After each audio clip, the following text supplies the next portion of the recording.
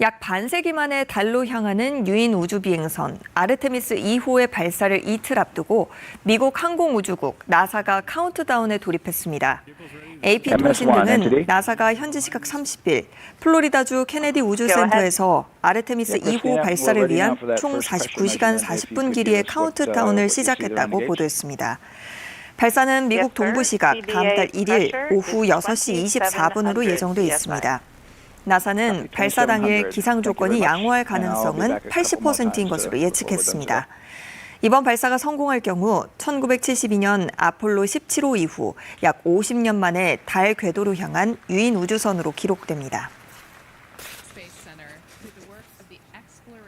다음은 미국 플로리다주로 갑니다. 미 항공우주국 나사가 우주비행사들을 달 궤도로 보내는 아르테미스 2단계 발사 목표 시점을 3월로 연기했습니다. 나사는 현지 시각 2일 플로리다 케네디 우주센터에서 유인우주선 오리온을 탑재한 대형 로켓 우주발사시스템에 연료를 주입하고 거의 발사 직전까지 준비를 완료하는 모의 실험, 웻 드레스 리허설을 수행했습니다. 하지만 이날 실험에서는 연료 주입을 시작한 지 몇 시간 만에 연료가 누출되는 문제가 두 차례 발생했는데요. 나사는 엔지니어 팀이 데이터를 검토하고 두 번째 웻 드레스 리허설을 수행하기 위해서는 3월이 가장 빠른 발사 가능식이라고 밝혔습니다. 다만 나사는 현 시점의 발사 목표일을 구체적으로 공개하지는 않았습니다. 나사가 현재 준비 중인 아르테미스 2단계는 1972년 아폴로 17호 이후 약 반세기 만에 우주비행사들의 달 착륙을 목표로 하는 아르테미스 3단계 임무에 앞서 로켓 우주선의 성능과 안전성을 검증하는 성격의 임무입니다. 이 임무가 계획대로 진행될 경우 이르면 내년에 우주비행사들이 달 표면에 착륙하는 3단계 임무를 시도할 예정입니다. It's also not about celebrating any one individual. If there is something to celebrate, it's that we are at a time when everyone who has a dream gets to work equally hard to achieve that dream. This is a live view of the Artemis II rocket and spacecraft at the launch pad at NASA's Kennedy Space Center in Florida. Thank you so much, Rachel. And thank you to everyone that's tuned in and here today. We are getting very, very close, and we are ready. We held our flight readiness review a couple weeks ago, and since that time, all of our operations have been going very smoothly. The crew arrived yesterday, and I know that they're ready.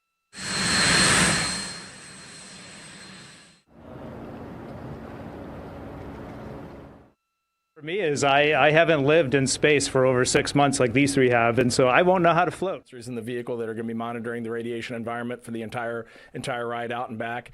And then we also are going to go into, most likely if we launch on the first or second, we'll go into an eclipse period, which will be very stressing for the power and thermal systems on our spacecraft. And that young brown boys and girls can look at me and go, hey, he looks like me and he's doing what? And that's great. I love that. But I also hope we are pushing the other direction that one day we don't have to talk about these first, that one day this is just, and I listen to this, that this is the human history. It's about human history. It's the story of humanity, not black history, not women's history, but that it becomes human history. I am so grateful to those that paved the way for me to be here and for all of us to be here, and it's an honor. Although it is something to celebrate, a bunch of firsts, that's definitely not necessarily telling the whole story, and it's also not about celebrating any one individual. If there is something to celebrate, it's that we are at a time when everyone who has a dream gets to work equally hard to achieve that dream. And we're at a time where we've recognized the importance of if we are not going for all and by all, we aren't truly answering all of humanity's call to explore. That, to me, is what's worth celebrating. All right.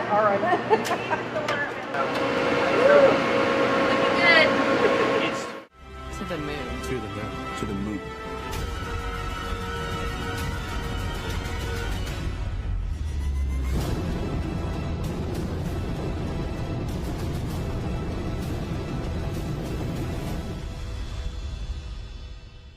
이번엔 미국 플로리다로 갑니다.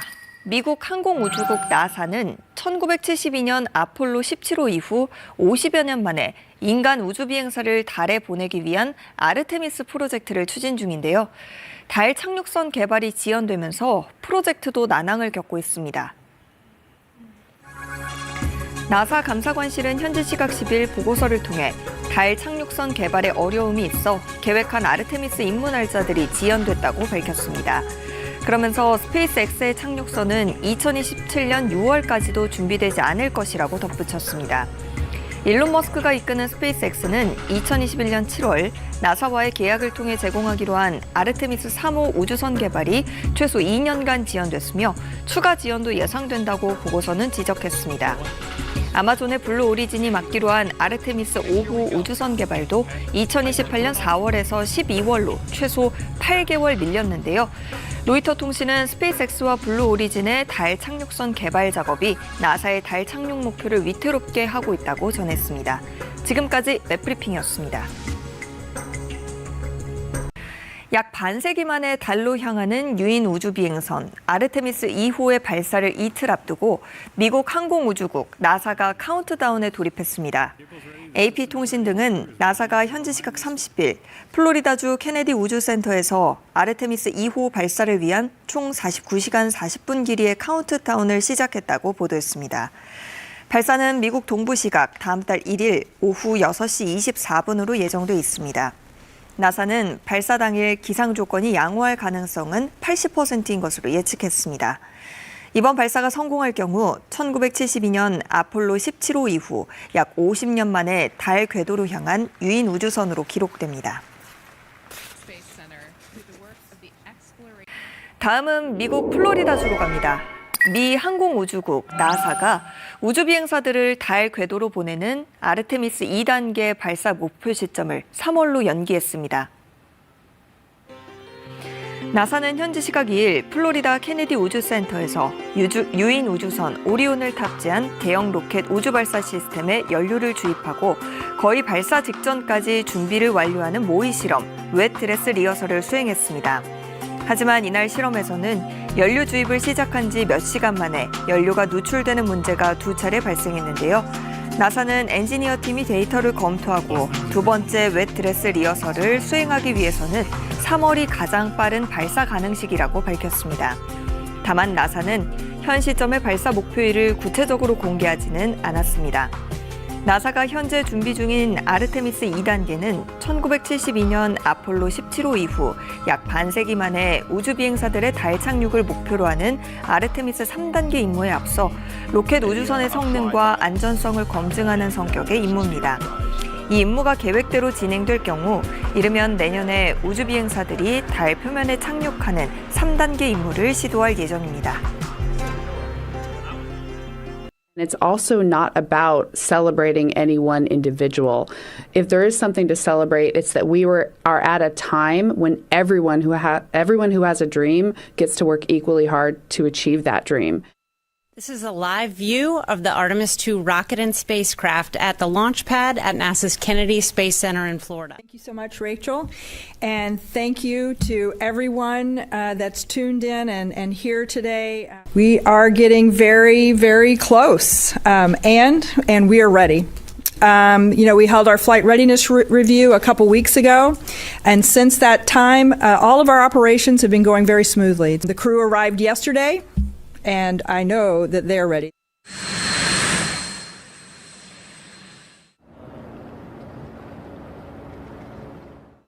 For me is I haven't lived in space for over 6 months like these three have, and so I won't know how to float. There's in the vehicle that are going to be monitoring the radiation environment for the entire ride out and back. And then we also are going to go into, most likely if we launch on the 1st or 2nd, we'll go into an eclipse period, which will be very stressing for the power and thermal systems on our spacecraft. And that young brown boys and girls can look at me and go, hey, he looks like me and he's doing what? And that's great. I love that. But I also hope we are pushing the other direction, that one day we don't have to talk about these first, that one day this is just, and I listen to this, that this is the human history. It's about human history. It's the story of humanity, not black history, not women's history, but that it becomes human history. I am so grateful to those that paved the way for me to be here and for all of us to be here. And it's an honor. Although it is something to celebrate, a bunch of firsts, that's definitely not necessarily telling the whole story. And it's also not about celebrating any one individual. If there is something to celebrate, it's that we are at a time when everyone who has a dream gets to work equally hard to achieve that dream. And we're at a time where we've recognized the importance of, if we are not going for all and by all, we aren't truly answering all of humanity's call to explore. That, to me, is what's worth celebrating. All right.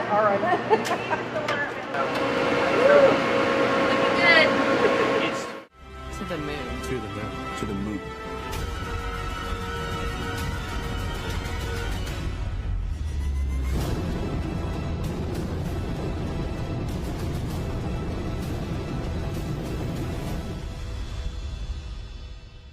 이번엔 미국 플로리다로 갑니다. 미국 항공우주국 나사는 1972년 아폴로 17호 이후 50여 년 만에 인간 우주비행사를 달에 보내기 위한 아르테미스 프로젝트를 추진 중인데요. 달 착륙선 개발이 지연되면서 프로젝트도 난항을 겪고 있습니다.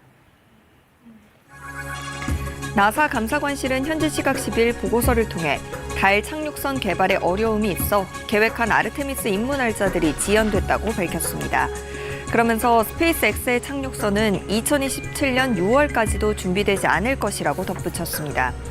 일론 머스크가 이끄는 스페이스X는 2021년 7월 나사와의 계약을 통해 제공하기로 한 아르테미스 3호 우주선 개발이 최소 2년간 지연됐으며 추가 지연도 예상된다고 보고서는 지적했습니다. 아마존의 블루 오리진이 맡기로 한 아르테미스 5호 우주선 개발도 2028년 4월에서 12월로 최소 8개월 밀렸는데요. 로이터 통신은 스페이스X와 블루 오리진의 달 착륙선 개발 작업이 나사의 달 착륙 목표를 위태롭게 하고 있다고 전했습니다. 지금까지 웹브리핑이었습니다. 약 반세기 만에 달로 향하는 유인우주비행선 아르테미스 2호의 발사를 이틀 앞두고 미국 항공우주국 나사가 카운트다운에 돌입했습니다. AP통신 등은 나사가 현지 시각 30일 플로리다주 케네디 우주센터에서 아르테미스 2호 발사를 위한 총 49시간 40분 길이의 카운트다운을 시작했다고 보도했습니다. 발사는 미국 동부 시각 다음 달 1일 오후 6시 24분으로 예정돼 있습니다. 나사는 발사 당일 기상 조건이 양호할 가능성은 80%인 것으로 예측했습니다.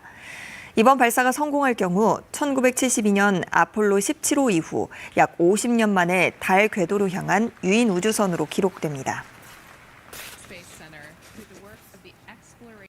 다음은 미국 플로리다주로 갑니다. 미 항공우주국 나사가 우주비행사들을 달 궤도로 보내는 아르테미스 2단계 발사 목표 시점을 3월로 연기했습니다. 나사는 현지 시각 2일 플로리다 케네디 우주센터에서 유인우주선 오리온을 탑재한 대형 로켓 우주발사 시스템에 연료를 주입하고 거의 발사 직전까지 준비를 완료하는 모의 실험, 웻 드레스 리허설을 수행했습니다. 하지만 이날 실험에서는 연료 주입을 시작한 지 몇 시간 만에 연료가 누출되는 문제가 2차례 발생했는데요. 나사는 엔지니어 팀이 데이터를 검토하고 두 번째 웻 드레스 리허설을 수행하기 위해서는 3월이 가장 빠른 발사 가능 시기라고 밝혔습니다. 다만 나사는 현 시점의 발사 목표일을 구체적으로 공개하지는 않았습니다.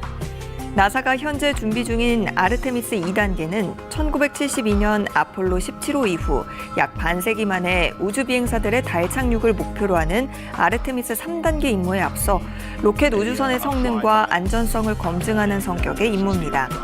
이 임무가 계획대로 진행될 경우 이르면 내년에 우주비행사들이 달 표면에 착륙하는 3단계 임무를 시도할 예정입니다.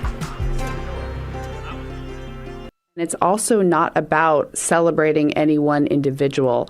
If there is something to celebrate, it's that we are at a time when everyone who has a dream gets to work equally hard to achieve that dream. This is a live view of the Artemis II rocket and spacecraft at the launch pad at NASA's Kennedy Space Center in Florida. Thank you so much, Rachel. And thank you to everyone that's tuned in and here today. We are getting very, very close, and we are ready. We held our flight readiness review a couple weeks ago, and since that time, all of our operations have been going very smoothly. The crew arrived yesterday, and I know that they're ready.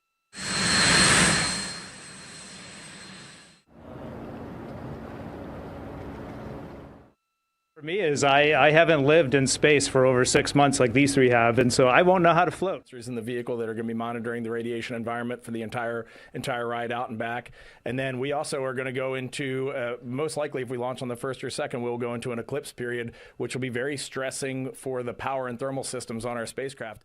And that young brown boys and girls can look at me and go, hey, he looks like me and he's doing what? And that's great. I love that. But I also hope we are pushing the other direction, that one day we don't have to talk about these first, that one day this is just, and I listen to this, that this is the human history. It's about human history. It's the story of humanity, not black history, not women's history, but that it becomes human history. I am so grateful to those that paved the way for me to be here and for all of us to be here, and it's an honor. Although it is something to celebrate, a bunch of firsts, that's definitely not necessarily telling the whole story, and it's also not about celebrating any one individual. If there is something to celebrate, it's that we are at a time when everyone who has a dream gets to work equally hard to achieve that dream. And we're at a time where we've recognized the importance of, if we are not going for all and by all, we aren't truly answering all of humanity's call to explore. That, to me, is what's worth celebrating. All right.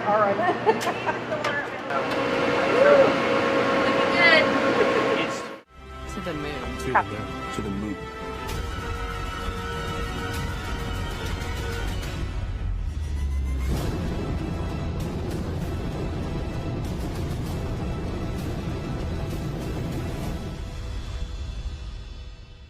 이번엔 미국 플로리다로 갑니다. 미국 항공우주국 나사는 1972년 아폴로 17호 이후 50여 년 만에 인간 우주비행사를 달에 보내기 위한 아르테미스 프로젝트를 추진 중인데요. 달 착륙선 개발이 지연되면서 프로젝트도 난항을 겪고 있습니다. 나사 감사관실은 현지 시각 10일 보고서를 통해 달 착륙선 개발에 어려움이 있어 계획한 아르테미스 임무 날짜들이 지연됐다고 밝혔습니다. 그러면서 스페이스X의 착륙선은 2027년 6월까지도 준비되지 않을 것이라고 덧붙였습니다. 일론 머스크가 이끄는 스페이스X는 2021년 7월 나사와의 계약을 통해 제공하기로 한 아르테미스 3호 우주선 개발이 최소 2년간 지연됐으며 추가 지연도 예상된다고 보고서는 지적했습니다. 아마존의 블루 오리진이 맡기로 한 아르테미스 5호 우주선 개발도 2028년 4월에서 12월로 최소 8개월 밀렸는데요. 로이터 통신은 스페이스X와 블루 오리진의 달 착륙선 개발 작업이 나사의 달 착륙 목표를 위태롭게 하고 있다고 전했습니다. 지금까지 웹브리핑이었습니다. 약 반세기 만에 달로 향하는 유인우주비행선 아르테미스 2호의 발사를 이틀 앞두고 미국 항공우주국 나사가 카운트다운에 돌입했습니다. AP통신 등은 나사가 현지 시각 30일 플로리다주 케네디 우주센터에서 아르테미스 2호 발사를 위한 총 49시간 40분 길이의 카운트다운을 시작했다고 보도했습니다. 발사는 미국 동부 시각 다음 달 1일 오후 6시 24분으로 예정돼 있습니다. 나사는 발사 당일 기상 조건이 양호할 가능성은 80%인 것으로 예측했습니다. 이번 발사가 성공할 경우 1972년 아폴로 17호 이후 약 50년 만에 달 궤도로 향한 유인우주선으로 기록됩니다. 다음은 미국 플로리다주로 갑니다. 미 항공우주국 나사가 우주비행사들을 달 궤도로 보내는 아르테미스 2단계 발사 목표 시점을 3월로 연기했습니다. 나사는 현지 시각 2일 플로리다 케네디 우주센터에서 유인우주선 오리온을 탑재한 대형 로켓 우주발사 시스템에 연료를 주입하고 거의 발사 직전까지 준비를 완료하는 모의 실험, 웻 드레스 리허설을 수행했습니다. 하지만 이날 실험에서는 연료 주입을 시작한 지 몇 시간 만에 연료가 누출되는 문제가 두 차례 발생했는데요. 나사는 엔지니어 팀이 데이터를 검토하고 두 번째 웻 드레스 리허설을 수행하기 위해서는 3월이 가장 빠른 발사 가능식이라고 밝혔습니다. 다만 나사는 현 시점의 발사 목표일을 구체적으로 공개하지는 않았습니다. 나사가 현재 준비 중인 아르테미스 2단계는 1972년 아폴로 17호 이후 약 반세기 만에 우주비행사들의 달 착륙을 목표로 하는 아르테미스 3단계 임무에 앞서 로켓 우주선의 성능과 안전성을 검증하는 성격의 임무입니다. 이 임무가 계획대로 진행될 경우 이르면 내년에 우주비행사들이 달 표면에 착륙하는 3단계 임무를 시도할 예정입니다. It's also not about celebrating any one individual. If there is something to celebrate, it's that we are at a time when everyone who has a dream gets to work equally hard to achieve that dream. This is a live view of the Artemis II rocket and spacecraft at the launch pad at NASA's Kennedy Space Center in Florida. Thank you so much, Rachel. And thank you to everyone that's tuned in and here today. We are getting very, very close, and we are ready. We held our flight readiness review a couple weeks ago, and since that time, all of our operations have been going very smoothly. The crew arrived yesterday, and I know that they're ready.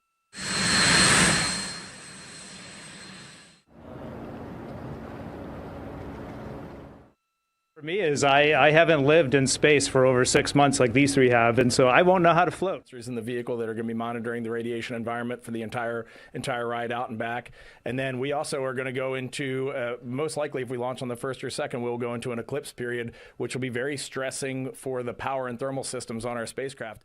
And that young brown boys and girls can look at me and go, hey, he looks like me and he's doing what? And that's great. I love that. But I also hope we are pushing the other direction, that one day we don't have to talk about these first, that one day this is just, and I listen to this, that this is the human history. It's about human history. It's the story of humanity, not black history, not women's history, but that it becomes human history. I am so grateful to those that paved the way for me to be here and for all of us to be here. And it's an honor. Although it is something to celebrate, a bunch of firsts, that's definitely not necessarily telling the whole story. And it's also not about celebrating any one individual. If there is something to celebrate, it's that we are at a time when everyone who has a dream gets to work equally hard to achieve that dream. And we're at a time where we've recognized the importance of, if we are not going for all and by all, we aren't truly answering all of humanity's call to explore. That, to me, is what's worth celebrating. All right.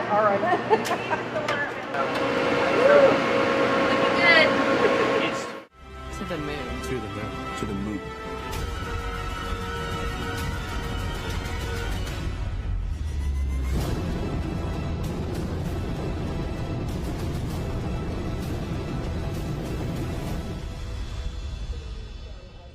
이번엔 미국 플로리다로 갑니다. 미국 항공우주국 나사는 Yeah, we're surrounded by thousands of 1972년 people, some 아폴로 here 17호 local 이후 from the Space 50여 Coast, but 년 we 만에 actually have 인간 quite a few people who 우주비행사를 have 달에 traveled a 보내기 위한 pretty far distance 아르테미스 to be with us 프로젝트를 today. I'm 추진 actually 중인데요. joined here by a 달 group from 착륙선 the 개발이 International 지연되면서 Space 프로젝트도 난항을 Station 겪고 Ambassadors 있습니다. Program, who have come from all over the 나사 globe. 감사관실은 Actually, you're 현지 here 시각 from 10일 보고서를 통해 Japan, you've 달 come down from 착륙선 개발에 Mexico, and then we 어려움이 있어 have brother and 계획한 sister 아르테미스 Cosmo and Jessica here 인공발사들이 who are visiting 지연됐다고 from 밝혔습니다. Germany. 그러면서 You actually told me that you 착륙선은 participated in the 2017년 NASA 6월까지도 rover 준비되지 challenge 않을 것이라고 in 덧붙였습니다. Huntsville. How was that 일론 머스크가 experience, 이끄는 and how is it kind of 스페이스X는 participating 2021년 there 7월 in Alabama 나사와의 and then 계약을 here 통해 today? 제공하기로 한 So it is an 아르테미스 amazing 3호 우주선 experience 개발이 because you 최소 meet so many 2년간 young people with 지연됐으며 visions, with 추가 dreams, 지연도 with ideas, 예상된다고 which 보고서는 inspire you and 지적했습니다. motivate you. 아마존의 And 블루 it's even 오리진이 better to 맡기로 한 be here now to 아르테미스 see the 5호 SLS 우주선 launch 개발도 because 2028년 we are going 4월에서 back to the 12월로 moon, and 최소 that's what we're working 8개월 for. 밀렸는데요. Absolutely. 로이터 And, 통신은 the 스페이스X와 블루 Artemis 오리진의 missions, we 달 talked a lot 착륙선 about the 개발 Artemis 작업이 Accords and this 나사의 being an 달 착륙 international 목표를 effort. 위태롭게 You were 하고 actually 있다고 telling me, 전했습니다. Saku, that you're 지금까지 interested in becoming 넷플릭스였습니다. an astronaut with JAXA, pursuing your PhD to 약 be able to do that. Tell me a 반세기 little 만에 bit about 달로 that. 향하는 유인우주비행선 아르테미스 2호의 발사를 이틀 앞두고 미국 항공우주국 나사 and then I didn't make it all the way, but I'm still working on it, and hopefully I can be at the launch pad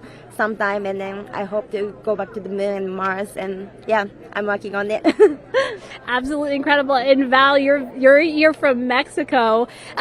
We were talking a little bit about women in space. This is a team who, is predominantly made up of women. What is it like knowing that Christina is on that rocket right now, about to be the first woman to travel around the moon? I think that's such an amazing news. It's just so inspiring that we are taking the first black person and also the first woman to the moon. It's just the first step in humanity and a big step in equality as well. Megan, a lot of excitement here, not just in Florida, but from around the globe, and we're keeping our eye on that rocket, and we're ready to see it lift off.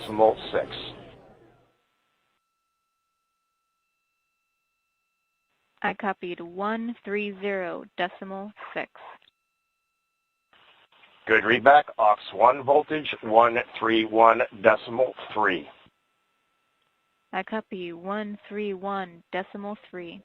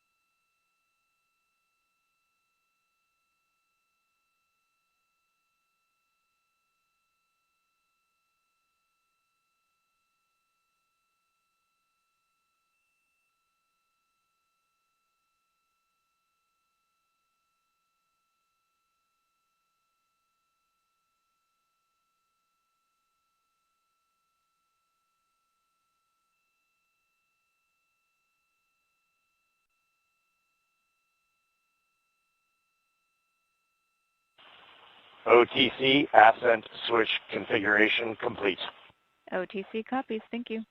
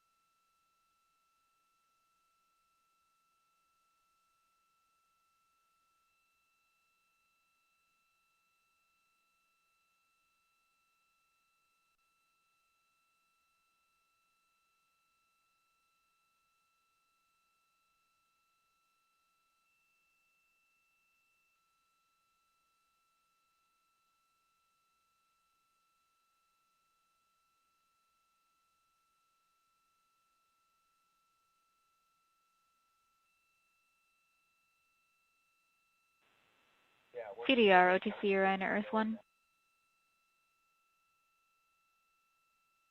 Go ahead. Yes, sir. For awareness, scrubber cycling will be stopped in support of cabin leak check. Integrity copies.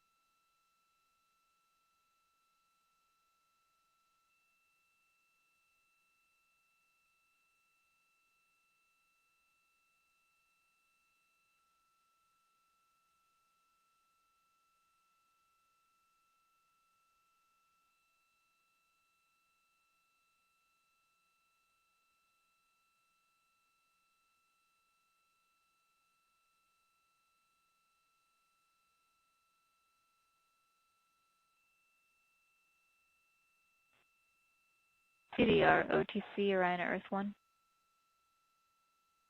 Go ahead, OTC. Proceed with the display configuration per EPROC 10.1.1, steps 6 and 7. And OTC 10.1.1, crew ingress and vehicle pre-launch config steps 6 and 7 are complete. Display configuration is complete. Holding at step 8. Copy. Thank you.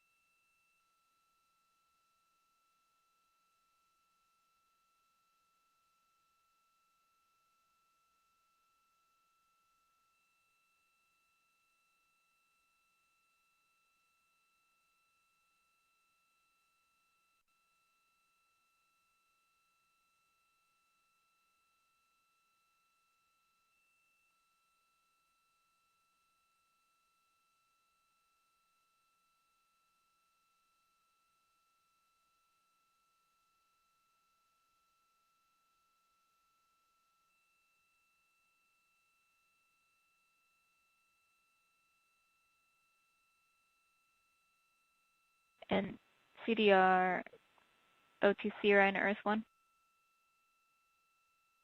Go.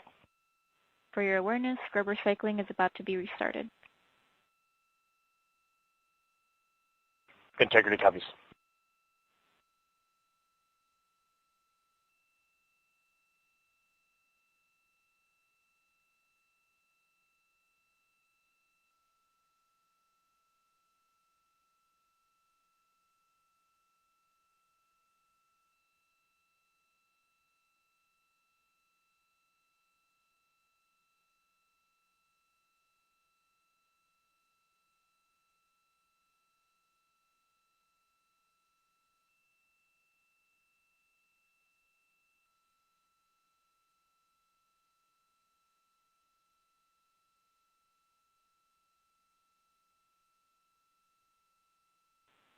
CDR OTC Orion Earth 1. Go ahead. Cabin leak check complete. The cabin is going to be vented to flight pressure momentarily. Integrity copies.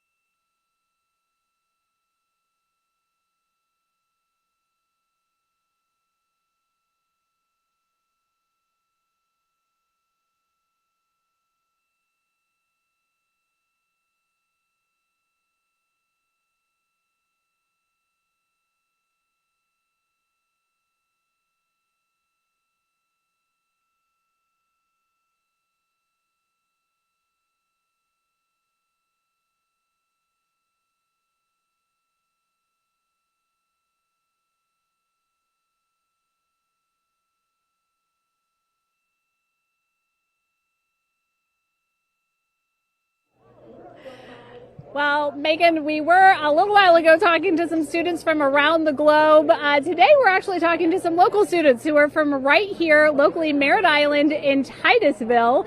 We talk a lot about the Artemis generation and about the students who are going to become the next generation of dreamers, of engineers, of scientists and technologists. And I'm actually standing with a group of those students here today. Our local high school has actually implemented a really neat new program in the spirit of being able to create these pipelines for employment and engagement. Can you tell me a little bit about what Merritt Island High School is doing? Sure. Well, this is a new program, first of its kind here at Florida. And basically what we're studying is astronautics and aviation, kind of blended the two together. We have flight simulators in our lab, but students are also learning about engineering, aerospace engineering, and we're trying to make all kinds of pathways available for them, trying to give them opportunities to see which pathway they might want to be interested in. So, yeah, it's just a great opportunity for them to learn about space. We just finished doing a whole model rocket build where the students took CAD software, developed their own rockets, put them together, and launched them right from our school. So it's very exciting. Incredible. And then another local high school, Titusville, you guys also have a similar but slightly different program. Yes, we do space mechatronics with advanced manufacturing, preparing students to build and manufacture things to do automation to build things on Mars and things like that, or locally too. Now, you told me that you're actually trying to figure out a little bit what you want to do when you're done. You're a freshman in high school.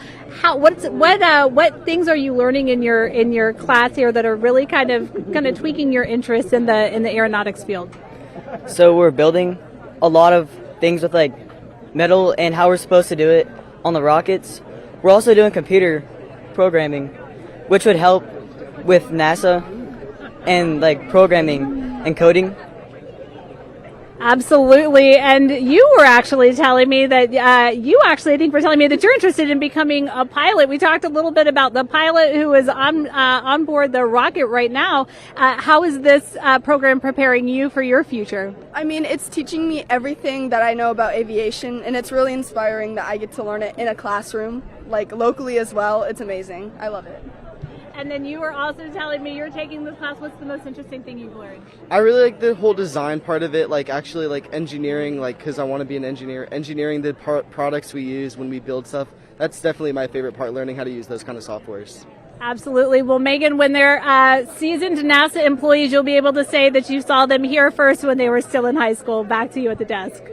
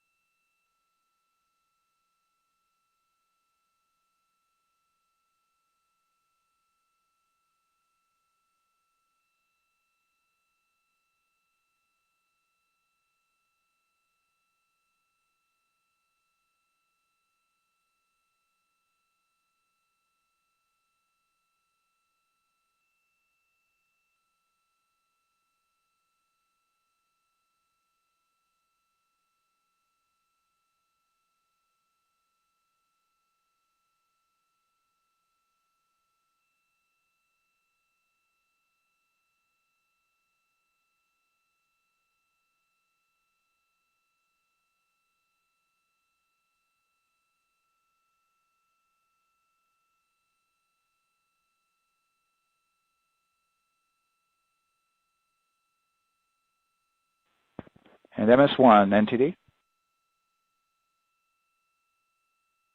Go ahead. All right, ready for another reading on the CBA pressure gauge if you're ready to go. Yes, sir. It is 2,600 PSI. Copy, 2,600. Very good. Appreciate it.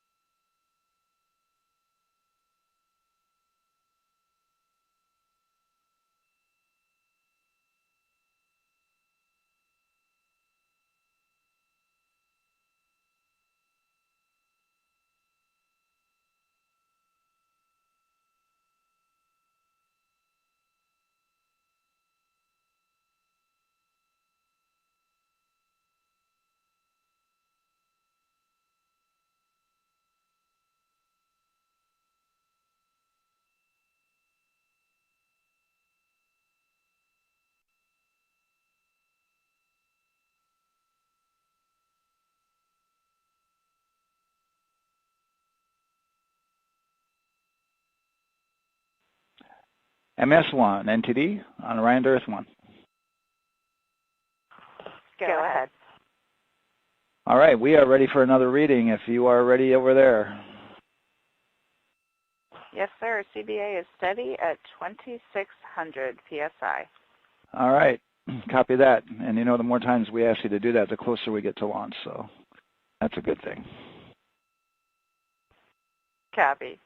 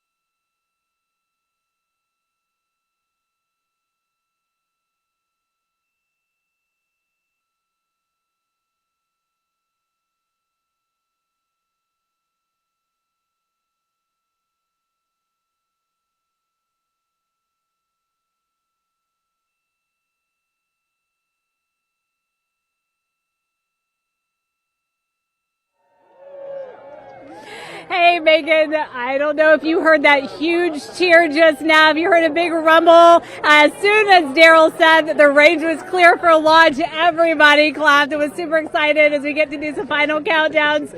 Standing next to me, I have Hudson and Maddox, the son of brothers here. And I asked you a little bit earlier, how excited are you to be here for launch? What did you say? I'm very excited. It's our mom's birthday, and not a better way to celebrate right now. I asked you on a scale of 1 to 10, how excited are you? Would you say? 11.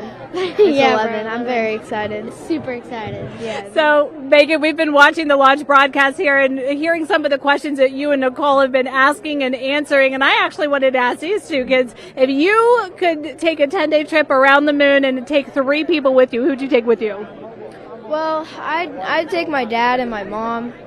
And, I don't know. Probably my best friend. I'd just say one of my friends, Oh, one of your friends. So brother got left out. Who would you take? That was just what I was thinking. My dad and my mom and my best friend. That's a pretty good answer. Your brother can get his own trip to space, right? So I'm actually joined here also by Dad. Now, you were sharing with me that a lot of the work that you've been doing over the last several months has been prepping the launch teams, our engineering teams, our ground systems teams, to get ready for launch, to be mindful and to be in this moment. How does it feel to be standing here knowing that the people you've worked so closely with are doing what they're passionate about, or doing what they were born to do, moments away from launching this rocket?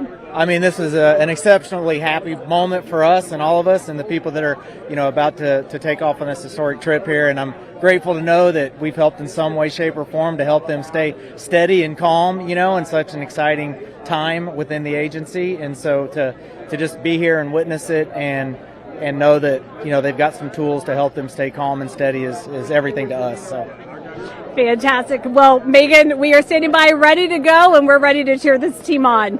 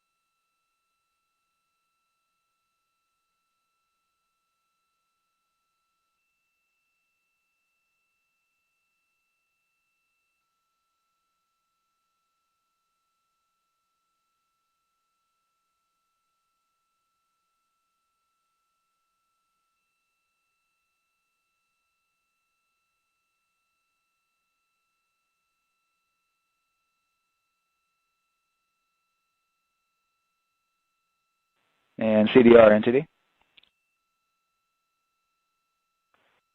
Go ahead, NTD. Those couple of suppressed overvolt messages, we're going to go ahead and clear those off your screen.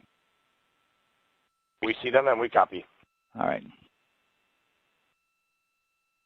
And we're still working here, trying to get through everything. So we're getting close, and then trying to talk that other issue that we just picked up a little bit ago. But I think work-wise, we're doing really well.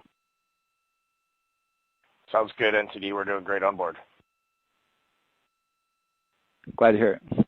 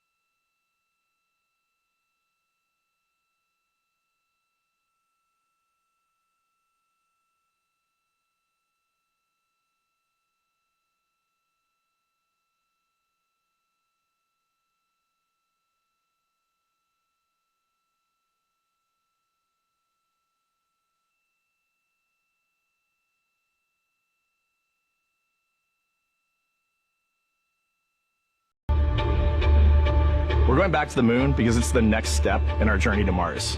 We need to go explore the moon. There's vast regions of unexplored areas with the coldest, darkest places in our solar system. This is a test mission, and when we get off the planet, we might come right back home. We might spend 3 or 4 days around Earth. We might go to the moon. That's where we want to go, but it is a test mission, and we are ready for every scenario as we ride this amazing space launch system in the Orion spacecraft. But another reason we're going back to the moon is to fulfill NASA's mission, which is to explore the unknown in air and space, to innovate for the benefit of humanity, and to inspire the world through discovery. And when we succeed and when we accomplish the things that we set out to accomplish, that inspiration not only can set up new things to happen, but it also is a reminder in tough times that we're capable of doing great things when we work together. The thing I love about the moon is that it's not just a beacon for exploration and this platform of possibilities for incredible missions like this, but it has benefits. That's actually why we're racing towards it. Those benefits are really wide in nature. You have everything from innovation, technology development, not only for future missions going deeper into the solar system, but technologies that come back to Earth. You have inspiration, a whole generation of people starting this pipeline of STEM workers and manufacturers and operators that are excited to see what you can do when you work hard and you come together as a team. When I think about the 4 of us flying around the far side of the moon, seeing that Earth rise, taking images and video and sending them back to you, the feeling that I have inside is hope. We know that Artemis 2 is not the solution for humanity on planet Earth, but it is a contribution in the positive column. We hope that just for a moment that people will pause and say, wow, it's extraordinary when you look back upon the Earth with over 8 billion people. And you see this concrete example of what humanity can do, this extraordinary thing when we set big goals And CDR entity to achieve them.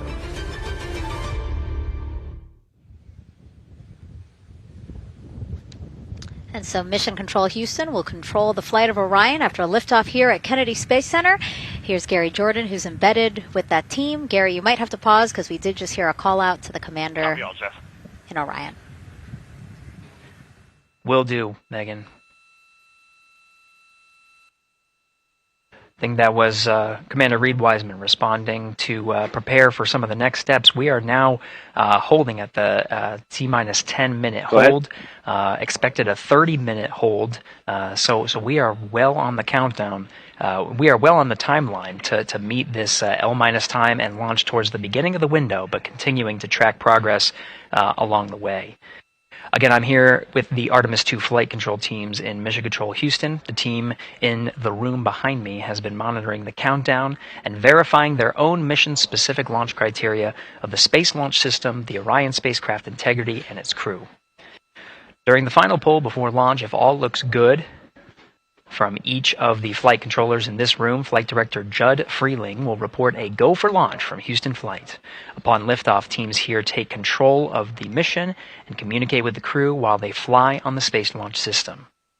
This phase of flight is highly dynamic, and each console position has a dedicated and important role of looking after critical systems. You'll hear calls from Capcom and NASA astronaut Stan Love in this room to the Artemis 2 crew as milestones are reached during the more than 8 minutes of powered flight on the core stage. Liftoff and ascent are just the beginning. This room will be staffed around the clock over the next 10 days to oversee every moment of the mission through splashdown. Here from the Johnson Space Center, we'll be streaming the mission live 24/7 so anyone can follow the crew's journey, take peeks inside the spacecraft, and share the experience of a lunar flyby with astronauts looking down at the moon's surface. Teams here have been rehearsing tirelessly in simulations to throw every conceivable and inconceivable scenario their way. We are ready and eager to begin the Artemis 2 mission.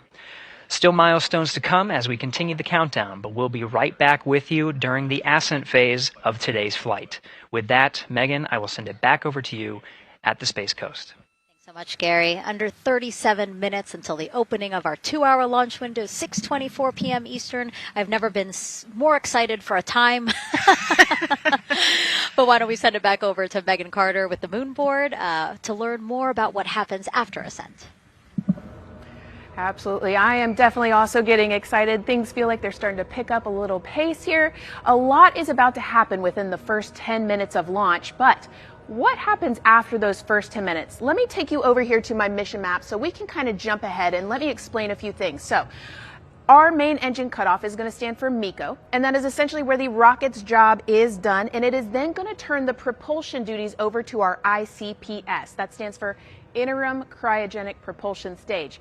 Don't try and say that too many times fast. But the ICPS is going to be right here, and that's our in-space propulsion. About 50 minutes into, after about 50 minutes into launch, it is going to conduct that first burn, and that's going to be the perigee raise maneuver. Essentially what that is going to do is going to raise the spacecraft from a lowest point of Earth just a little bit higher into space, and then they are going to conduct that nice path. It's going to set them on that nice circular path around the Earth.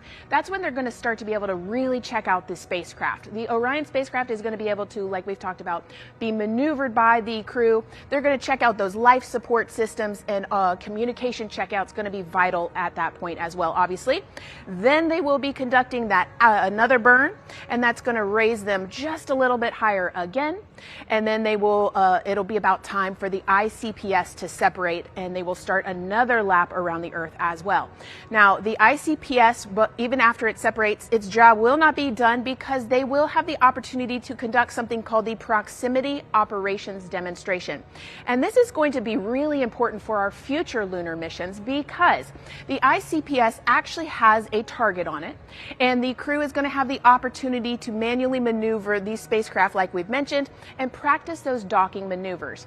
Now, obviously, they will not be docking for this mission, but that is, again, going to be critical for those lunar missions in the future. Now, all right, after that ICPS has separated and they've done that second lap, they're going to conduct 2 more burns. And what these burns are going to do is set them up to the high enough orbit and a fast enough speed in order to conduct the translunar injection.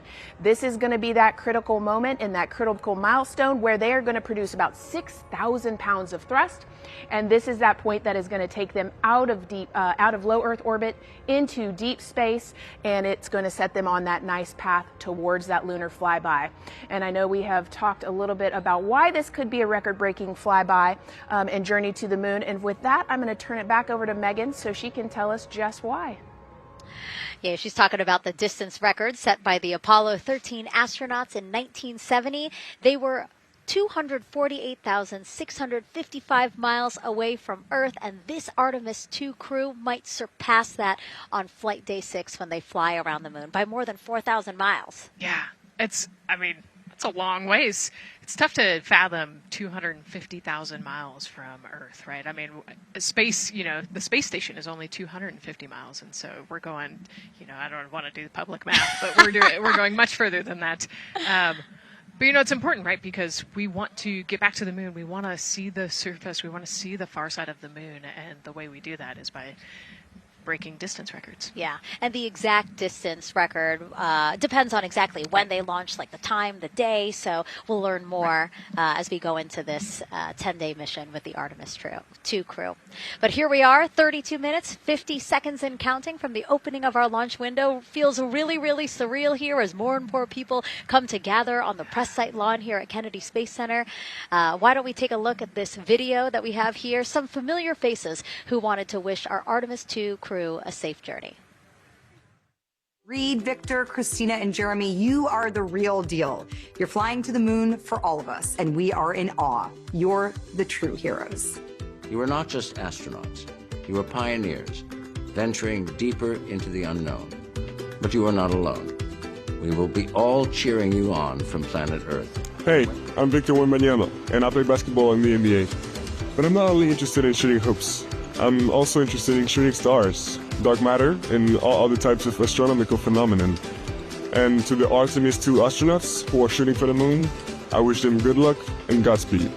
Hi everybody, I'm Ryan Gosling, and I play a biologist who goes to space to save the planet in the film Project Hail Mary. But the Artemis II astronauts are going to space for real, and they will travel farther from Earth than any humans in history. Sending all our best wishes to the Artemis II crew. I just want to say how proud I am of each of you and how inspired you make me. But it's not just about me. Your mission is going to inspire future generations of scientists, engineers, athletes, and dreamers to do something that they never thought possible. Hey, it's Roy Wood Jr., and I want to wish the Artemis II crew a happy and safe journey to the moon, well, around the moon, to go around. I know what you're doing. You got to look for a parking space. This is to go around the moon, make sure somewhere to park, and then you park journey. Good luck.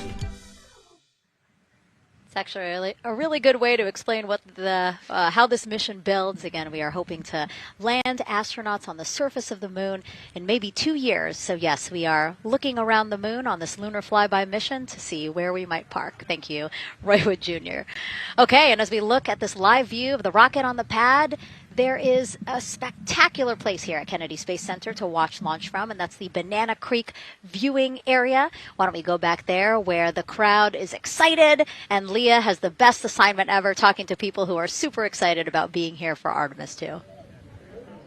Oh my gosh, Megan, you talk about the excitement being palpable. I'm telling you, everybody here on pins and needles as we get just about half an hour away from launch. I've been walking around talking to people, and I'm just struck again and again by how many people are here from across the agency. I want to introduce you to just a small portion of the people across NASA who have been supporting this mission. Patty Ortiz, NASA Armstrong Flight Research Center, Orion Program. Orion. Kathy Graves, Glenn Research Center, Office of STEM Engagement. David Alexander, NASA Glenn Research Center, Office of STEM Engagement. Jennifer Becerra, Johnson Space Center, the Office of STEM Engagement. Here we go, right back here. Where are you from? I'm from NASA Glenn Research Center, Joseph Panakitis. Joseph, here we go. Wes Furman from APL. Maria Arredondo from Headquarters, Next Gen STEM. Mark Robinson, Stennis Space Center, Commercial Space. Amira Flores, Armstrong, Office of the STEM Engagement. Molly Kearns, NASA Glenn, Space Communications and Navigation. Matthew Pierce, Goddard Institute for Space Studies in New York City. Here we go, and right over here. Lauren Ring, Ames Research Center, Data Integration. So we're coming together. We're one big NASA team, one big NASA family, and we have one major message before we launch tonight. Okay, guys, what are we going to say? 1, 2, 3. Go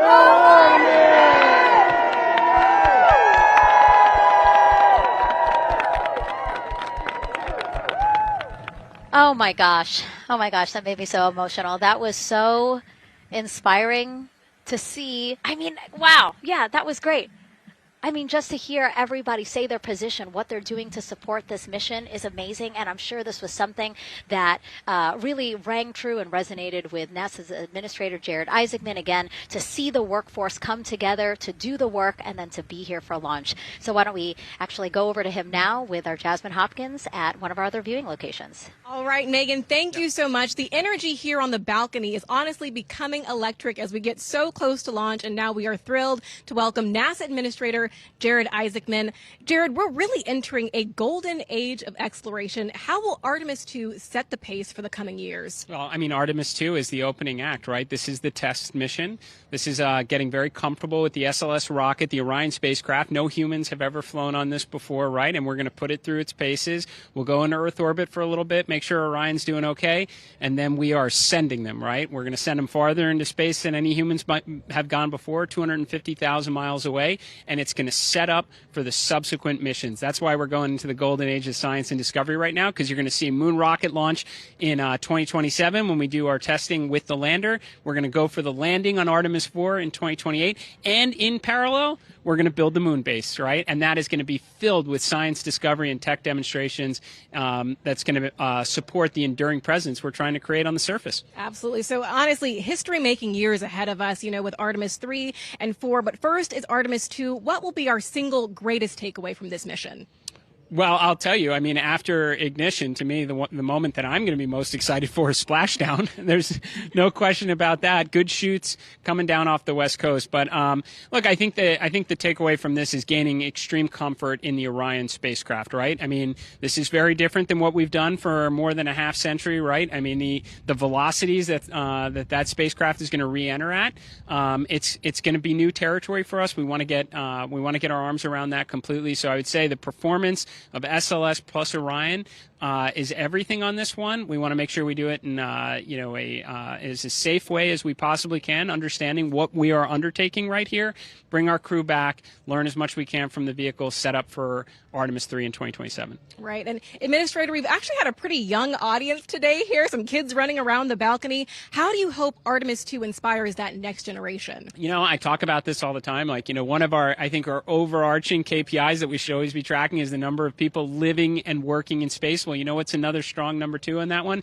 It's the number of kids that are dressing up as astronauts for Halloween so that they grow up, that they're inspired to want to join in this grand endeavor, whether they come work with us here at NASA or they join in industry, but they're helping humankind venture out farther, pursue all the secrets of the universe. Yeah, I think we'll see a lot of kids dressed as astronauts this year. And finally, Jared, you've really made it a personal mission to get to know the people behind the work at NASA. Do you have any final thoughts, any final words before today's history-making launch? Yeah, well, one, I want to express a lot of appreciation. I'll tell you what, the 4 astronauts on top of Artemis 2 know this. It takes an army to pull a mission together like this, right? Across all 10 of our centers, all of our commercial partners, the international partners that come together to make this possible. My sincere appreciation for everyone who is currently working the mission right now, so getting them ready for launch, that will be watching over them in mission control, recovering this crew when they splash down off the West Coast. I have complete trust and confidence in your abilities. And everybody else who's not directly working on Artemis 2, Artemis 3 is coming up next year. When this mobile launcher gets back in the VAB, we're going to start stacking. Wow, plenty of excitement ahead of us. Jared Isaacman, thank you so much for being here. Thank you. Thanks for being here. Of course. All right. And with that, let's get back to the countdown with NASA's Megan Cruz. Under 25 minutes and counting from the opening of our 2-hour launch window, and take a look at all these people behind us. I literally, every moment I turn around and I see the clock, I am like, oh, wow. Oh, wow. There are more people and less time. Yes, exactly, which is a great problem to have. Yes. Now, this first crewed test flight of NASA's Artemis program coincides with the 250th anniversary of our country's founders signing the Declaration of Independence. Exploration is a part of America's DNA, and it continues now with our return to the moon. 250 years ago, 13 colonies laid the foundation for the greatest and most enduring democracy in the history of the world. One driven by courage, faith, and freedom. From that moment, we became a nation defined not by where we stood, but by how far we were willing to go. We conquered vast frontiers, invented tools that shaped the modern world. We found light in the dark, and we rose from the earth. Faster, higher, farther. We pushed beyond the sky and into the unknown. We carried our courage into the cosmos, and we planted the American flag on the moon, the defining achievement of American superiority in space. Today, our curiosity stretches farther than ever. American robots search ancient rivers on Mars. New telescopes unfold to glimpse the first stars. And a new generation prepares to return to the moon, this time to stay. For 250 years, America has carried the light of humanity forward. But American exceptionalism isn't inherited. It's earned. Our greatness comes not only from what we've done, but what we're still determined to discover. Because in every era, across every horizon, America is at its best when it's reaching for something greater. America celebrates 250 years, and we are leading the world into the future.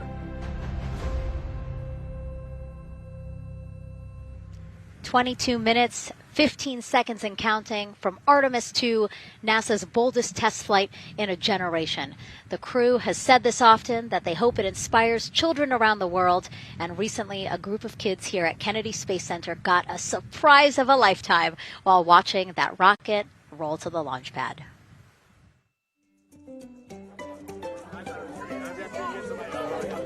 So tell me what color it is. Orange! Orange! And you're going to be on that rocket. We're going to be on that rocket. make it a little bit longer. Did you see it? Okay, so everybody's looking at the rocket because it is kind of cool and impressive. One of the coolest things happening over there right now, though, is it's on top of a giant tractor. Doesn't all food come in like tubes? It's in these like little plastic bags. You have to like rehydrate it. Sushi. There's not. I haven't seen sushi in space. It's probably hard to keep that back. Constructed sushi mashed together. My favorite part was this one little girl. She had a question. She had patiently held her hand for a long time, and Christina turns to her and says, "Okay, what's your question?" She just goes, "I forgot." It was like, that's a perfect little kid moment. I just love it. Wait, are you my mother's cartoon astronauts? What? Say that again? Never mind. It is hard to say. Go Artemis! These two? Yeah. Yeah. There you go. I like your dabbing astronaut back there. It's just so fun to see the enthusiasm, the energy, and a little bit of chaos. 3, 2, 1. Wasn't that so cute? I love kids and their excitement and, even just being real. Like, I don't remember what I was I know, gonna he ask. goes, but I'm glad you're here.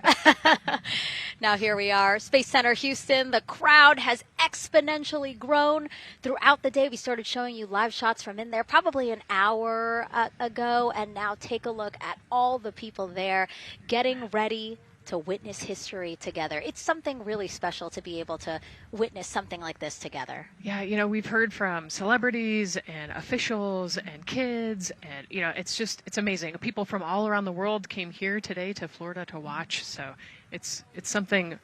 It's hard to put into words just how much support for this mission we're seeing today. And great news too. Remember, the team was tracking an issue with the launch abort system battery. They appear to have cleared that issue, so we are go for a launch. Yes, it's exciting.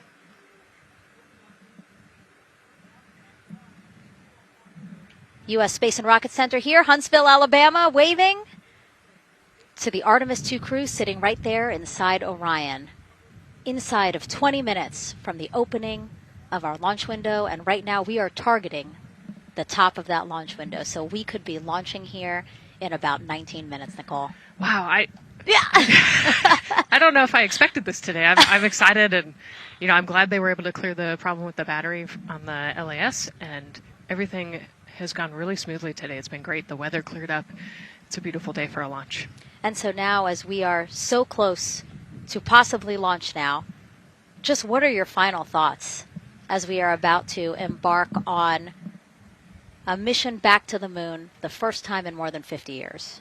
Yeah, just so proud of the crew and all of the teams here on the ground that made this happen. They are carrying the torch from the Apollo era into the Artemis era. And, it's the crew likes to say they want to be the shoulders that the next generation. And let's see, GLS, can you help us with that, please?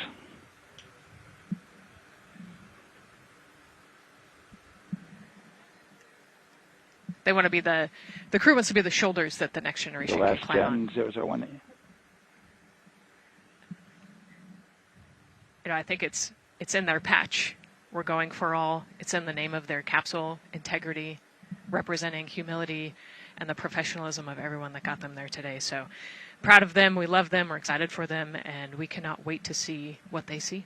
Just leveraging everything we've learned so far as an agency, taking us from Apollo now to the launch pad here, 39B, with Orion and SLS poised to again fly us into the history books. And before we leave you now here at the host desk to get back into operations, we just wanted to answer one question for you guys. We asked you earlier on today, what are you most excited for? And we asked you to go vote on Instagram and Twitch. Instagram, you guys said launch. Twitch, you guys said lunar flyby. So I think you guys will all be very excited since we are now about 17 minutes from the opening of our launch window today. And so with that, as we approach terminal count, let's send it back to Daryl Nail in Firing Room 1. Daryl. All right, thank you, Megan and Nicole. And just want to give you an update on the launch abort system that you just reported that they cleared. They believe, they're convinced, this is an instrumentation failure. So There are 2 batteries on the LAS. The LAS, of course, and with the help of my 2-year-old son's model rocket, Daniel said I could use this, so it's okay. The LAS is right here. It's the tower above Orion. Orion capsule's inside of here. It's used to pull Orion off the rocket in case the rocket is something's going on with the rocket, either on the pad or in flight. 2 batteries are bad. Well, I'm sorry. One of the 2 batteries reported an out-of-family temperature, and it was very much out of family. And so they checked their data going back into the vehicle assembly building where they recharged the batteries and worked on them. And they have good, solid data, they reported, that tells them that this is an instrumentation failure, that there's something wrong with the sensor. And so they took it before the mission management team, which has to accept the risk, any changes to launch commit criteria, which this would be one, and they all fully accepted it. So now we are clear as far as that constraint is concerned. And one quick thing as we count down now, we are getting into the final minutes before liftoff. There's a 2-hour window. We haven't quite set the T0 yet, but this is a list of the cutouts. There are 150 cutouts that are included for this 2-hour launch window, and that's important. They're in very small print. That's important because there's basically 16 minutes inside this window that they cannot launch, and these are because of small things flying in orbit. There's a lot more things in orbit than there were back in Artemis 1 when we had 35 to 40 cutouts. For that reason, because of these 156 cutouts, they're going to be managing the launch window as we go forward. So they may have to wait out one of these cutouts. They range in time between 2 seconds to 23 seconds, but you'll hear the NASA test director talk through that.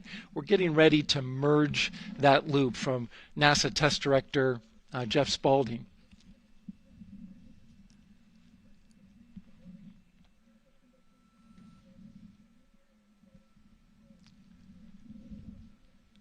And so now I'm listening to the launch team get ready to merge their operational channel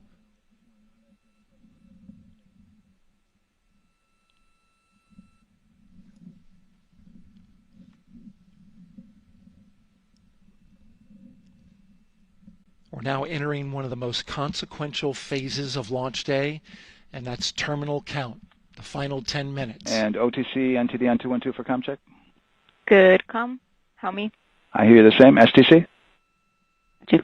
GTC? GTC is on 212. All right, copy that.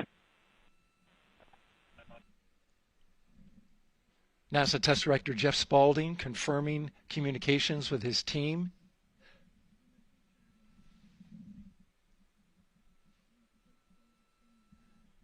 There will be 2 polls that we'll hear. One from Spaulding, the NASA Test Director, confirming the ground systems and the launch team are ready to proceed. At this point, we have a clear board, no constraints, but we need confirmation from each individual on the NASA Test Director team. So we'll hear him poll his team. The other poll that we're waiting for is the poll from Launch Director Charlie Blackwell Thompson, who will take that final status from NASA management before giving the go to come out of a hold. And you're seeing the clock count down at L minus 12 minutes. CCL, OTC, Orion, RS1. CCL. Yes, sir. Reconfigure ARS primary loop ISO valves. Copy, that's in work. And CDR, OTC, Orion, RS1. Go. ARS loop ISO valves are being closed at this time. Integrity copies. NGDLP. Go. Yes, I had a discussion with Sea Ice and with MER Manager regarding the observation the Sea Ice had a few minutes ago. They were able to confirm with BCI photos that the condition that they observed has been there since 2025. MER Manager has had a chance to review the findings, and they do not have any constraints from either a Sea Ice or MER Manager perspective. Okay. Copy all. And Launch Director NTD, you copy? Yes, sir. I copy. That's good news. OTC CCL 212. OTC. ARS primary loop isolation valve configuration is complete. Copy.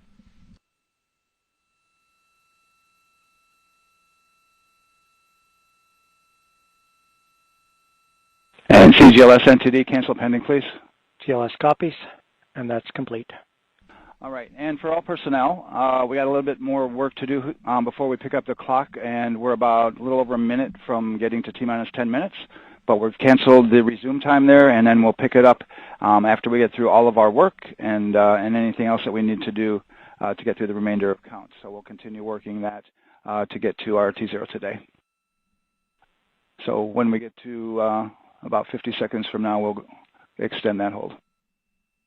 CVSE OTC. CVSE 400-290, looking to verify that we are configured for ascent. Yep, give me about 2 more minutes. I'm going to start CMA2 streaming. Copy. NTD COSE hold requested. Copy that. I have an LCC violation of O-CT-004, S-band transponder anomaly. This was a transient LCC violation, so transponder 1 had a demodulated SNR estimate that went down to 2 dBm when it should have been between 10 and 13. It is now back up to 12, but we did lose that for just a moment. It does not appear that we lost our bit sync or carrier lock, which would be indicative that we lost our lock with the vehicle. So at this point, recommendation would still be go. However, we do have a pre-planned contingency procedure if we want to look at that. But again, this was transient, so we're back in a nominal range. All right, let's see, LPE NTD. Yeah, we're not seeing that hit. So I guess the question for COSE, was that less than 3 samples? Is that below our persistence? Stand by, let me look. It did look like it did persist for several seconds on mine, but let me take a look at the number of samples. Could I get a repeat on the affected LCC, please? Yes, ma'am, that's going to be O-CT-004. Thank you.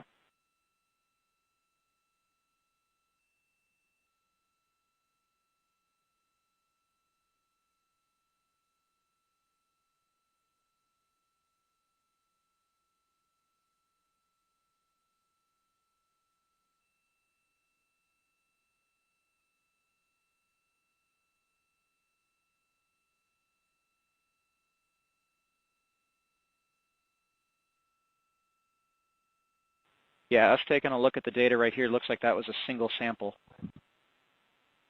Yeah, copy that. RFTS does report that they also lost lock for about 5 seconds. So I would love to ask KUS and see if they also lost lock with the vehicle for any extended amount of period.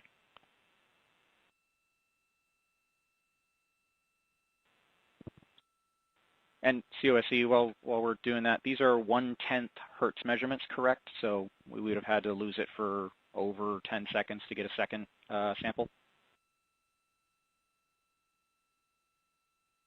Yes, sir, that's correct. It is 1/10 hertz. Yeah, so from our perspective, the allowance is effectively up to 30 seconds, up to 3 samples based on the 1/10 hertz. This is not an LCC violation, I believe. Yes, sir, I would agree with that at this point. Copy that. We're checking with KUS on 232. I don't think they have 212 access. We're trying to verify, but it sounds like they have a loss of lock as well. About 2 seconds. Okay. And I guess for both KUS and COSE, do we have lock now? That's affirmed. We do have lock for COSE.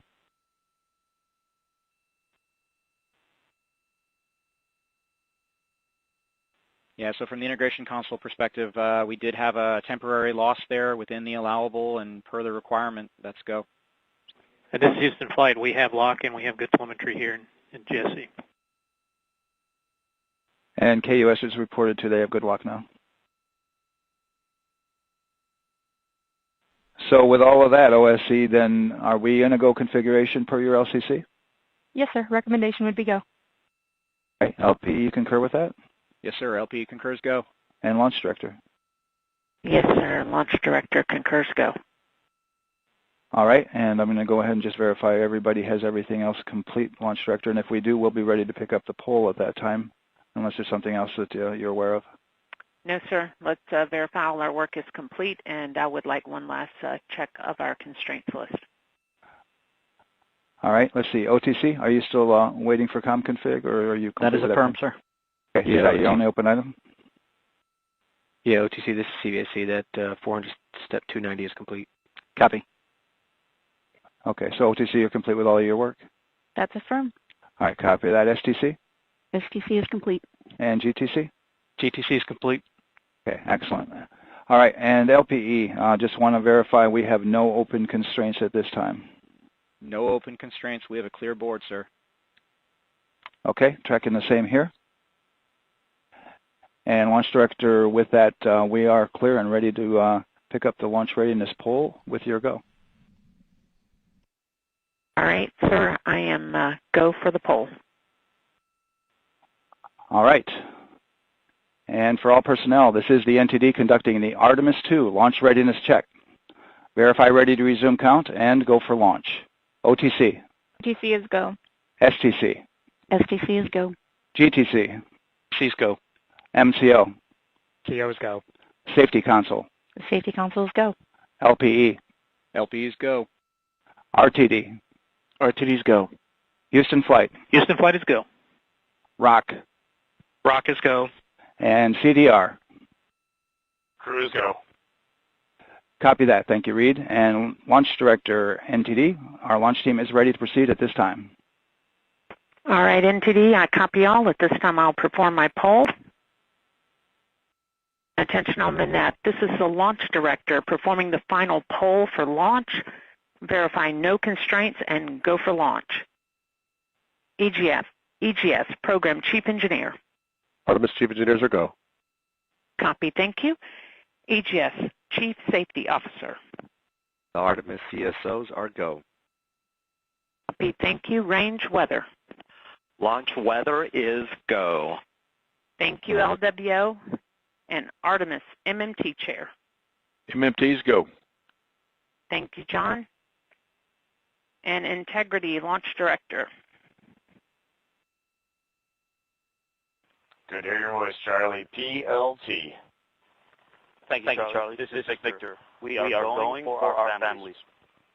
MS1. This is Christina. We are going for our teammates. MS2. This is Jeremy.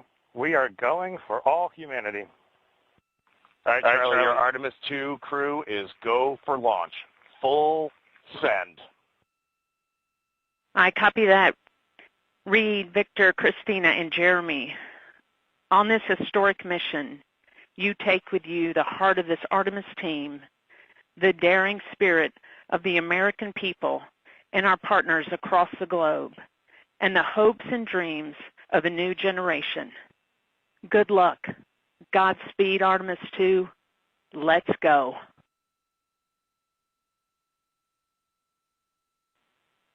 And NTD Launch Director. Go ahead, Launch Director. Yes, sir.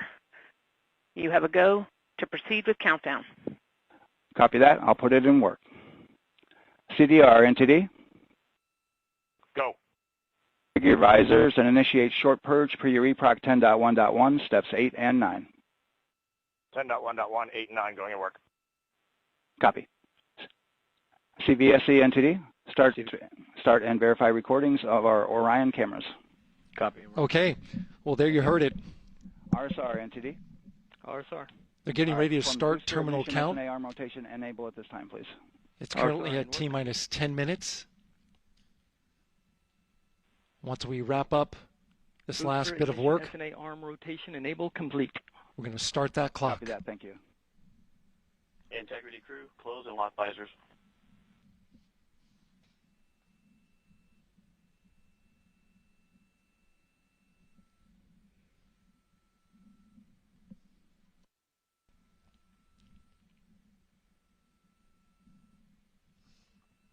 You heard an issue, worked in real time with telemetry lock on the Orion. It was transitory. It was very short. They checked the data, confirmed that they had a good lock This was with the S-band transmitter on the Orion. Worked through that issue, looked at the data, and cleared it. All with the world watching. Impressive work by the launch team. So we have a 2-hour window which starts in just a few minutes at 6:24 p.m. Eastern Time and goes until 8:24 p.m. Eastern Time. And ECL NTD will be waiting for your verification on the short purge. ECL copies. And for all personnel, once we get that short purge verification, we'll verify that we are clear to go, and then we'll proceed with the terminal count.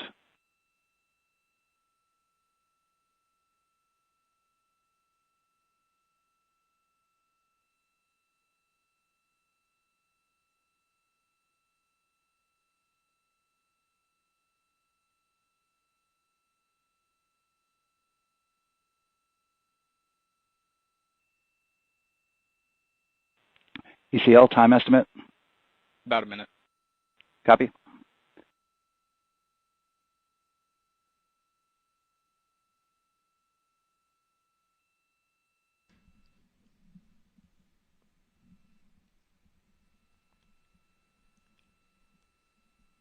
So we're going into the launch window, but not by much, it looks like.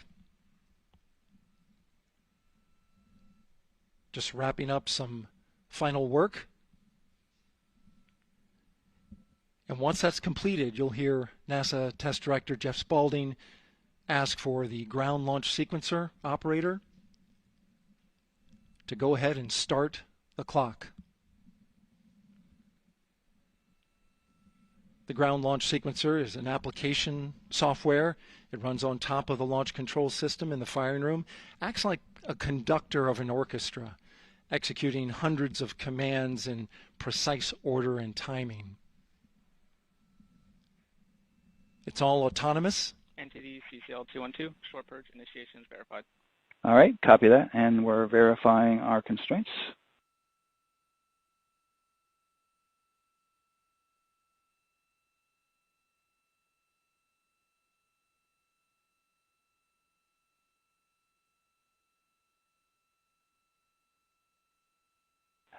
All right, and we're clear from cutouts. And with that, we're going to resume the clock momentarily. And CGLS, you can resume the clock on your mark. GLS copies. 3, 2, 1, mark. GLS mainline has been initiated. T-minus 10 minutes and counting.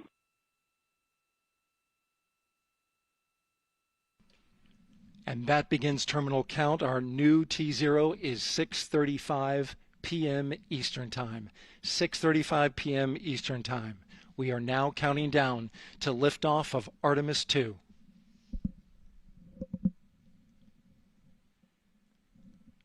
From now on, you're going to hear two voices on the loops.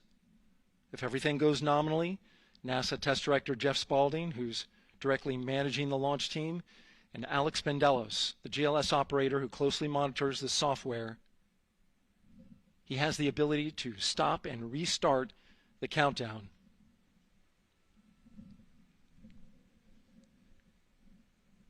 A lot of people ask about whether there's a launch button. There certainly is not. Flight and Rock, our new T0 is 22:35:12. Houston flight copies. Rock copies. 22:35:12. Affirm. There you heard confirmation of the exact T0, 6:35 and 12 seconds p.m. Eastern Time. Again, our T0 is 6:35 and 12 seconds p.m. Eastern Time. But as I was saying, there's no launch button. This is autonomous. But there is a button that keeps you from launching, and that button allows the GLS operator to pause the countdown outside of terminal count and during terminal count and submit a hold to the next holding point. So the clock won't stop right away. If there's an issue, we'll go to the next stable holding point. This is how GLS configures the rocket and ground systems to a stable point where they can stop the countdown if that's needed. But right now, we are counting down. Our next big milestone, looking to retract the crew access arm. GLS is go for crew access arm retract.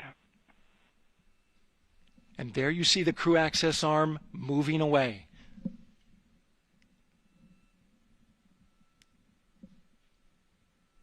That's the path that the astronauts took to ingress into the rocket.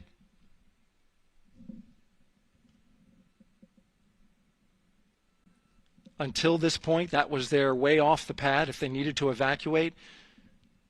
But now with that arm retracting, the backup transitions to a launch abort system. And they'll begin arming that shortly.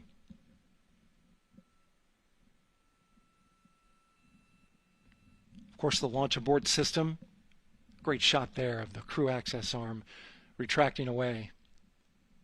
The launch abort system is the tower at the top, and that's what would pull Orion and its crew off the top of the rocket in case of an emergency, whether it's on the ground or in flight. This is critical safety hardware that protects the lives of the astronauts.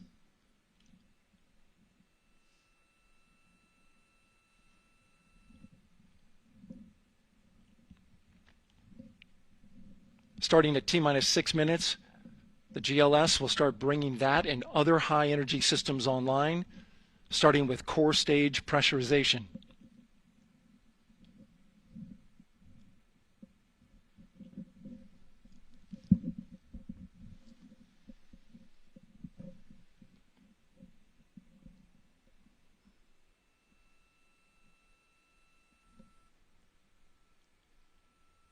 Weather is 90% go. The range is go. All systems are go.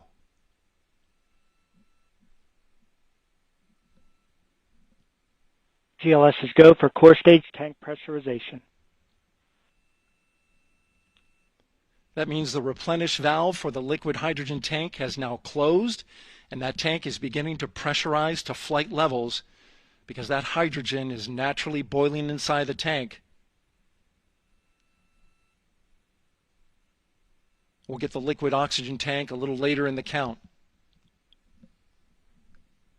Now the team is waiting for verification that, if needed, the Artemis II crew could use the launch abort system to pull Orion safely off the top of the rocket in an emergency. Let's listen in for that call. GLS verifies last capability available.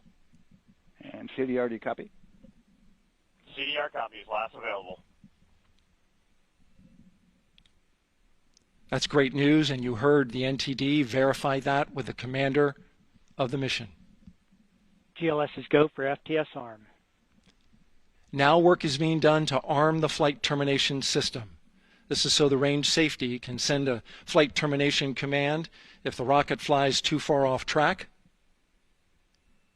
There's a brief built-in delay so the launch abort system has time to pull the astronauts to safety GLS is go for first. LH2 high flow bleed check.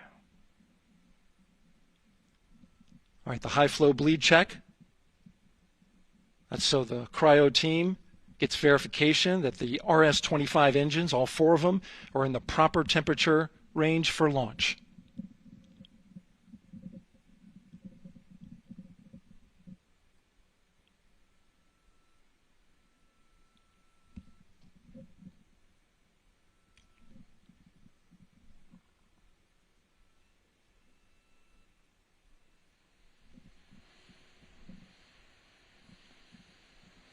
GLS is go for core stage APU start. Core stage APUs start. Those are auxiliary power units, high-speed turbines which provide pressure to hydraulic pumps that steer the RS-25 engines. We're going to see a gimbal test a little later at T-minus 2 minutes and 30 seconds. This is what allows that to happen.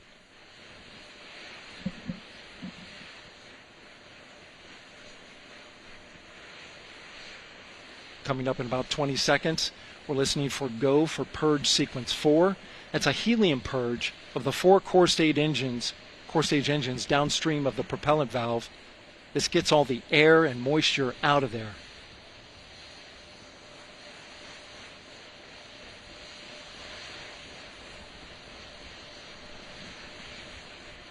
GLS is go for purge sequence 4.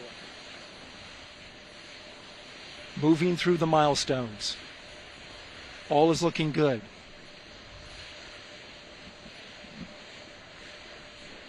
Coming up In just a few seconds, we're going to get that thrust vector control actuator test. This is a gimbaling of the engines.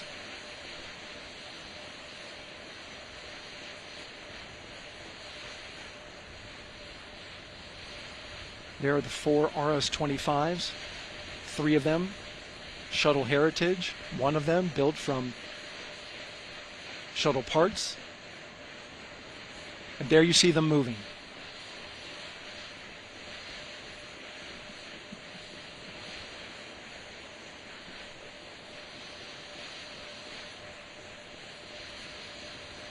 Now we're going to start moving the power from both the upper stage and the lower stage of the rocket to internal, taking ground power away and now going to battery power.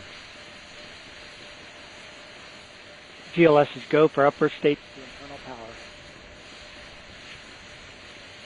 All right, power is removed from the rocket's upper stage, the ICPS, and it's been switched to battery. Same milestone for the lower core stage coming up at T-minus 1 minute and 30 seconds. Right now, the 4-person Artemis II crew is 248,000 miles away from the moon. And if all goes well, they will fly by it in 6 days. GLS is go for core stage to internal power. All right, there's the rocket's core stage, which houses 3 flight computers, is now on its own power. There's no more hold time because there's no more margin on these batteries. So we would have to recycle back to T-minus 10 to recharge if we had a hold.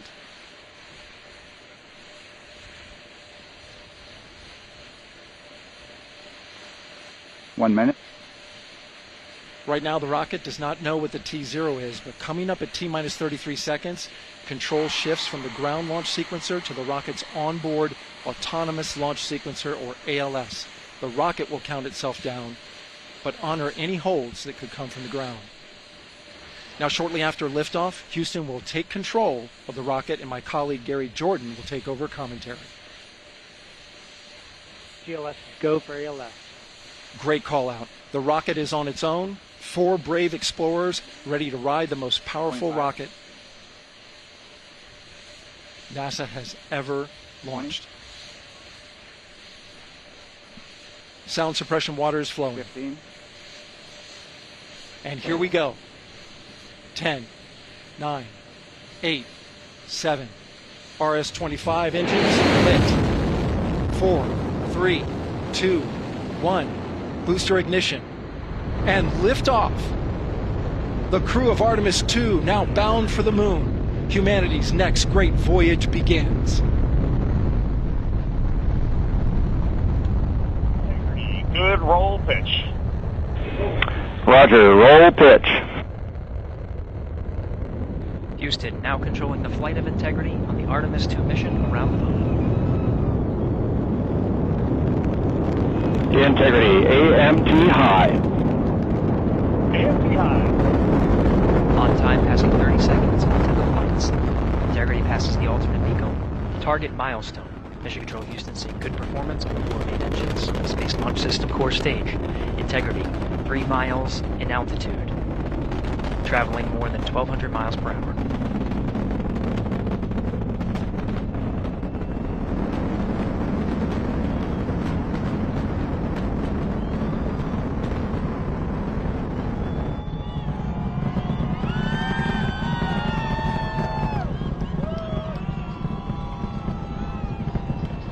Mission elapsed time, passing 1 minute, approaching max Q.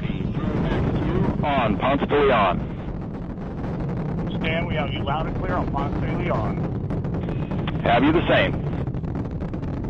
Communication signal transfer confirmed as Integrity and its crew go supersonic. Approaching 90 seconds into the Artemis II mission. Integrity is 14 miles in altitude, 8 miles downrange, traveling more than 2,600 miles per hour.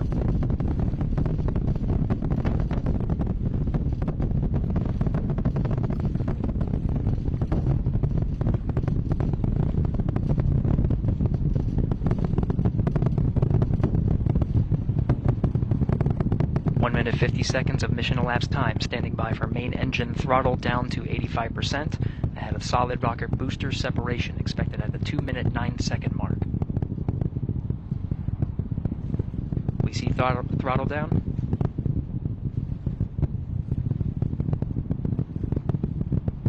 Confirmed separation. Main engines throttling up, guidance converged.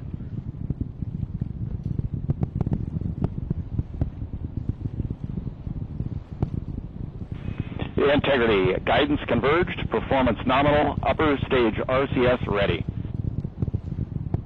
Copy all, Stan. Integrity, SM priming complete. SM priming complete. 2 minutes 45 seconds of mission elapsed time into the Artemis II mission. Thrusters on Integrity and upper stage confirmed in a ready state ahead of service module fairing separation.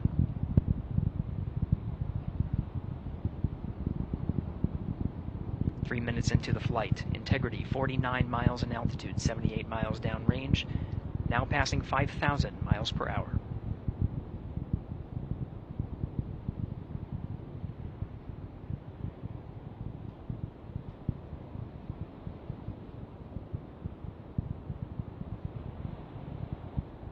Standing by for launch abort system jettison.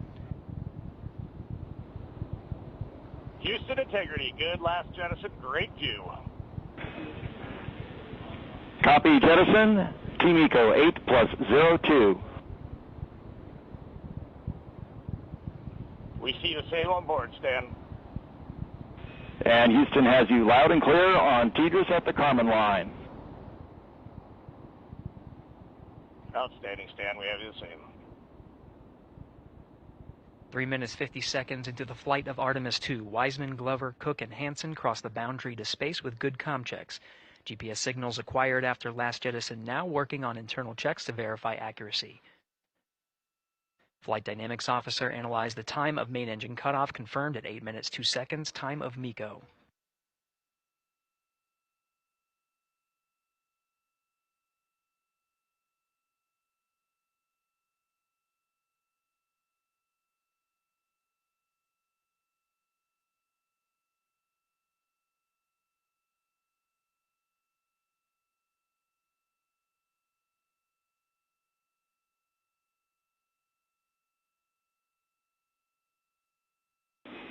Integrity, GPS processing.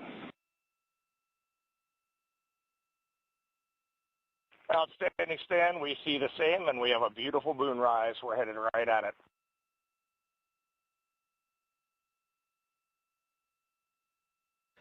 Approaching 5 minutes into the flight, Commander Reed Wiseman confirms he has visuals of his destination. GPS guidance, navigation, and control software finishes internal checks and sends to navigation channels. Integrity, 3 engine press. 3 engine press. On time, now passing 5 minutes 20 seconds of mission elapsed time into the Artemis II mission. At this point, 3 good main engines are all that's needed to carry Integrity to a nominal main engine cutoff target. Though at this time, we're seeing 4 good engines here in Mission Control Houston. Integrity, 75 miles in altitude, 330 miles downrange, approaching 10,000 miles per hour.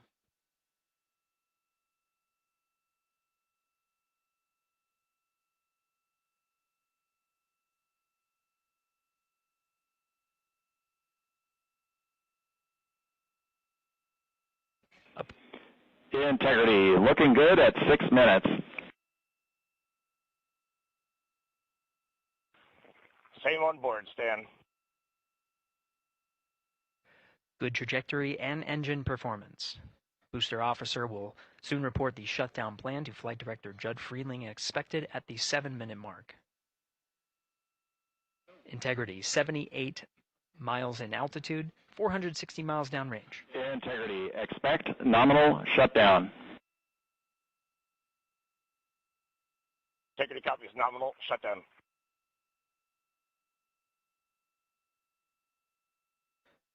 Six minutes 40 seconds of mission elapsed time. Shutdown plan is as expected. Again, the time of MECO was confirmed at 8 minutes 2 seconds into the flight.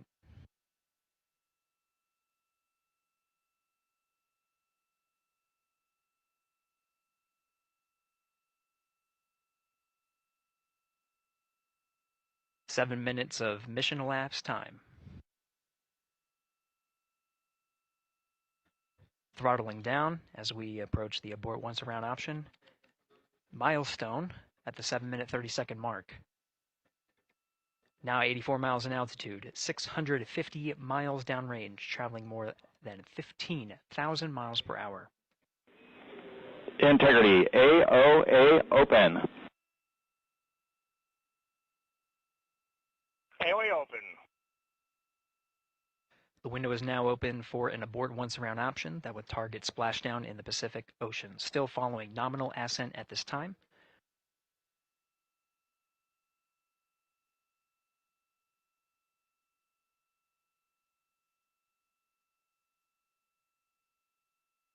About 10 seconds remaining until the main engine cutoff of the Space Launch System core stage. Standing by for confirmation of MECO and core stage separation.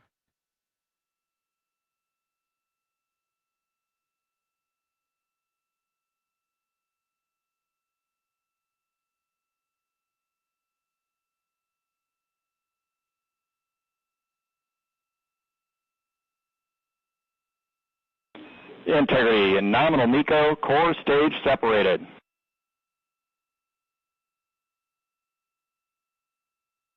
We see the same on board, Stan.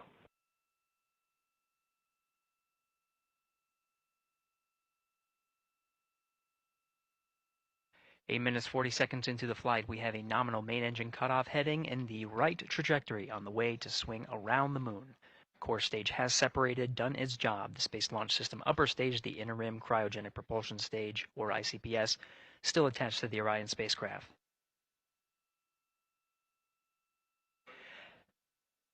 Nine minutes of mission elapsed time. Integrity crew of Reed Wiseman, Victor Glover, Christina Cook, and Jeremy Hansen now in orbit around the Earth at the beginning of their journey to the moon.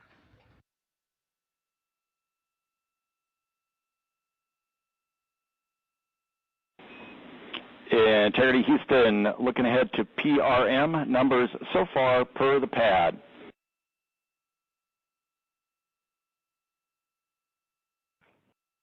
Copy that, Stan. Numbers for the pad.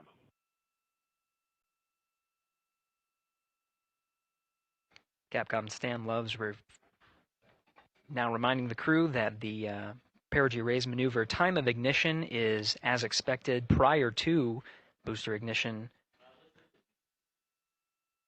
That time being 49 minutes, 50 seconds of mission elapsed time.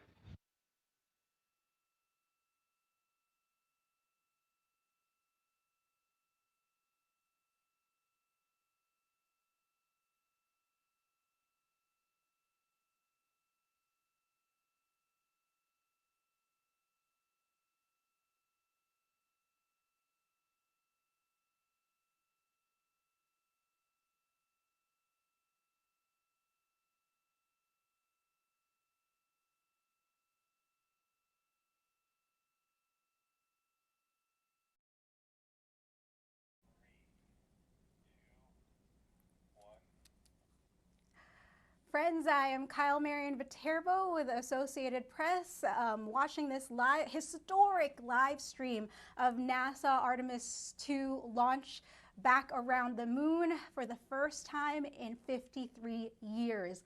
The Artemis II, oh my God, I am emotional. This was insane. I don't know how you guys are feeling back home watching this, but the Artemis II astronauts are now in space. Tears, chills, applauses, they have launched on April 1st.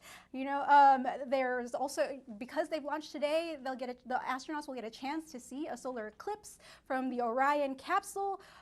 They'll also potentially break the record from Apollo 13 of the farthest distance humans have traveled away from Earth. So everything ran smooth. The sun came out at the right time. It's been incredible watching this historic moment. Just to let you know, the past few minutes, the SLS delivered more than 8.8 million pounds of thrust and put Orion and its crew into space on the rocket's first flight with people aboard.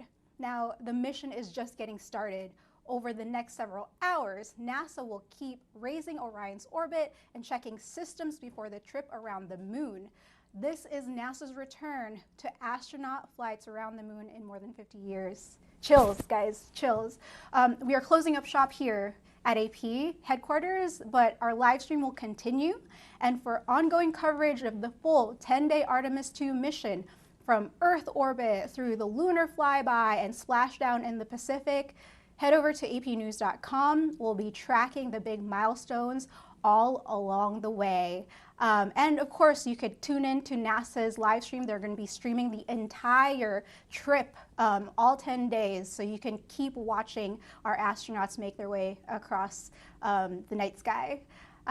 Thank you, folks, for spending this incredible launch day with us. Again, I am Kyle Marion Viterbo with the Associated Press, and tonight, don't forget to take a look at the night sky and that moon wherever you are. Have a great evening, everybody.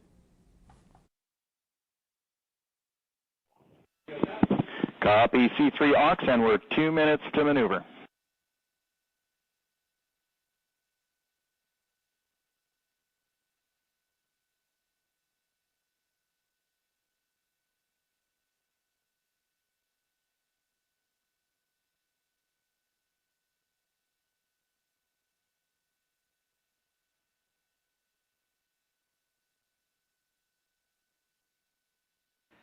"13 minutes and 30 seconds of mission elapsed time. We're going to continue to follow the crew of the Artemis II mission. They are beginning their journey around the moon to verify the systems that will take us to its surface. An incredible ascent. Artemis II is underway. Reed Wiseman, Victor Glover, Christina Cook, and Jeremy Hansen begin their journey to the moon. Still milestones to come up as we await solar array deploy and the critical burns that will get Integrity into high Earth orbit around the Earth before engines are fired to get us around the moon. We'll keep tabs on Integrity and its crew from here in Mission Control Houston. But for now, we're going to send it back to you, Megan and Nicole at the Kennedy Space Center. Very jealous to hear how the launch experience was over on the Space Coast.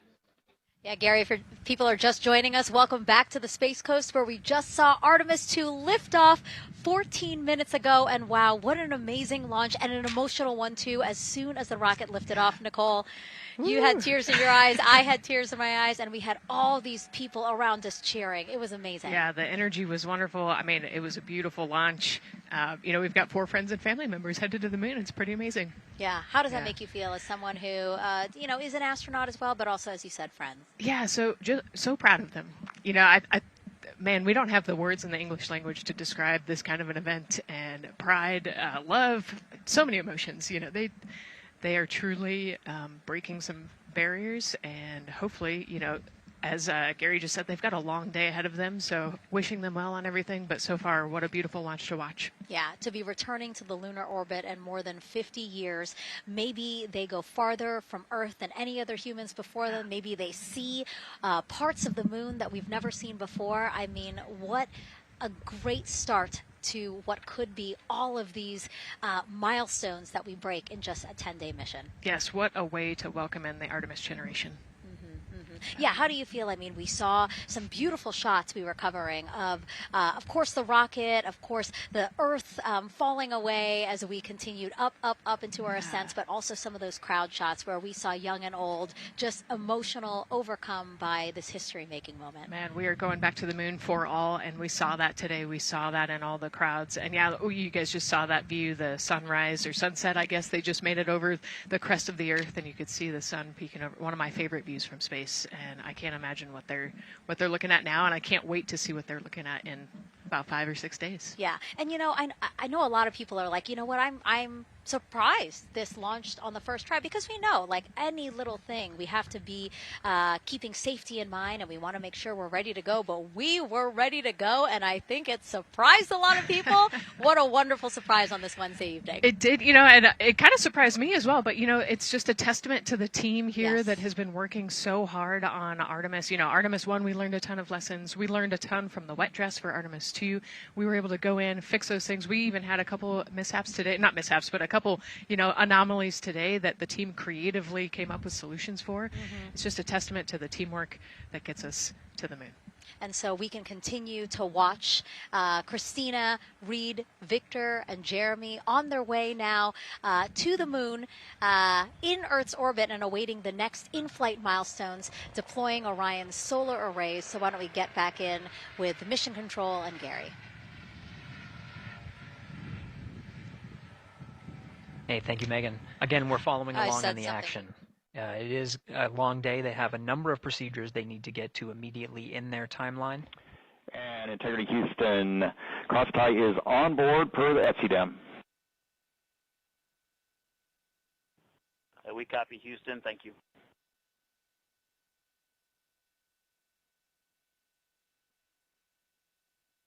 Crosstie referring to flight controllers here initiating a connection between some of the batteries aboard the Orion spacecraft, allowing for an even distribution of power. This is the flight control teams that took us through ascent of the Artemis II mission today.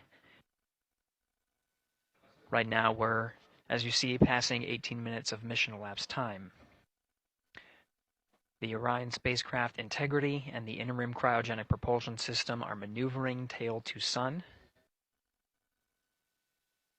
It is in this orientation, this attitude. Integrity, any words on that momentary prop caution?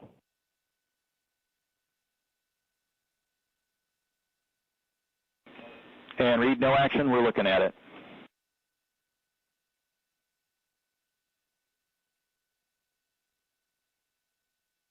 Commander Reed Wiseman verifying what is being routed to his displays aboard Integrity.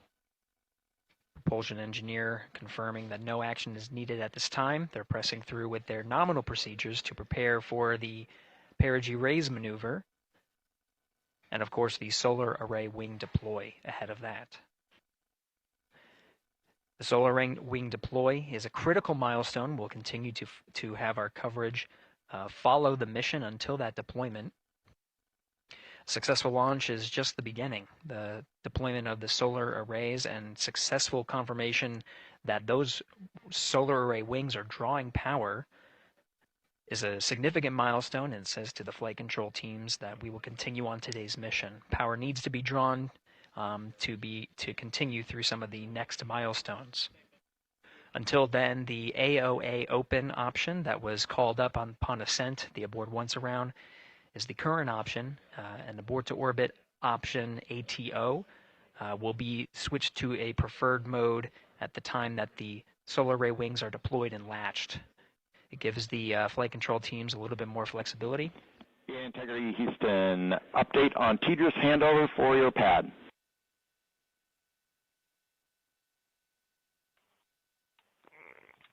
Give us just 1 minute. And Stan, you can read it. Ike is ready to copy. Roger. TDRS handover east to west expected 1 second earlier at 5:1 minutes 26 seconds.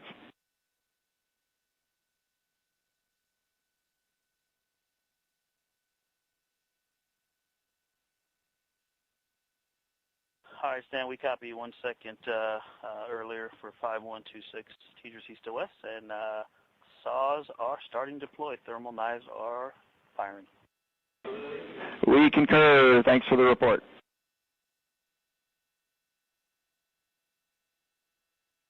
Readback of the reports that you just heard on the Orion to Earth network. Integrity has maneuvered tail to sun. The RL-10 nozzle on the end of the ICPS is pointed towards the sun, and the solar array deployment sequence has begun. With the deployment confirmed, it'll be several minutes until they are what is called in a latched position. Once they are latched and confirmed to be drawing power, they can switch the mode to ATO and continue along the mission. The teacher's handover at the pad, that message meant the crew was provided some preliminary numbers of when to expect handovers between the tracking and data relay satellites.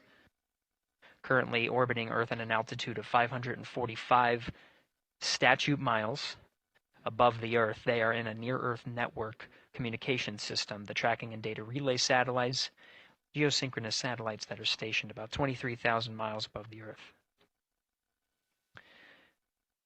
After the apogee raise burn that occurs later today, the burn itself will put them in an altitude that surpasses the range of the tracking and data relay satellites, and they will transition to the Deep Space Network today. And integrity for prop messages, we see 2 temperature measurements right near the line. It's that momentary message you saw earlier. We're going to suppress those. It's CM helium heater 2 T1 and heater 1 T1. They're going suppressed. Integrity, thank you. We see the same.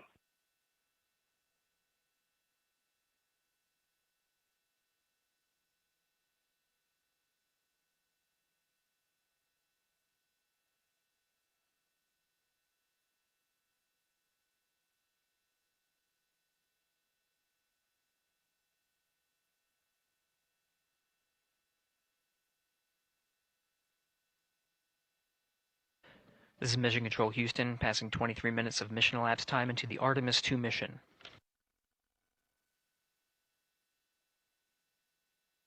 This is after a launch that began at 5:35 and 12 seconds Central Time, 6:35 and 12 seconds p.m. Eastern Time. Right now, the orientation you're seeing from our arrow visualization that translates some of the telemetry that we're getting from the spacecraft and puts it into a model so you can follow along on some of the milestones that we are following here. The RL-10 nozzle that you see at the left end of your screen, though it is currently not firing, that nozzle is pointed towards the sun, and the solar arrays are currently deploying.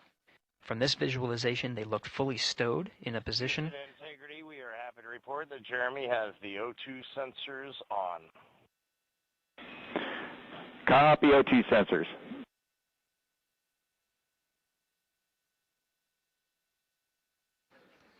Again, Commander Reed Wiseman and pilot Victor Glover overseeing the deployment of the solar arrays.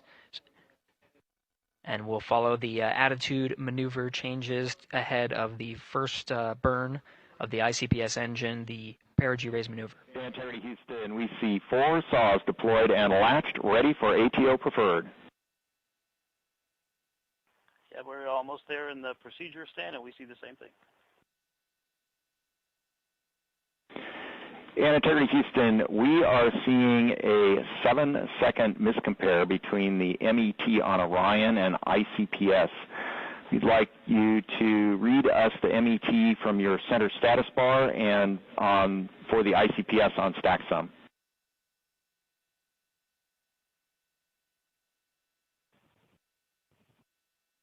And Stan, we see a absolutely precise alignment. MET 25, 14, 15, 16, precisely aligned with ICPS MET. Copy. Thank you for that. We'll investigate a ground issue.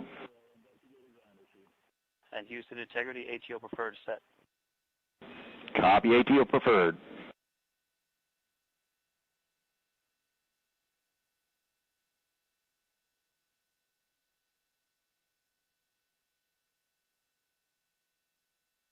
This is Mission Control Houston, 25 minutes, 45 seconds into the flight of Artemis II. We have confirmation that all 4 solar array wings are deployed and latched.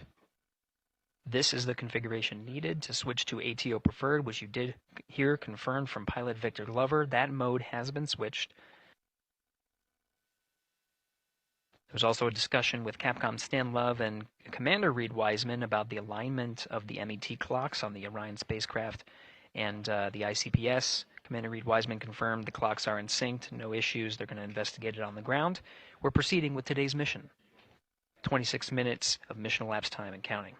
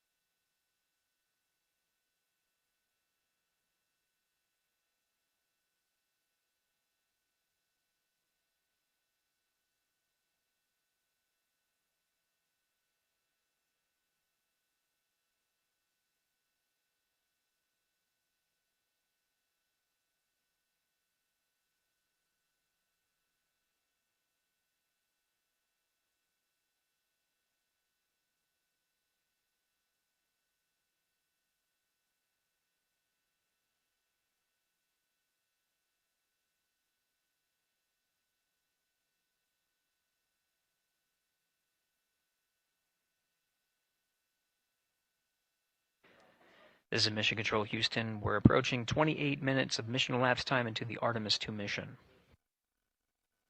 At this point, we've had a successful liftoff from the pad at 5:35 p.m.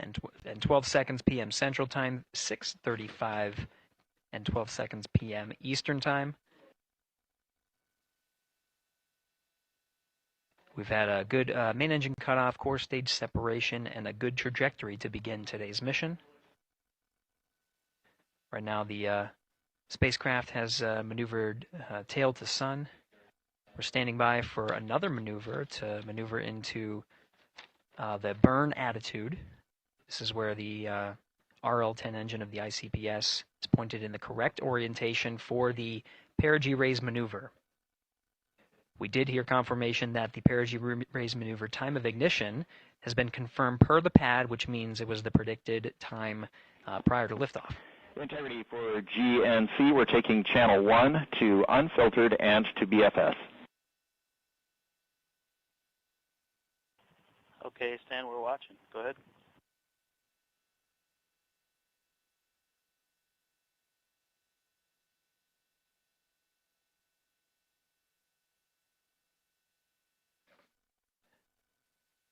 Confirm that switch has occurred.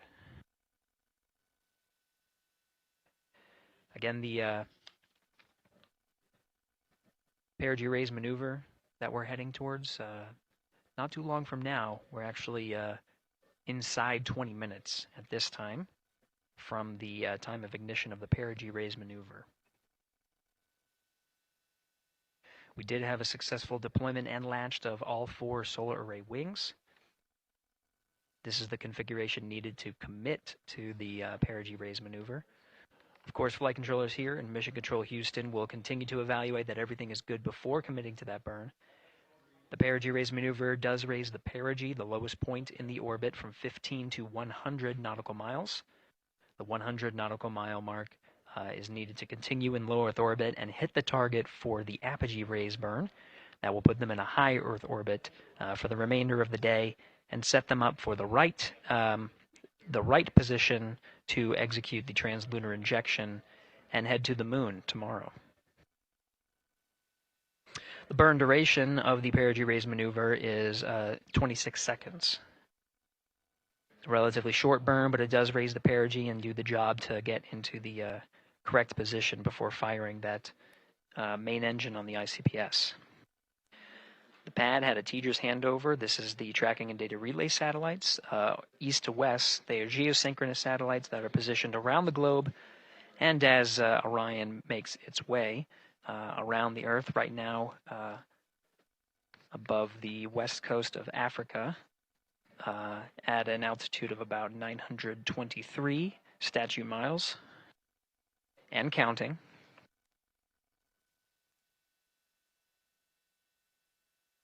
The perigee raise maneuver is not executed at the perigee. It is rather executed on the, actually closer to the apogee. But what it does is it raises the perigee on the other end of the orbit to 100 nautical miles.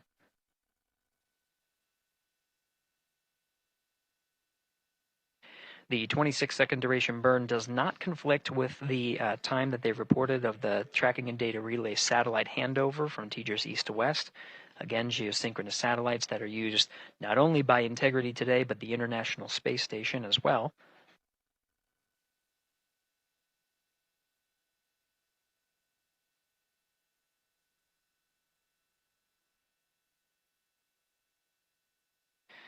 That time of handover is 51 minutes, 26 seconds. Plenty of margin before the perigee raise maneuver cutoff happens, and the trajectory is analyzed to see whether it was a good burn. A good burn means that the burn was performed as expected and sets the trajectory on course for that 100 nautical mile perigee target mark.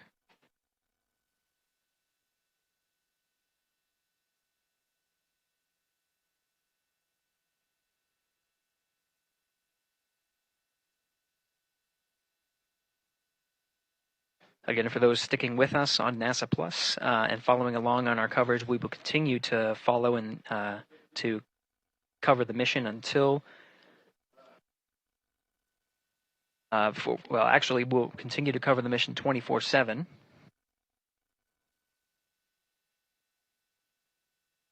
But we'll wrap up our coverage here shortly. And now that solar array wing deployment has occurred on NASA Plus and Amazon Prime. Again, we will continue coverage 24/7 at the NASA YouTube channel. For those that want to see all of the upcoming milestones, there are select times where we will be coming back to NASA Plus and other streaming platforms. You can go to nasa.gov to find the latest on when to find those activities. Given that this is an operational mission, we do want to make sure that we are maintaining transparency in the mission and providing you all the information on what's happening in space as Reed Wiseman, Victor Glover, Christina Cook, and Jeremy Hansen head on their mission around the moon.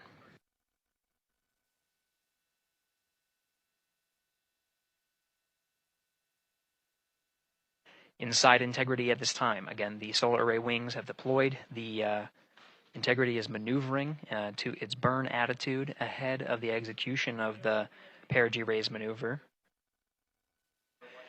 Overseeing these steps is primarily done by Commander Reed Wiseman and pilot Victor Glover. Mission specialists Christina Cook and Jeremy Hansen focusing on some of the system activation inside of Orion, namely the environmental and control and life support systems. The activation and checkout of some of these critical systems are very important to continuing on the mission, making sure that those systems are in a good condition and in a reliable condition to provide the necessary environmental and control needs of the crew with humans on board through the duration of the mission that extends 10 flight days.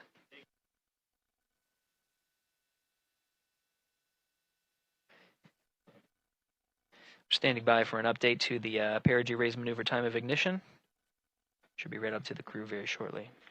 Integrity Houston, updated PRM numbers when you're ready to copy. All right, Houston, we are ready to copy. TIG is 2 seconds earlier at 4 minutes, 48 seconds. TIGO unchanged at 26 seconds. 49, 48, TIGO 26.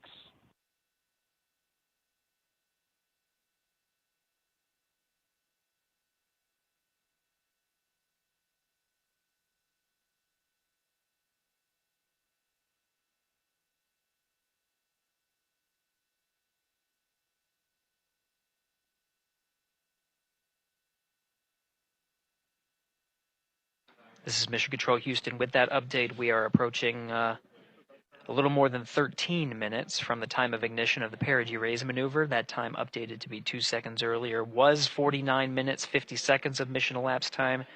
We'll now move to 49 minutes, 48 seconds. The duration of the burn, that's what was referred to as the TGO, will still remain at 26 seconds. Relatively short duration burn, again, just raises the perigee of the orbit today.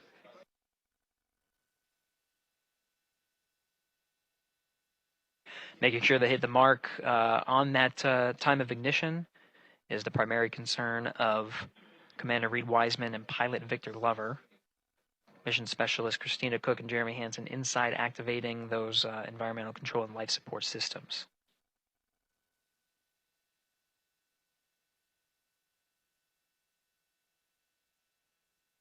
At this time, all 4 crew members are wearing the launch and entry suits. Integrity Houston, for Optimus on the PCD, we have time update instructions when you're ready.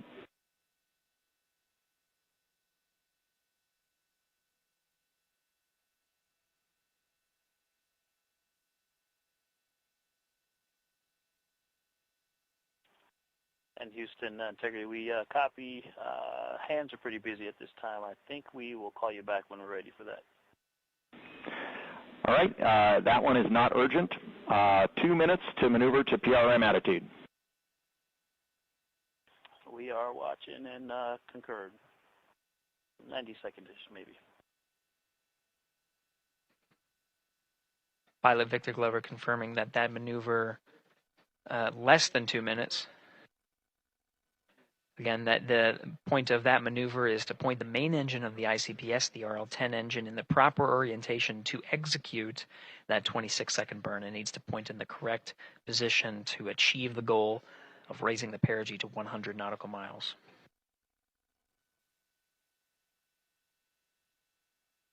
You heard some of the environmental control system activations over Orion to Earth. Jeremy Hansen activated the O2 sensors. They'll be measuring the cabin of Orion.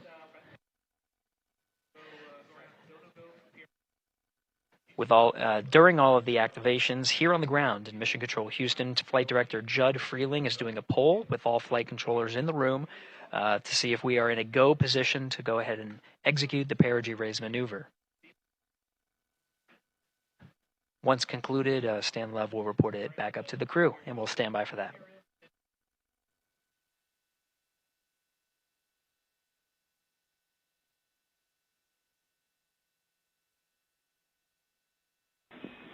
Integrity Houston, MCC polls go for PRM pending attitude and saws.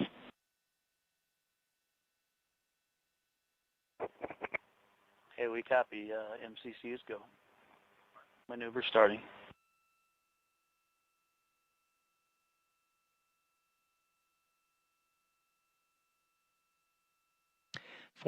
Minutes of mission elapsed time. The maneuver to the burn attitude has begun. The maneuver also is paired with reorientation of the solar array wings that have been deployed. They will have various positions throughout the duration of the flight. Of course, solar array is meant to maximize the draw of power from the sun. So when deployed, we're in a biased solar array wing configuration that was called solar normal. This allows for the greatest surface area of the solar array wings to be drawing power and powering up those batteries of integrity, of which a crosstie was enabled between the four batteries, the four battery buses that are inside of Orion. However, for the perigee raise maneuver, the solar array wings will be put into a position to take on the loads imparted by the ICPS main engine when they execute the 26-second burn. You can see in the animation here, the solar array wings are in motion, and the attitude is being reconfigured to point the engine in the correct direction, those solar array wings being pointed forward.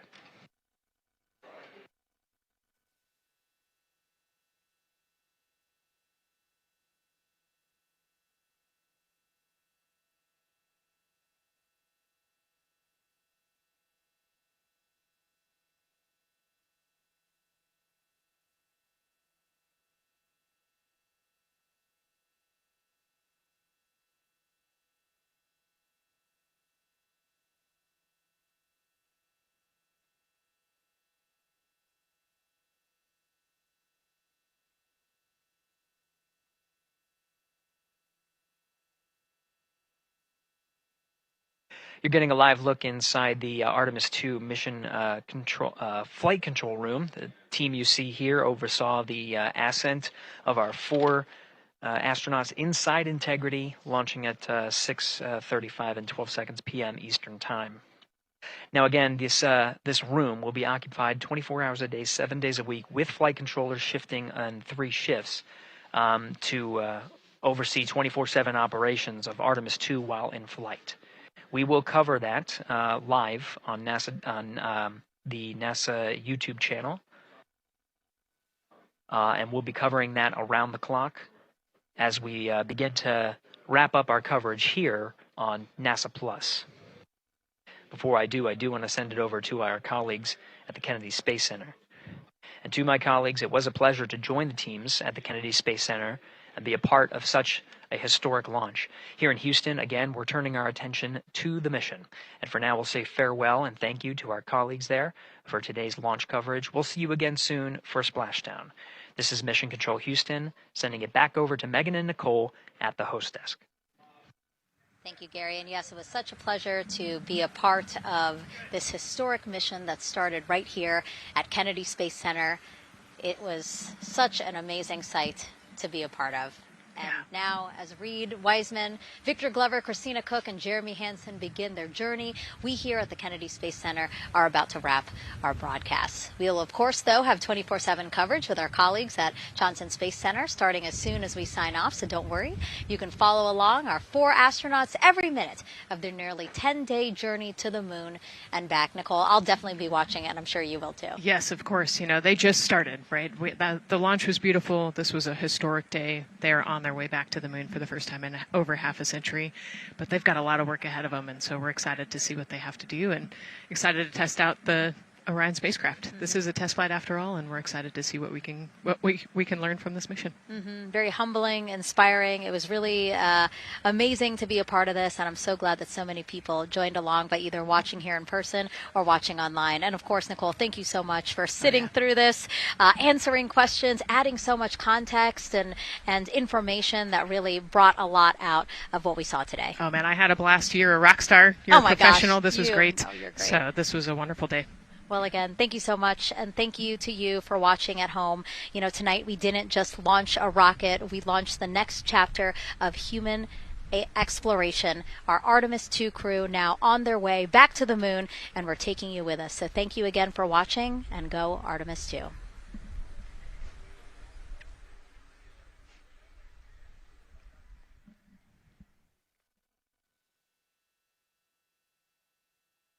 All 4 astronauts, and it appears all of them are undergoing their suit leak checks. Yes, a pre-flight tradition that we have seen with our crewed flights, the card game.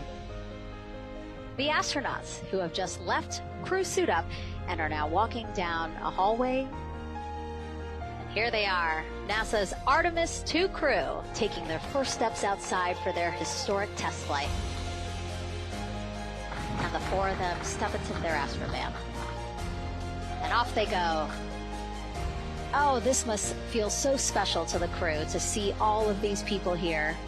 Watching the crew walk across the crew access arm, getting a beautiful view. Everybody configured with their suits, so in we go. The closeout crew has closed the launch abort system hatch. 3, 2, 1, booster ignition, and liftoff. The crew of Artemis II now bound for the moon. Humanity's next great voyage begins.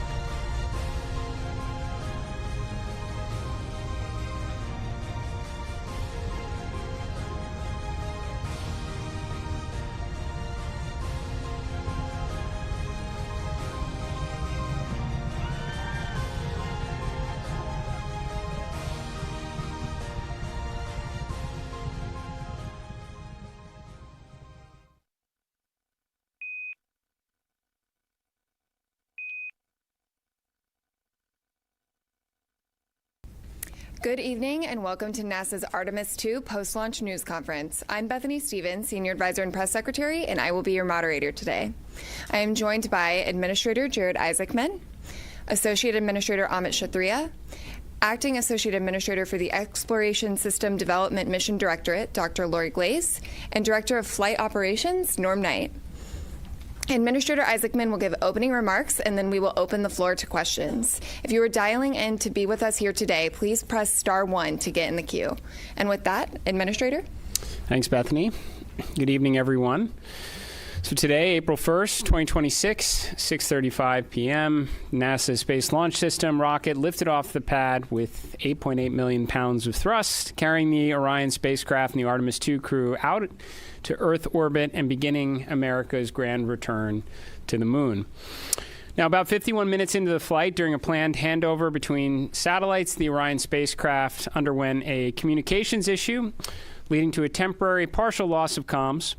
The uplink from Capcom to the crew was being heard by the crew, but we cannot hear the responses for a brief period of time. There were no issues with the vehicle itself. Comms with the crew have been restored. We're actively working the issue, and we'll keep you informed. The Orion spacecraft has successfully separated from the core stage, and its solar arrays have been deployed as planned. Soon, the crew will execute the apogee raise burn, placing the spacecraft into a stable, high Earth orbit as we prepare for the translunar injection and the journey into cislunar space. NASA astronauts Commander Reed Wiseman, pilot Victor Glover, mission specialist Christina Koch, and Canadian Space Agency mission specialist Jeremy Hansen are safe, they're secure, and they're in great spirits. We will continue to monitor their health and the status as we move into the next phase of the Artemis II mission. So after a brief 54-year intermission, NASA is back in the business of sending astronauts to the moon. We have arrived at this point through a sustained effort and national commitment and the work of thousands across the agency, our industry partners, and our international allies. I want to personally thank the ground crews, pad controllers, the entire workforce here at Kennedy Space Center. This mission belongs as much to you as it does to the crew. The crew is now in the capable hands of Mission Control Houston, the Johnson Space Center, where teams will guide Orion through each phase of the mission with the same discipline and precision that has brought us to this moment. We have certainly been here before. We know the challenges ahead. We have a lot of checkouts to get through before TLI. And when, if all goes well, everything is go, Artemis II will be moonbound. You have our commitment to keep the public as informed as possible on this historic mission. And we will hold our celebration until this crew is under parachutes and splashes down off the west coast of the United States. Thank you. So with that, we will open this up to questions, and we will start here in the room. If we have any takers, we'll start right up here. Congratulations to all of you on a successful launch so far. My name is Jim Siegel. I'm with Florida Media Now. And I'm curious about when the astronauts will have their first meal on this mission. And secondly, is somebody on the Earth here, back in Houston or somewhere, keeping track of what they eat during this entire mission? And how do they go about doing that? Do they tell them what to eat, or do they kind of select what they want? What do you think? Well, let's see. I'll jump in on this one. Well, what I'll tell you is they do have planned meals, okay? So they have a planned meal today. I will tell you they're very busy.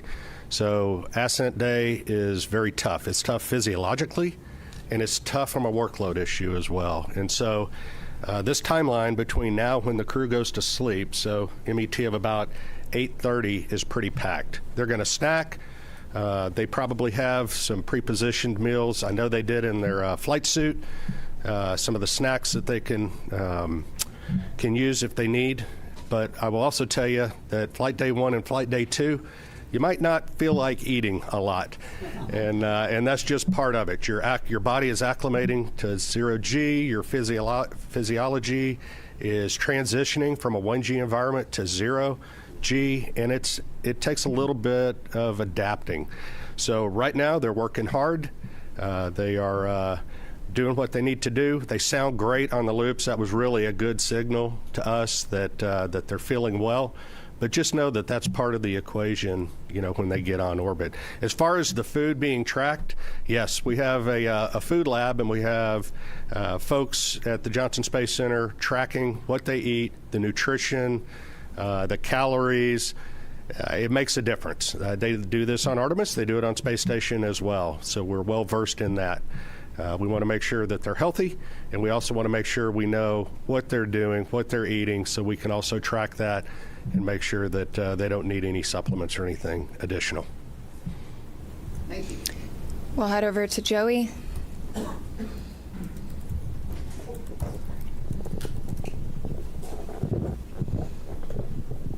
Thanks, guys, and congrats on a clean launch so far. Jared, or whoever wants to answer, how were you able to resolve the communications issue, and do you have any guesses as to what might have caused that? And was there any part of the mission so far that appeared off nominal, or is everything looking good? Just curious to hear how things are going on that. Thanks. Well, on the comms issue, and I don't know, there may be someone here that has a little more detail than I do of having to run around quite a bit, but I think they're still looking into trying to really understand exactly what was going on there. But it's restored, which is important. I think it just. It was during handover to Tidris West. Sometimes that's squirrely. Ground configuration, you gotta get that right. So hopefully that's what it is. But we'll chase it down. But they were able to recover. They had intermittent forward and return links, so the burns that they needed on board it was never an issue. It was unusual for it to be dropped out for a couple minutes. So that's what we're telling you. We had a controller issue with the toilet when they spun it up, so we got to work through that. That's going to take maybe a few hours to troubleshoot. So there was also a water tank valve. There's 4 water tanks on Orion. There's a crossover valve that connects the 2 gangs of tanks. It's supposed to be open to ensure maximum flow. It was closed during ascent. When you shake the thing, things like that happen. So they're going to reset the valve. And then they had a recurrence of on Artemis 1, we had a latching current limiter failure on a piece of electronics, a transient failure when it gets exposed to radiation. They took 1 hit of those. We took about 24, 25 of those during Artemis 1. Again, normal, the onboard fault detection cleans that up, but we're just getting started, Joey. Just to be clear, right, this is a flight test, and a lot of what we're doing here is exactly this, trying to test out all of the things that require the crew interaction, right? And so we anticipate to have a lot of these. Well, that's what we're here for, work through them. Importantly, apogee rays burn. We're go. So they're going to stay in space. Sawyer.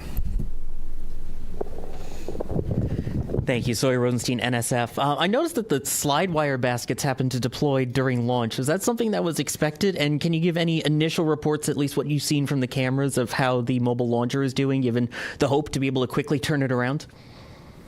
Yeah, do you have something on the baskets? I can talk about the turnaround. The baskets they're supposed to get out of the way. That's part of the plan. So otherwise they take plume loads, and we don't like that. So I can tell you on the mobile launcher, our team has already been looking at a lot of the imagery that we have that was taken both during and after and assessing that, trying to get the condition. We've got teams, I believe, going out there. They might already be out on their way to take a real look. Some of the good things that we've seen relative to Artemis 1, one of the issues we had was that the water that was supposed to be spraying down the launch pad, so that there were some issues there that didn't happen. We saw a lot of corrosion. The water was working, so things were getting washed down. We're still also going to remove some of the parts so that we can do some of that cleaning to make sure we don't have those corrosion issues. We haven't seen evidence of things like after Artemis 1, like the elevator doors were blown off. We haven't seen that. So we're optimistic, but we got to get out to the pad. We got to look. We did a lot of changes after Artemis 1, trying to harden the systems so that we can turn it around faster. We do anticipate there will be some items that'll need to be replaced. It's a pretty violent environment, but we're hopeful that that's minimized, and as soon as we have more information on that, we'll definitely let you guys know where we stand and how quickly we think we can get it turned around. Thanks. Lauren.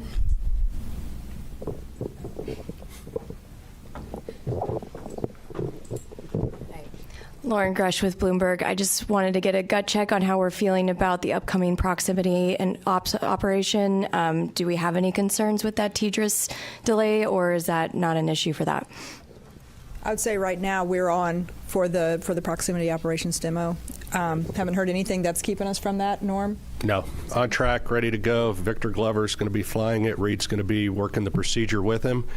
and cross-checking, and Jeremy and Christina are going to be looking out the windows, also spotting, cross-checking, using cameras and imagery, and it should be beautiful, so we can't wait. We'll go right over here.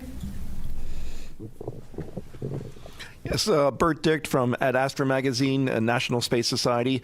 Just wondering if the astronauts reported what the ride was like to orbit. I know with the space shuttle, it was a pretty rough ride until there was SRB SEP. Was this similar? Have you heard? I have not heard a report yet. I know we will get a report. Again, Yes. when MECO happened, immediately they were getting prepped to do their perigee raise maneuver. That's critical. Otherwise, they come back to Earth, which we don't want them to. So they got that. They are working to get their spacesuits off. They're, they just got the ARB burn, which was very important. So now they're working to get their suits off. So they are very busy. Now, later today, I anticipate they will call down and give us a full brief as to, how the Proxox demo went, how the ride uphill went, and I personally can't wait to hear the comparison between this massive rocket and the shuttle. Sounds great. Thank you. Micah.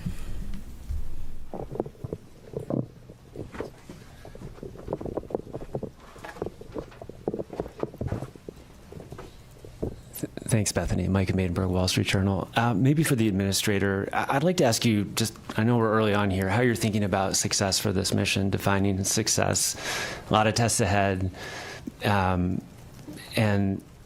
just what happens if you don't kind of meet that standard as the flight unfolds. Thanks so much. Well, I mean, to me, success is undershoots and in the water safely after a 10-day mission duration, so no early off-ramps there. I think we're, right now we're already getting good ECLIS data. We've never flown Orion with crew on board, so that's pretty important. I mean, understanding the Orion spacecraft is, is paramount in this one to progress on to integrated operations of Orion with a lander. Every day we're getting data. It says, it was mentioned from the get-go, this is a test mission for sure. No crew have ever ridden this before. We'll keep gathering data over the next 10 days. We'll share updates, but we'll call it success when they're in the water safely, and we'll start working on the next mission. Jackie. Hi. Right here. Sorry if I missed it. I just wanted to check in on the status of the perigee and apogee burns. Are those both finished at this point? And then I also wanted to check how best way to explain to the audience why we're doing that apogee raise maneuver and why we go into that high Earth orbit. Thanks so much. Do you want to take it? Oh, I mean, I can certainly say we completed the perigee raise maneuver. That was done pretty quickly, as you heard, and the apogee raise burn should have already happened. That should have been happening while we sat here. They were getting ready as we were walking in. And then if you want to talk maybe about the rest. So we go into a high Earth orbit. Roughly, the perigee is about 1,000 nautical miles, rough, give or take, of the Earth, 25,000. So it's pretty elliptical.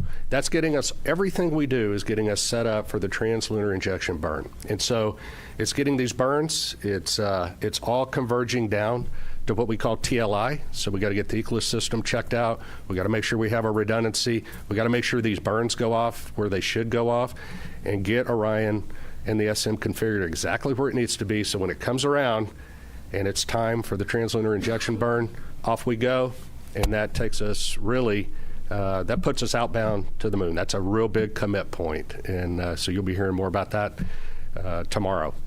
You might mention it not only sends us outbound to the moon, but it also sets us up for the gravity assist that brings us back. So we are set all the way. Yes. Once we make that burn. Go right back here. Hi, TJ Musco with the Epoch Times. Thank you all so much. Something that hasn't been really talked about is that the Space Launch System predates the Artemis program, going all the way back to 2011. So 15 years really invested in this. And just how does it feel to finally see it launch with the human crew on board? Yeah, I mean, right now, like I said, we're focused on the next 10 days. But I mean, I'll tell you, I'm incredibly proud of the folks that worked on this machine for as long as they did. And one thing we didn't talk about earlier was, that one of the big objectives is getting the organization and getting our qualification standards and getting our certification rigor up to the standard for crewed flight. That's a big, even though the mission is a complicated mission. Moving the entire organization to a mindset of thinking about risk in the right way to fly crew is a big deal, and making sure that the way we've gotten the machine configured to fly crew with the resilience and the reliability we care about is also a big deal. So it takes time. I mean, we got a lot in front of us, but I mean, it's for the guys that were out there, there's a big celebration in launch control for the rocket guys. The rocket guys can go out and play now, but the spacecraft guys got a lot of homework, so they're going to go work on that. But yeah, for them, I can see it on their faces. Jeff.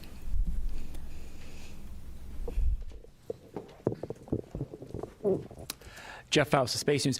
During the countdown, we heard controllers working through a few issues, one with the flight termination system, one with the launch abort system battery, and it sounded like there was a brief telemetry dropout. Wonder if you could provide a little bit more details about those issues and how you resolved them relatively quickly. Yeah, so Jeff, the FTS issue was we were doing an end-to-end test. We typically have to confirm that we can get a signal from the range to the machine and then back. We weren't able to close that entire end-to-end loop. But the guys at the range, they were really quick on their feet. They swapped to a different range receiver, which is a slightly different heritage, but has the same fundamental algorithms on it, and they were able to switch over to that and able to confirm a good end-to-end signal, which is really clever. We had thought about getting a receive-only box that we had in the VAB and shipping that over to Patrick quickly so they could do it, but they were able to fix it on the fly over there, so that was good. And once we knew we could confirm the end-to-end loop of that command, then we didn't need that receive. We don't need to do that test more than once. We just need to verify the commands get on board. And so once we confirmed that command was there, then we met all of our public safety risk. For the launch abort system, we had a battery, so 2 batteries, several temperature sensors on both batteries. We had one poke out of family. We want to make sure all of them are tracking within certain limits. But we could confirm, given the locations of the temperature sensors, where they are on the battery itself, that the reading was instrumentation, because there wasn't a credible physics-based explanation for why that sensor would be that far high. It was an order of magnitude off scale high from the rest, and so we were able to quickly vote that sensor out. So that was two of the major issues. But again, the team, this is what the training is for. This is what the practice is for, is to go into those things and knock them out quickly. So they did really well. We'll go right over here. I noticed there was a lack of public address announcing outside, and there was a lot of going back and forth when we realized there were some issues, and we had to go back inside to find out, or we had to have our phones. Why was there no public address system available with loudspeakers outside? I'm not sure what you're referring to. We're not sure what issue you're talking about the public address. Okay. All available to people outdoors, and I thought that was a lacking. We'll take a look into that. We'll definitely look into that. I wasn't aware that happened.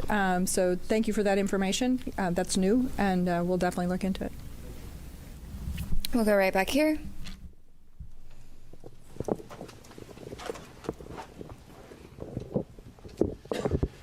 Thomas Moore, Sky News. Administrator Isaacman, as a fellow astronaut, what were your feelings watching your crew rising above Pad 39B? And do you feel that extra sense of responsibility for the crew as they head further into space? I certainly felt that it would be, just from, I guess, my perspective in it, that, I don't know, it is far less stressful to be strapped into the rocket than to be responsible for it here on Earth. So I definitely had those feelings quite a bit. But, you derive a lot of confidence from the process that leads up to this moment. I mean, literally the army of people that came together across NASA, all our contractors, all our partners to prepare for this, every step that leads up to it. This is what I, was really honestly going through my mind through it, is all the testing that goes into it, the integrated testing, the flight readiness review, everything that goes into a flight readiness review. Not to mention you have a truly exceptional crew up there that have been training for years on this. That gives you the confidence to undertake this mission, especially knowing the implications that it is part of a much bigger program. This is America and our partners' return to the moon, and we're trying to do it this time to stay. So, incredibly important mission. Certainly felt the pressure of it, but it was relieved, based on the confidence we have in the team here at NASA and everyone who contributes to it. Thank you for the question. We'll come right up here.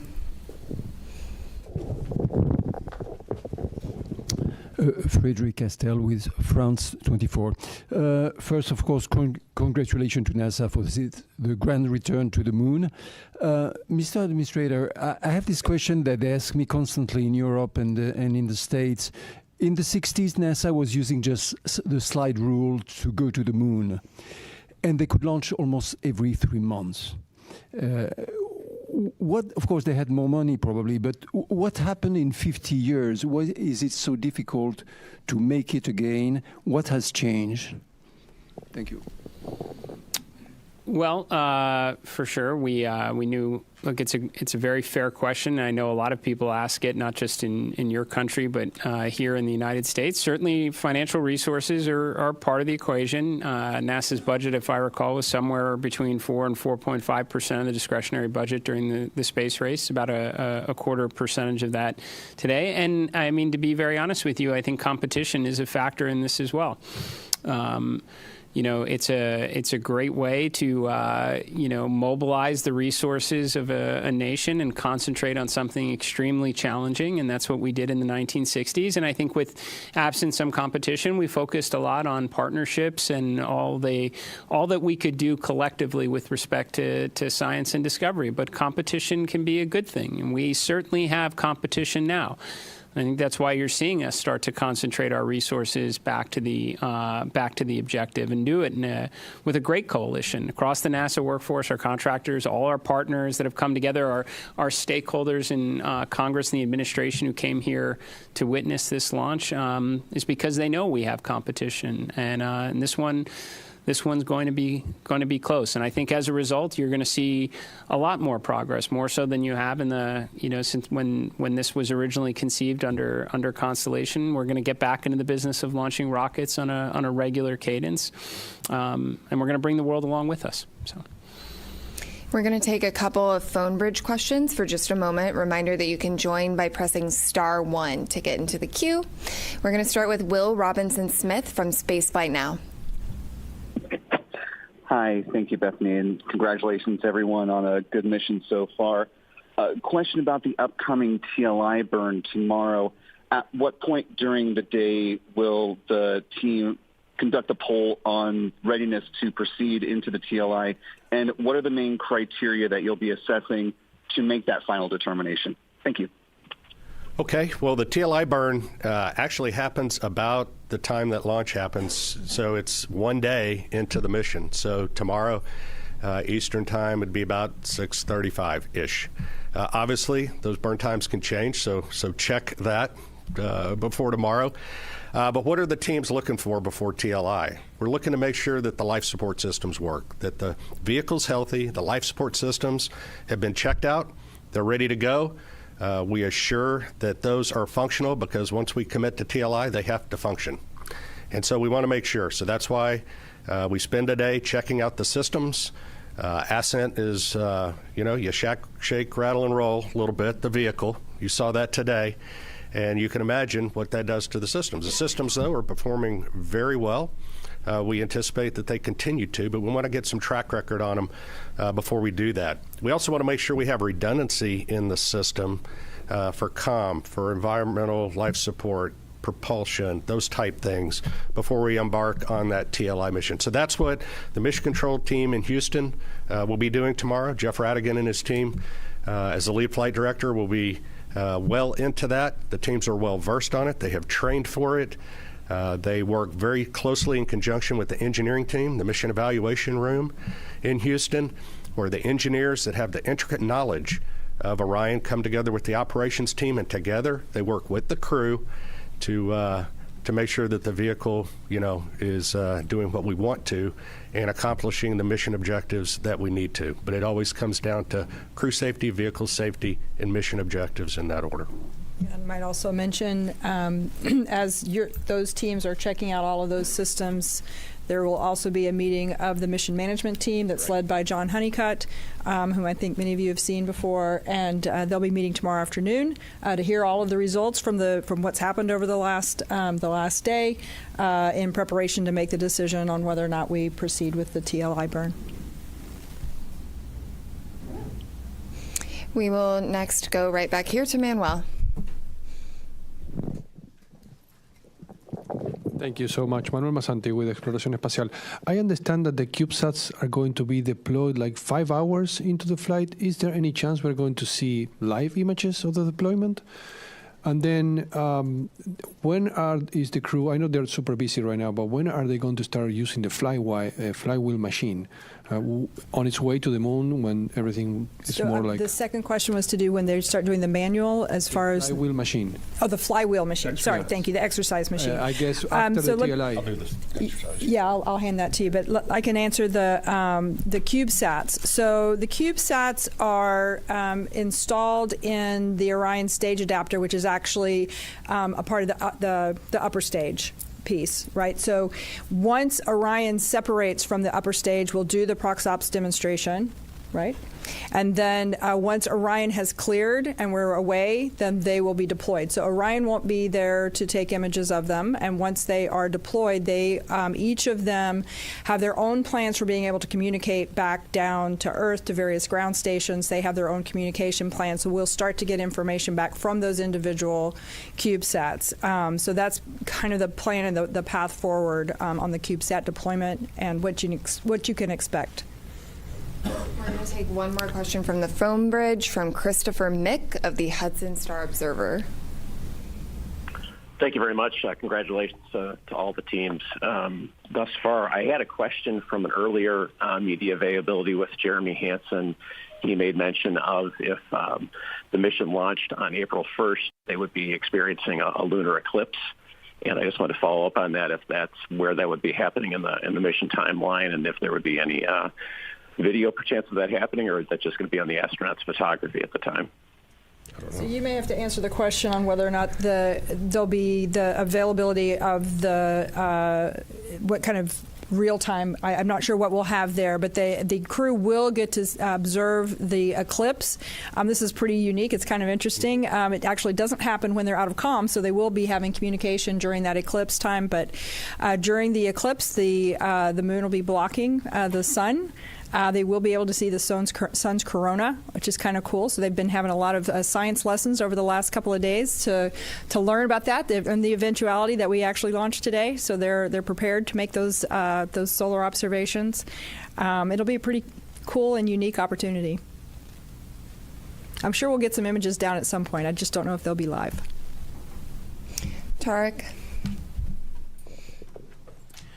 Thank you very much. Tarek Malik with Space.com for the administrator. There have been a lot of comparisons of Artemis 2 to Apollo 8, a pioneering mission, daring, that sent astronauts on an untested crewed vehicle around the moon. And I'm very curious, given last week's ignition event and how that really laid out an audacious and ambitious plan to really explore the moon in a stepping stone approach way, where you see Artemis 2 in that plan, and basically the importance of riding on this mission before you can make that next step for next year. So, I mean, no matter, I guess, how you slice it, it's the opening act for sure. I think there are areas where we're clearly combining, Apollo 7, Apollo 8 into a single mission. Which we should be able to do. There has been, to your question earlier, there's been substantial progress, over the last half century. We have tools. We've certainly been there before, so I would expect us to be able to get some, mission efficiencies through. But I would say that what we learn from this, for sure, will inform how we think about Artemis 3. Now, there's certainly big picture objectives in that. We'd like to get the lander together. We'd like to test that out in Earth orbit before we go to the moon with it. But if there are things that we don't see, maybe it is comm-related issues, then we're going to try and fix those. And then we're going to want to validate that on the next mission as well. So, and that should be the idea, right, as we progress forward. I suspect when Artemis 3 comes around, we're going to learn a lot about the integrated operations that we'll want to validate and ensure is rolled into the subsequent missions. But yes, this should be a philosophy that we take across all of the grand efforts that we are pursuing right now, to not necessarily jump to the ultimate desired state, but to build up to it. I'm going to jump right up here.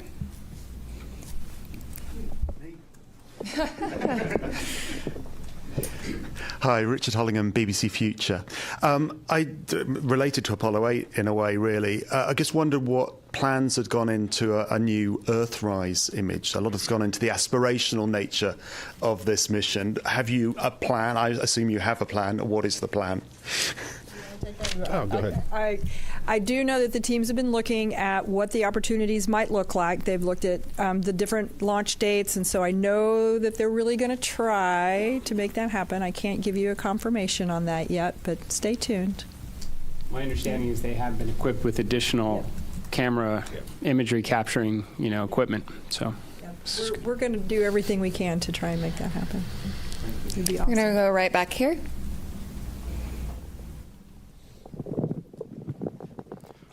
Thank you. I'm from a Japanese news agency, Kyodo News. My question is to the administrator.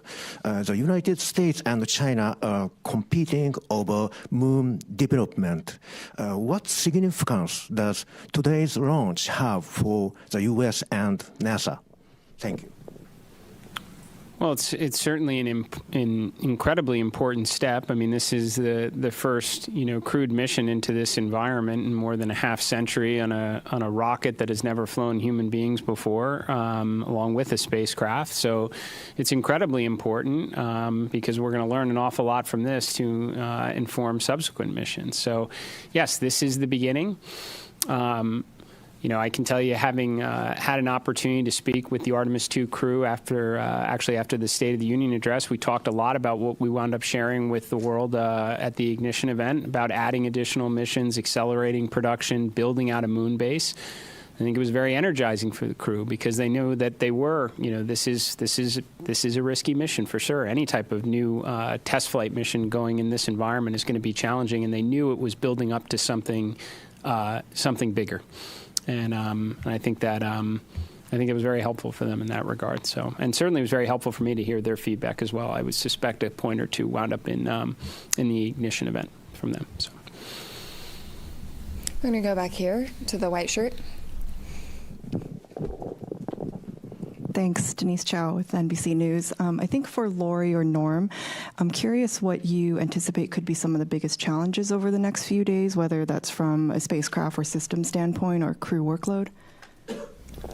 I'll jump in. Flight day 1 from a crew workload is pretty tough. Between now and TLI, we're working the crew really hard.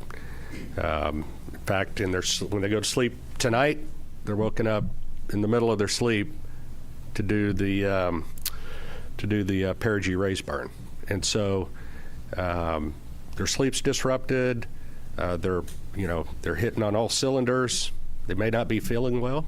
On top of that, so we know that flight day 1 and flight day 2 up to TLI is really good. We know it drops off then, and so going into this, we trained for that. We did simulations for this. We put the crew in exactly that state. Now, they weren't on orbit. They probably were feeling great. But we got a good gauge, hey, are we working them too hard? And the mission control team is great because they're watching the crew constantly. They're watching their performance. And we also have a crew that's very good at saying, hey, enough's enough. And so together, we will make certain that we're doing everything in the best interest of meeting the mission objectives, making sure that we're not working the crew so hard that they make mistakes or something of that nature. And again, we work as a collective team going forward. So this is our best opportunity, and they may add more stuff to the timeline before it's all done, and they may take some stuff out if we need to, but we adjust all the time on those things. So that's leading up to TLI. That's probably one of the bigger challenges, making sure we get those done. I'm going to go right up here. Hi, Robert Perlman with CollectSpace.com. For the administrator, you mentioned the 53-year hiatus, and in that time, now most of the world's population wasn't alive for Apollo, like I think you and me. And I wonder if you have a sense of, if even this early in the mission, that this has captured the imagination of those people that have never seen anyone go to the moon before, on a world level, on a national level, and how important is it to NASA to capture that support from the public? Yeah, I've said it many times. I absolutely, I think it's foundational for what we do here at NASA to inspire. It should be a component of every one of our missions. I've talked about, I think after Artemis 2, you're going to have more kids that are going to dress up as astronauts for Halloween. We want to inspire and create interest in the next generation to grow up and contribute to this endeavor. Now, how have we done so far in captivating the world's interest in America's return to the moon? I don't know. You have to tell me. We've been rather busy the last couple hours. I would say, and I felt this way going into it, that when we got down to T0, a lot of people would be paying attention. I suspect when some of the imagery starts to maybe come back from the moon, that's gonna further bring people into this story.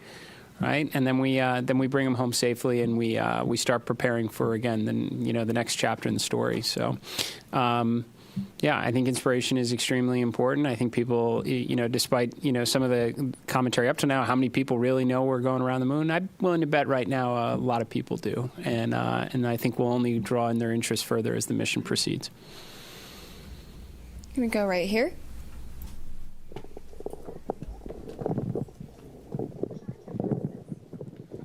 Robert Coppinger, British Interplanetary Society Spaceflight Magazine.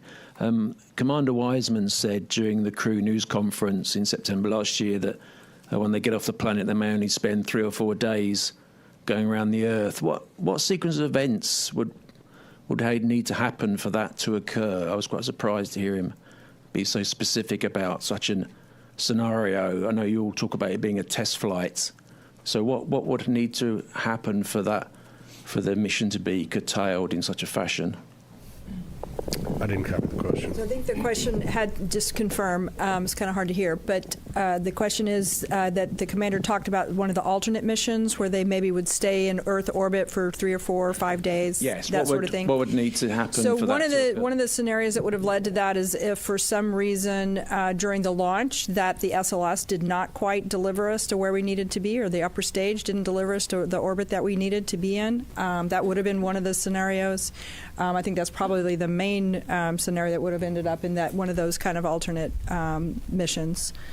Yeah. But I don't think we're going to need to worry about that, hopefully. But the other thing is if for some reason we're able to stay, but we're not able to do the TLI burn, we would stay in Earth orbit. So there's a couple of scenarios where that could happen. You're right back here. Hi there, Joey Vars with the Gabber for anybody. In the weeks leading up to the launch, we were talking about some of the distance records and altitude records and speed records that would be achieved that were contingent on the specific day and time of launch. I was wondering if we had a better concept of what those might be now that we are successfully off the ground. Thank you. Norm has that data for you. Well, based on the predicts right now, assuming all the burns go as planned and the timeline is executed as we think it's going to be, it'll be on flight day 6. At an MET of about, 18 hours, 18 and a half hours. And again, check that as we get closer because burn durations and things like that matter. But that's where we will exceed or beat the Apollo distance record, or at least that's where we believe that's going to happen. So that'll be an exciting day, and we'll stand by to see what transpires. You're right here. Hi, I'm Hanju Yang from Kookmin Daily in South Korea. And first of all, congratulations on today's successful launch. And my question is for administrator layer. And this mission also carried a Korean satellite on board. From your perspective, why does a crewed lunar mission like Artemis 2 matter not just for United States, but for the global community? I think we say often that when we undertake these type of endeavors, we never go alone. We go with our international partners. We have a Canadian Space Agency astronaut that's on board this mission. We are carrying a lot of CubeSats from our Artemis Accords partners, and we are going to continue to do this going forward. JAXA is contributing a pressurized rover, a major contribution to our efforts of having an enduring presence on the lunar surface itself. The Italian Space Agency, just a few days ago, we signed a memorandum of understanding for a habitation module on the surface of the moon, a component of the moon base. And to be honest, it was also a key component to the ignition event from last week. Half of the Artemis Accord partners were present. We spent a good portion of the second day talking together, recognizing that some of our partners can make contributions like a pressurized rover or a habitation module, and many others are going to work with their academic institutions and universities for science instruments that could wind up on the Phase 1 component to the moon base itself, or interesting tech demonstrations. This is something that NASA is extremely proud of, and will continue to do so as we continue to press forward under this program. So. We're going to do last question here. I'm going to go over to you in the back.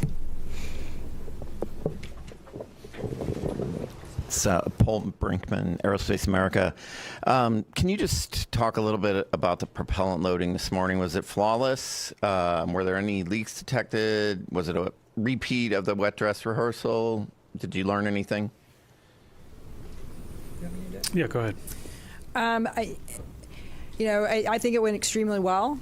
What I heard this morning, and Amit may have an update from later, but some of the leaks that we'd seen of the hydrogen during the tanking for the hydrogen, we saw leaks below 1%, which was significantly lower. Again, the seals that we replaced seemed to perform extremely well. We did a pressure test kind of partway through, and the leak went up to about 1.4%. Still, well within the constraints, which 16% is the bound that we have. So I think it performed extremely well. We actually, I think, finished the tanking early. From what I understood, so I think it went extremely well. So again, the seals that we had replaced out at the pad after wet dress number 1, I think that was proved to be very successful. And with that, thank you all for coming out and covering humanity's return to the moon. Stay tuned for updates on NASA's social channels, including our continuous coverage on YouTube and NASA Plus. Go Artemis! Thank you.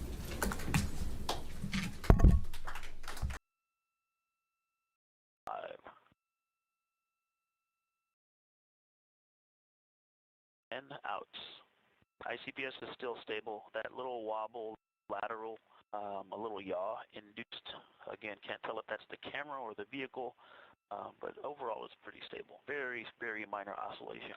Houston, 75-meter braking is complete. Going into DOTCAM exposure check. Copy. Copy. You got it.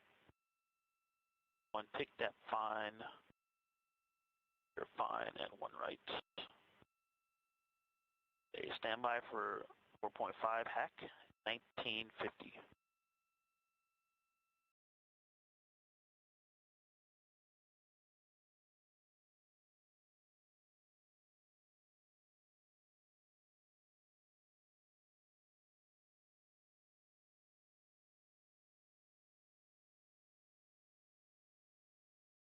Coming up on 5 degrees wide. And back 5 degrees wide, 2020.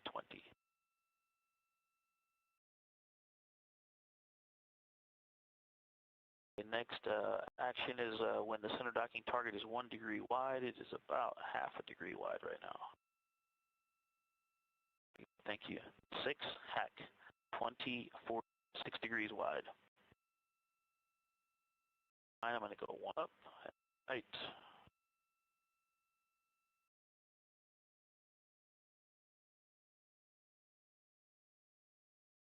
Be going course and 1 out. Your course, 1 out.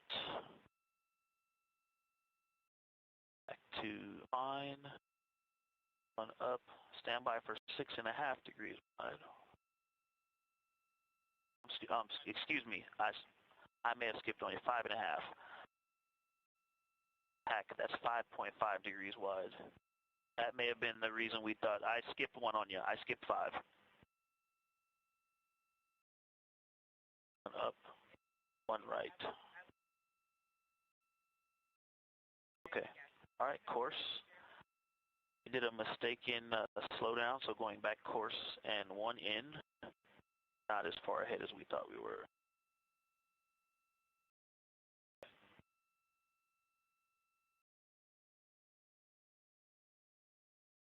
All right, coming up on 6.5. Back 6.5 degrees wide. Fine. You're fine. Going up, up, 2 ups, and 6. Good grief. That was 6 degrees wide, the last hack I gave you.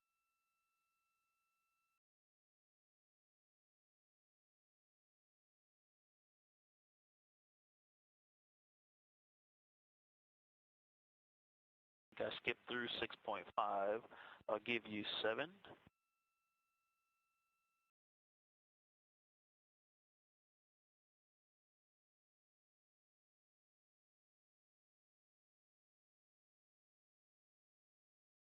All right, stand by for 7 degrees wide. ICPS is 7 degrees wide. Hack 2245.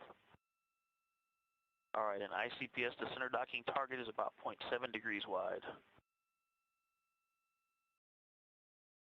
Next hack is 7.5, correct? All right, 7.5, hack.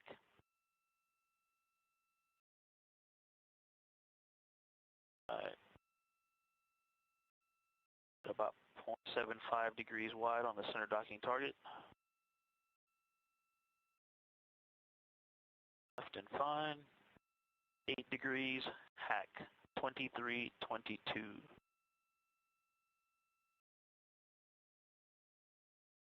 All right, I'm going to transition to center docking target. 0.8 degrees wide. The next action will be course and 6 outs when it's 1 degree wide. Something floating to the right of ICPS. Did you see that float off the screen on camera view?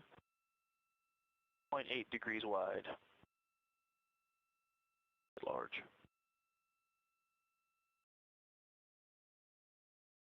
All right, I'm going to course. 9 degrees. 1 degree wide. Here comes 6 outs. 1, 2, 3, 6 outs. Houston, 30-meter braking complete. Copy. This view from Orion's docking camera looking at the interim cryogenic propulsion stage. They have completed their 30-meter braking and are flying in towards 10 meters away.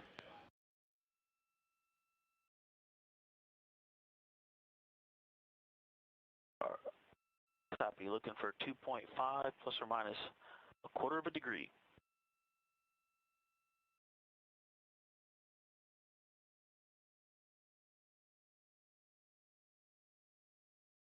All right.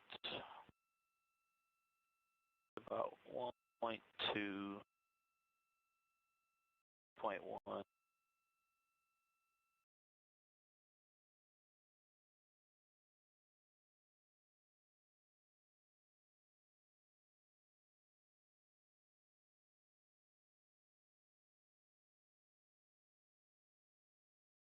This view from the docking camera is a zoomed-in view at this time. Again, we are coming in, we were at 30 meters, moving in toward 10 meters away from the interim cryogenic propulsion stage.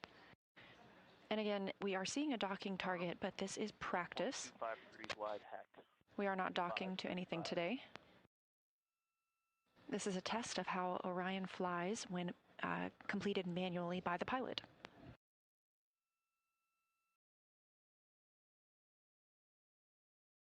It's definitely worth it.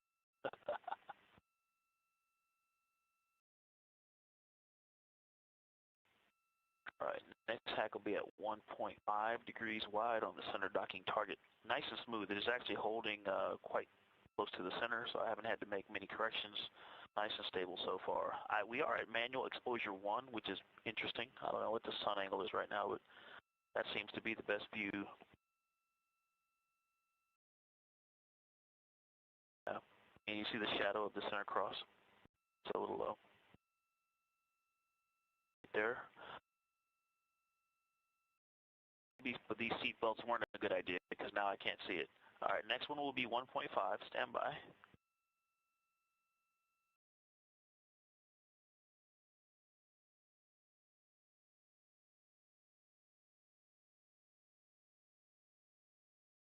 Back 1.5 degrees wide at 2650. And at 2.5 plus or minus a quarter of a degree, it'll be course 4 outs.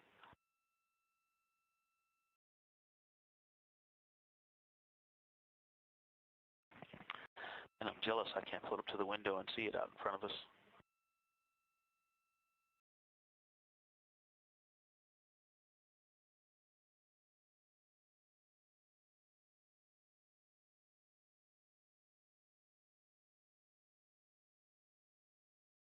Up on a 1.75 degrees wide. This view inside Orion as the crew is using their iPhones to take pictures out of the window of the 1.75 degrees wide at 2740.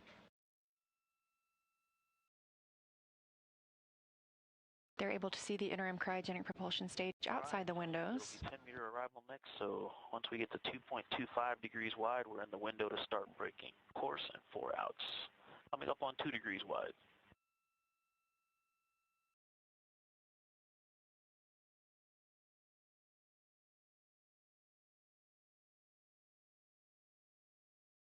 Degrees wide. Back 2820. Center docking target is 2 degrees wide. Standing by for Orion to arrive 10 meters away from the ICPS. Copy. I'm going to go ahead and go to course now.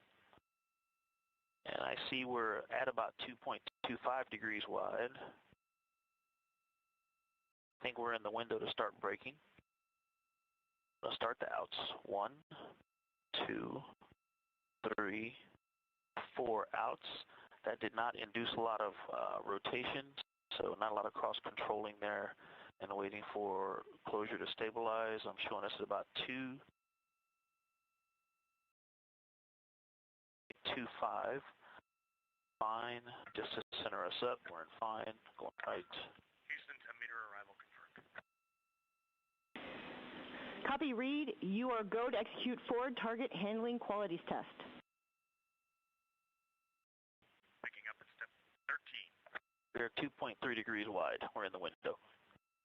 The crew is now moving into some precision translation. Copy. We are within 2 degrees, definitely. I could do 1 or 2 things, but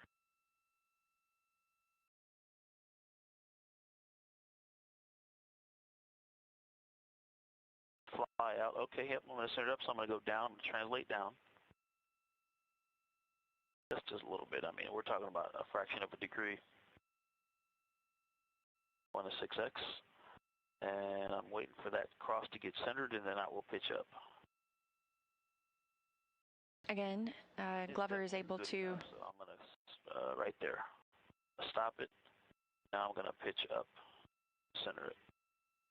Glover is using the docking camera on Orion, looking at the ICPS that you see in the left of your screen. That was very easy to do, and I show us as a flyout complete. Copy. Houston, angular alignment complete, ready to begin fine handling qualities test. Copy. Copy.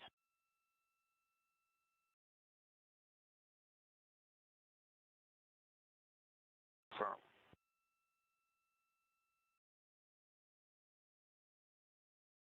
Fine. 3x zoom coming. This is a zoom view from the docking camera on Orion. Fine.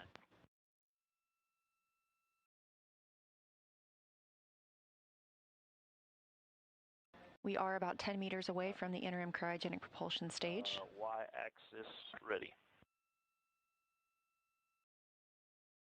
Start in the center, and we're out and fine. Okay. Be a little opening. Back to center laterally. Okay. Yeah, 2.75. Yeah, I see opening. Okay. So we're centered. 1, 2, 3, left pulses. Good motion. All right, there's a half a degree, good motion, a little bit of down or up in on ICPS. And there comes 1, 2, 3 to null, about a tenth of a degree overshoot. We're looking pretty stable right now. We did have some upward motion on ICPS. I'm going to correct that out as well.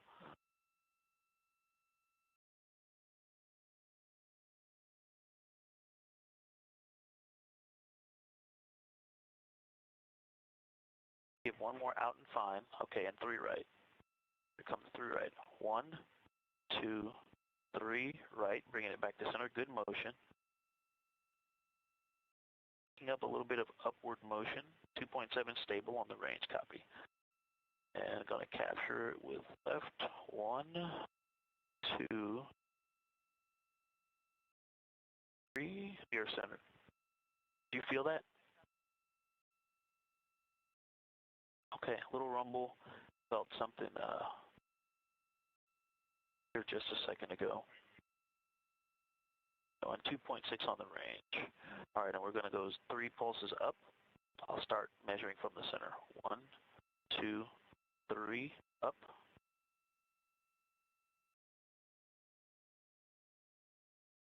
Center, and we'll null 1 degree low. Overall, the control is very responsive. Not sure if it's the dead banding half a degree good motion, but I am doing a little bit more lateral correcting to keep it centered. And there's 1, 2 to catch it. A tenth of a degree overshoot. We got some lateral motion build up in there. I'll go left to correct that. All right, 3 downs to bring it back to center. 1, 2.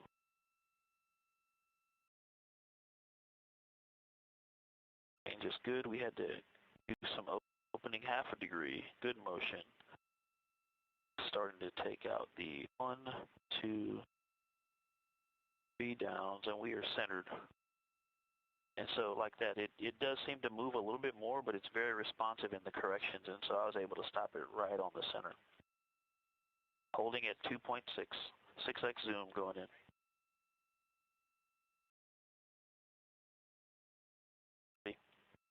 All right, half inner circle for 60 seconds.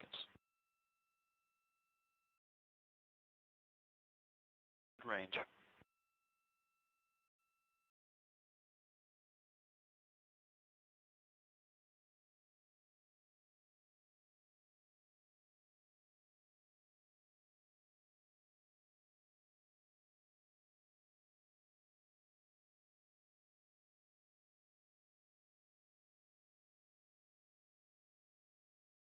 Copy.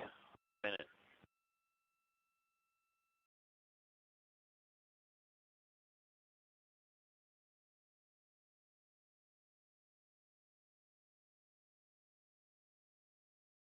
Copy. 15 seconds until center on center.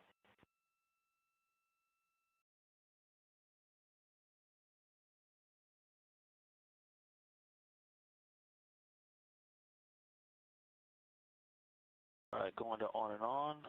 A higher gain there, definitely requiring some control, some more frequent control inputs. Stable there now, trying to minimize inputs and see if I can hold that stable. Copy.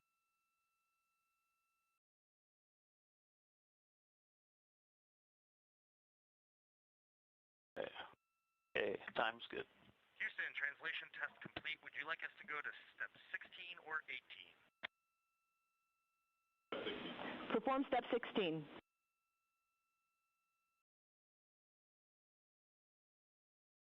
Okay. Big step is fine. We're holding at 2.5.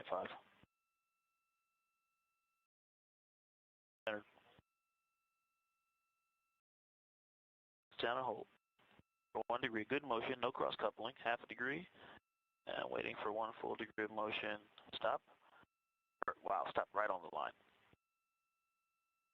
No cross coupling, good motion. There's half a degree. Going back to the center. That's very responsive.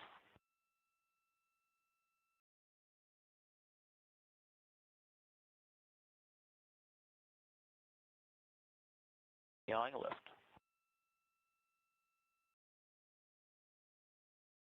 Half degree. And stopping it right on the vertical grid line. We had a little bit of a translation. Going back, yawing right, good motion, cross coupling, half a degree. Back to the center line, stop. Very, very nice control in the rotations. Left to confirm motion.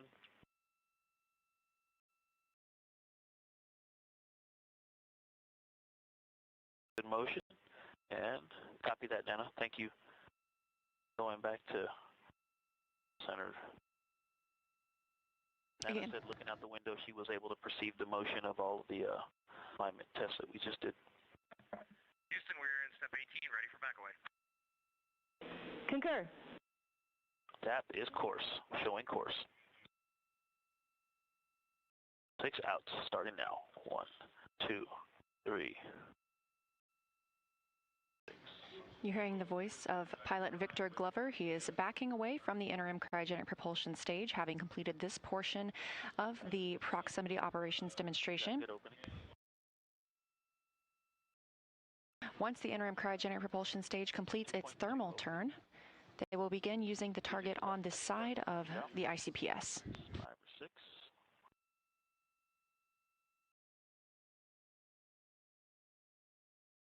All right, picking it back up at 4. See the cross. 2 is pretty better picture. Glover is also able to control the brightness of the screen and of the docking camera that you see. Again, we are not docking today. This is a test of how Orion flies when done so manually and helps us prepare for future Artemis missions. We did see the crew move in all the way to 10 meters from the ICPS. They are now backing away as was planned. The interim cryogenic propulsion stage will make a turn, and then the crew will fly in again and conduct some similar tests with a side docking target. That's about 7. We're just over 4 hours since launch today, a very busy day for the crew. We're coming up on 1.5, going course.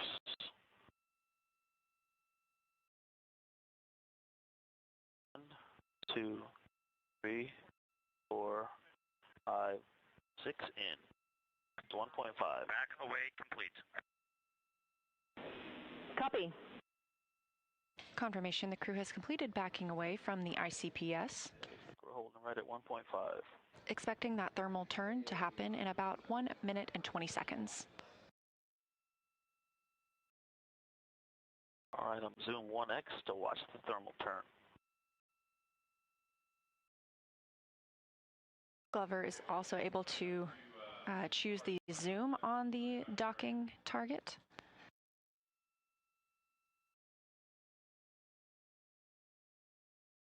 This view on the left will allow us to also see the thermal turn. Copy.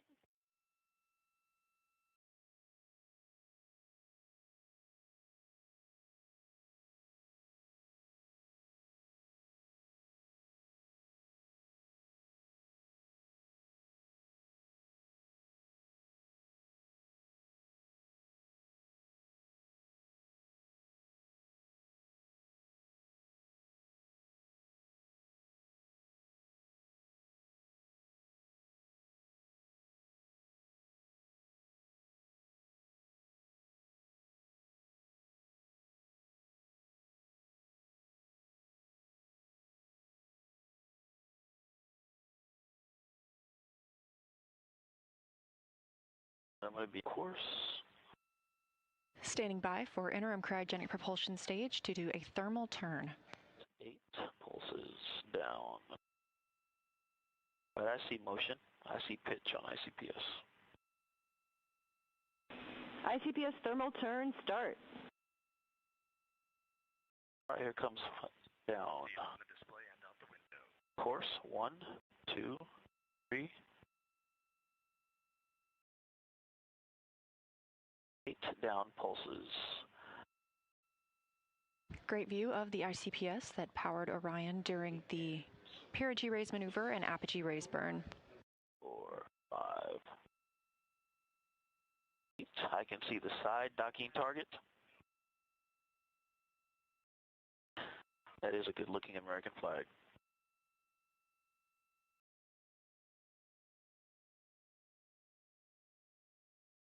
Copy.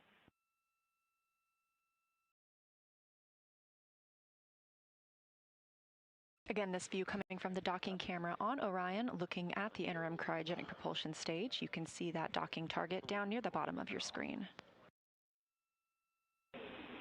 ICPS thermal turn complete. Copy that, Amy. We'll start working our way down. Reminder, we are not docking today. This is a test of how it feels for pilot Victor Glover to manually fly the spacecraft. He's using the zoom feature on the docking camera to get exactly the view he wants as he prepares to move in and around the ICPS.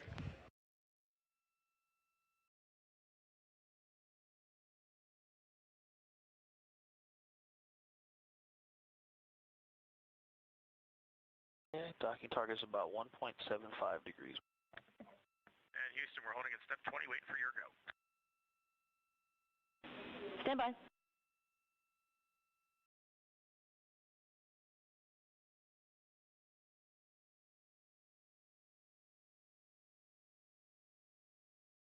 We're almost to 2 degrees wide. And I just don't want to lose this in the data, Amy. The separation was way back when we separated from ICPS. It was very aggressive. Integrity, you are go for approach to side target to 15 meters and to execute handling quality test.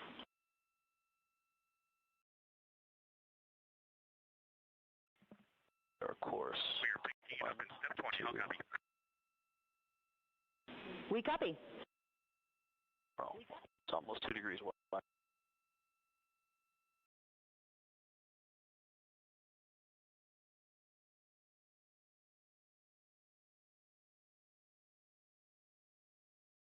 Course, almost to 2 degrees wide, and here comes 4 outs. 1, 2, 4.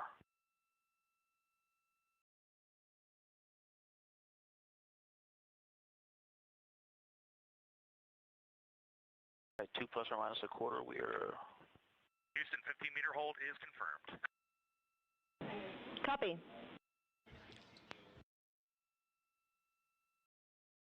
Orion is now 15 meters away from the interim cryogenic propulsion stage. It's a couple outs. They will not move in any closer. They're going to continue piloting the spacecraft. 3 left coming in now. 1, 2, 3. Good motion. Lateral, we might have a tad bit of closure and coming right to 2.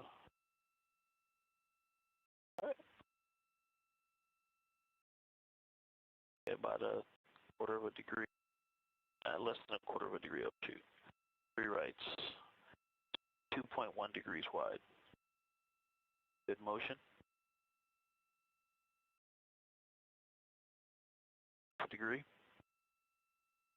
All right, here come the lefts to stop it. 1, 2, 3.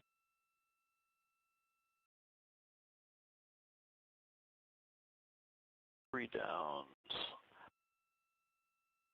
2, 3. Start measuring from the center. There's center. Good motion.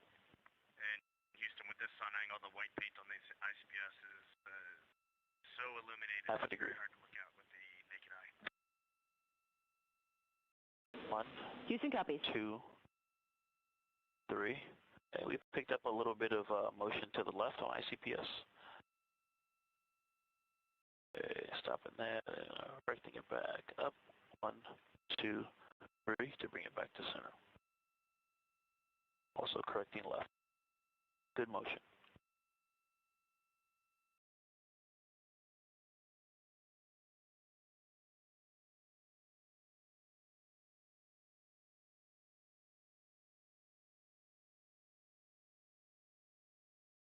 "46 minutes since the start of the proximity operations demonstration. 1, 2.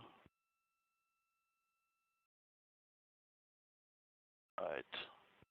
2.1 degrees wide.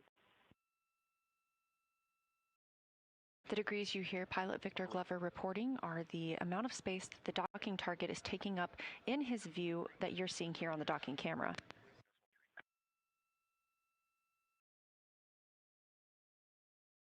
Copy.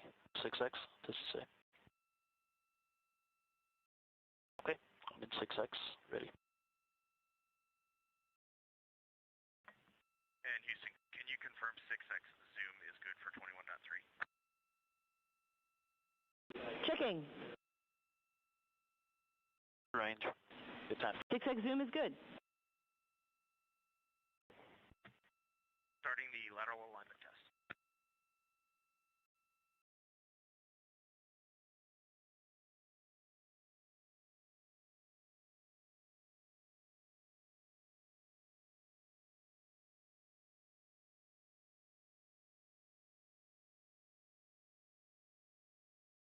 All right, good range. Just inside 2, just inside 15 meters. Gain inputs, not doing a whole lot of commanding. It's holding quite steady. When I'm not doing anything, it's holding nice and steady. The camera and the vehicle are holding steady. It's almost at the center. We'll get set up for center on center. Cross over, docking hatch cross.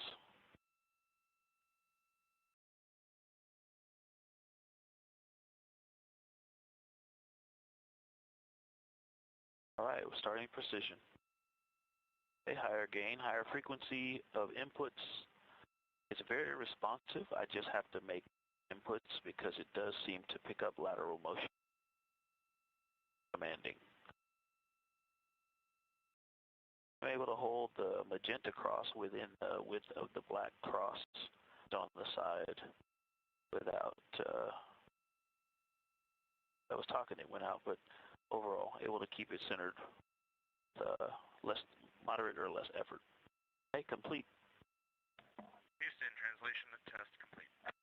Very precise control. That you Copy, and you are go for the multi-axis test. And Reed, you are coming in much lower volume than Victor. Okay, I will speak up in the cabin mic. That's better, thanks. Again, pilot Victor Glover on the left side of your screen is manually piloting the spacecraft, executing the 6 degrees of freedom, translating forward, backward, left, right, up, and down, and rotating the pitch, yaw, and roll of Orion in relation to the interim cryogenic propulsion stage.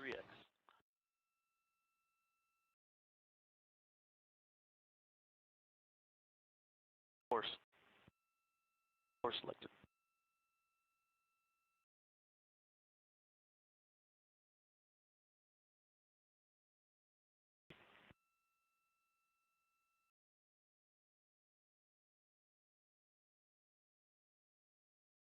RHC right on THC. Ready?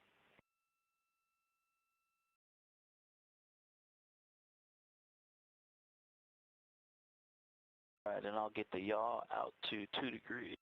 Okay, it's there. It range, it's just side of 2.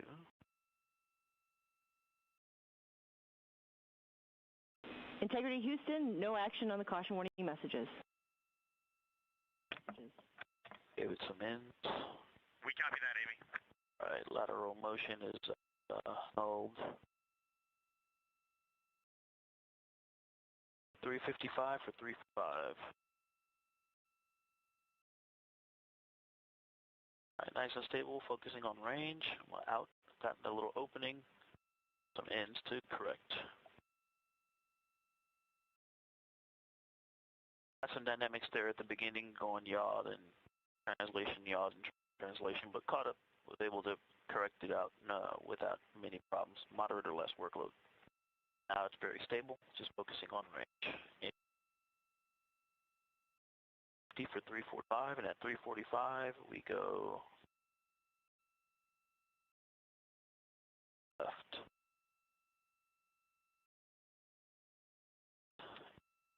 50 for 345.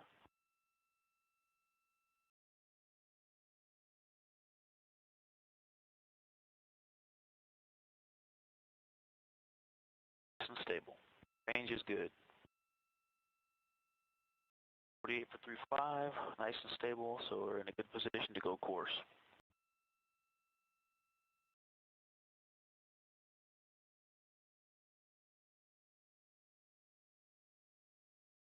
The crew is on the timeline and about 2 minutes away from their multi-degree of freedom yaw test. 7 for 35. 6.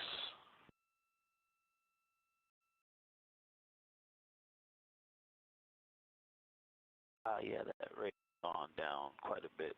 35, there's pick tap course. The yaw rate had dropped off a bit.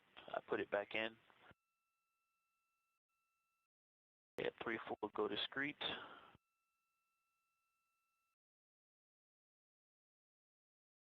42. Right, coming up on 3.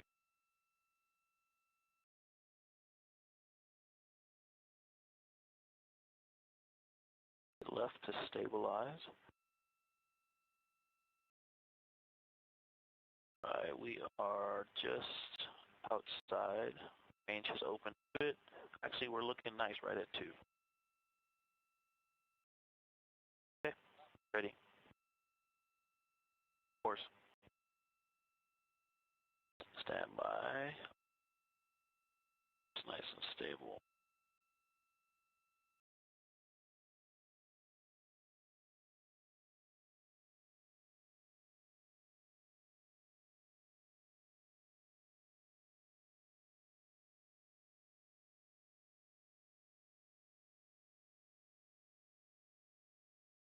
Take it out of course and just go fine to try to know a little bit. Oscillating around centered. Okay, I'm ready. Pick that.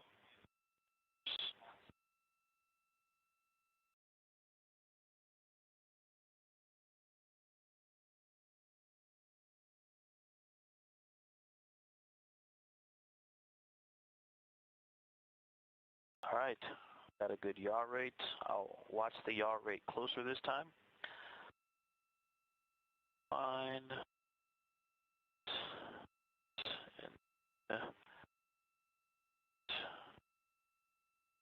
okay.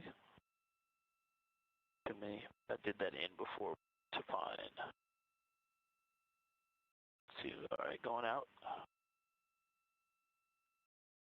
Course out.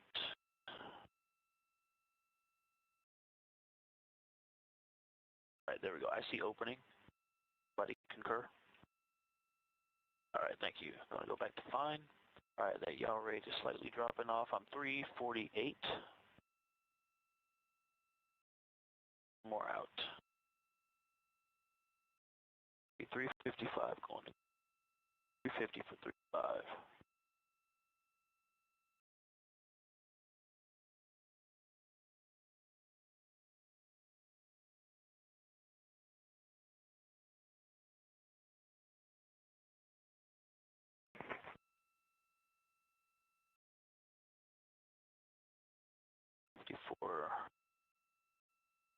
All right, there's pick course. 2.1.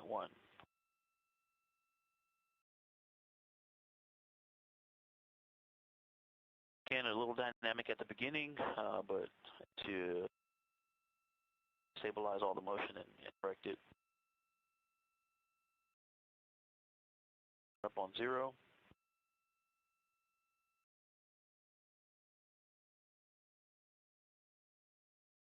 Oh yeah, you can see the some of the coating on the fabric on the behind the docking target moving as we All right, we're stabilized, about 1.75. Houston, y'all multi-axis test complete. Copy.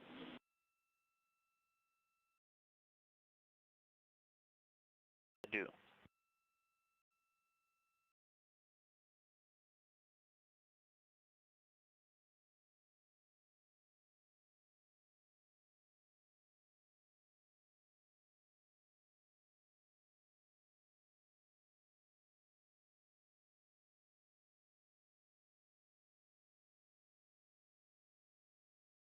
Okay, I think we've stopped the opening.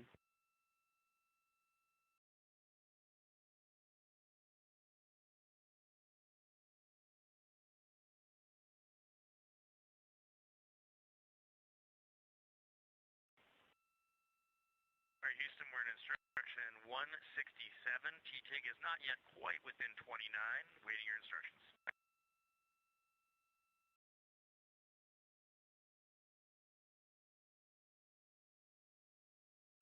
Reed, ready for you to go to instruction 169. You are go for the multi-axis maneuver biased tail to sun.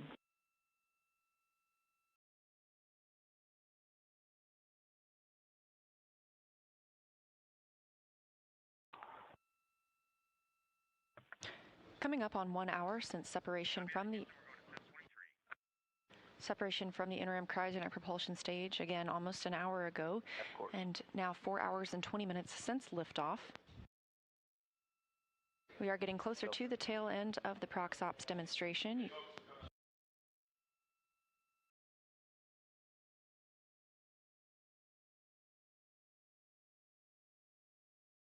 Again, during this demonstration, Victor Glover, the pilot aboard Orion, was manually piloting the Orion spacecraft in relation to the interim cryogenic propulsion stage. You can see that ICPS on the left side of your screen, and that ICPS visible through the docking camera. 1.75.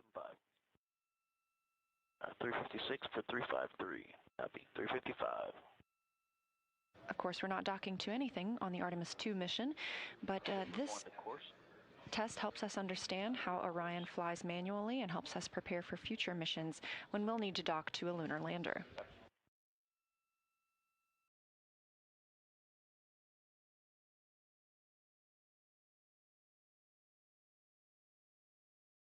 The commands Glover has been sending to... I did have to throw another yaw in there to keep it at 0.2, yeah. Overall, guys, this flies very nicely. Copy. 347 for pulse.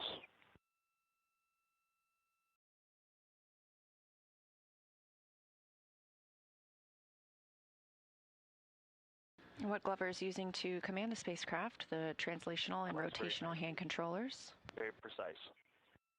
3x set. Set 358.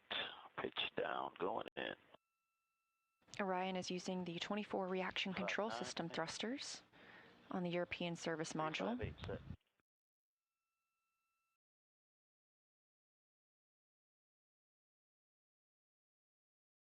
All right, going back to center. So course, then getting the docking count, target back to center. Focus on being stable. Now, the thruster firings are a lot less aggressive than I thought it would sound or feel, like driving on a gravelly road. The response is quite immediate. Not all the axes are even. Roll is very, very slow, but pitch and yaw are very snappy and responsive. And when you have the zoom set right, you can see very small motions, and so translations are all quite tight and very nicely balanced. Houston, are you ready for the ATP for depart tail sun? Affirm.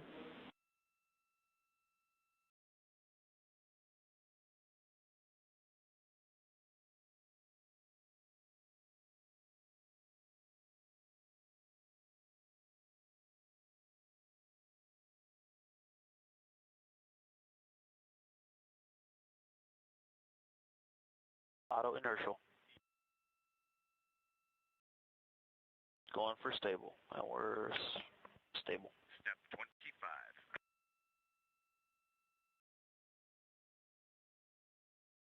Currently, Orion is about 15 meters away from the interim cryogenic propulsion stage.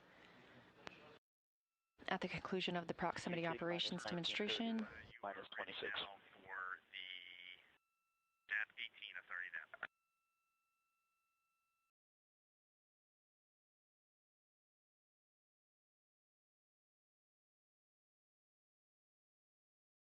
And Reed, please repeat. Holding on instruction 185, just want to make sure you are ready for DAP 18 and go for departure. Go for DAP 18 and go for departure. Copy, Houston, that's in word. Capcom Amy Dill calling to the crew. They are go for departure from the interim cryogenic propulsion stage. 3 outs. Houston, integrity departure initiated. Copy. Orion is now backing away from the interim cryogenic propulsion stage. The proximity operations demonstration is complete. Coming up next, we will have the upper stage separation burn, providing distance between Orion and the ICPS. Oh, wow, look at that. Wow.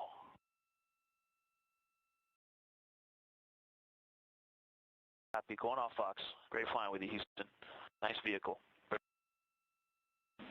Great job, Victor, and to the entire crew, and we enjoyed your excitement at seeing ICPS out the window.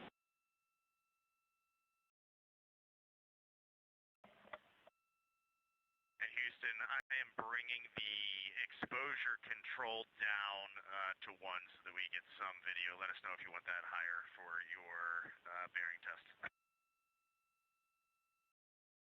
Setting of 1 is good for us.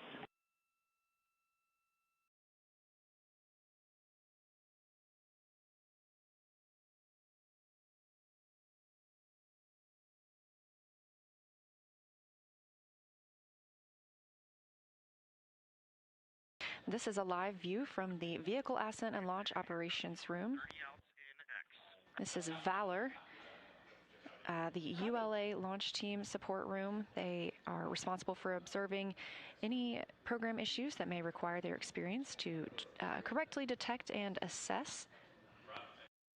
They've been monitoring the health of the ICPS prior to launch. Houston, no action on the cautions.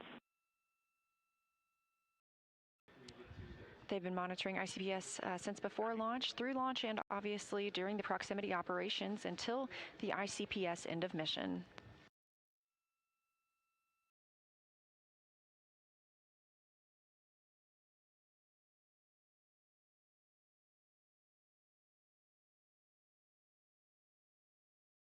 Back inside Orion, we are expecting their upper stage separation burn. Again, that will take them away from the interim cryogenic propulsion stage very shortly.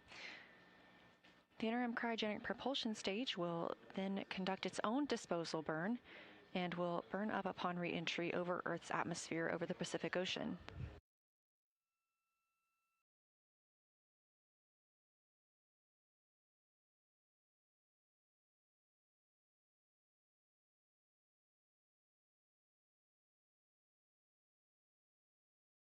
This view of the interim cryogenic propulsion stage. Copy.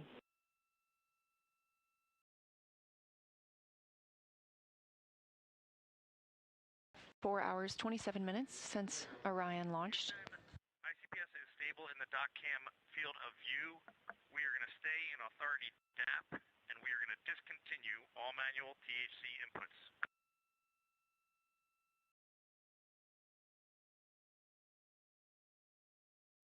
Copy, Reed. Please take DocCam exposure to 0, wait 20 seconds, and then take back to 1.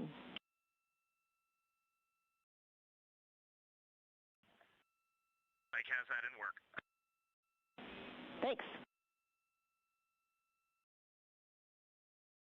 As you heard Capcom Amy Dill ask the crew, they are able to control the exposure that we see from the docking camera. down on the bottom right side of your screen as the interim cryogenic propulsion stage gets farther and farther away. That's actually Orion backing away from the ICPS, having recently completed the proximity operations demonstration, during which pilot Victor Glover manually flew Orion.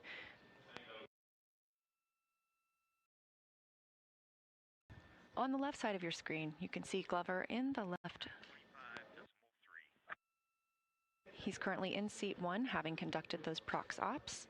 And on the right is NASA astronaut and commander of Artemis II, Reed Wiseman. And Houston, here comes the ATP for our Pod 2 coast. We're ready.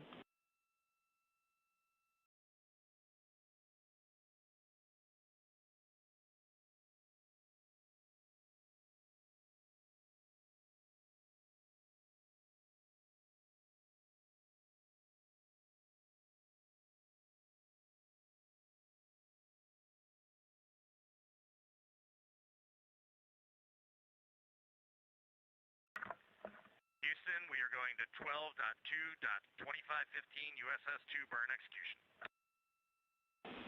We're with you.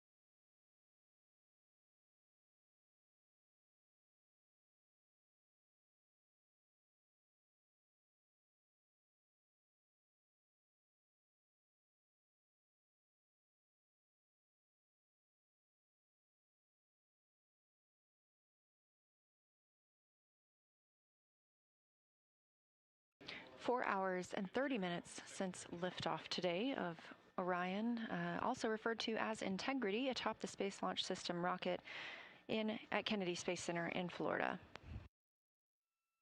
The crew continues to back away from the ICPS, the interim cryogenic propulsion stage that was used for the perigee raise maneuver, and the apogee raise burn that put them in the high Earth orbit where they're at now.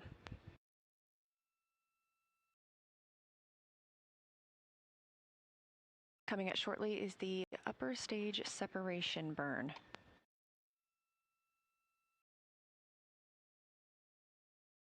Upper stage separation provides what we need to distance Orion and the interim cryogenic propulsion stage even further. The ICPS will have its own disposal burn. Houston, for awareness, 2 minutes until ICPS maneuvers.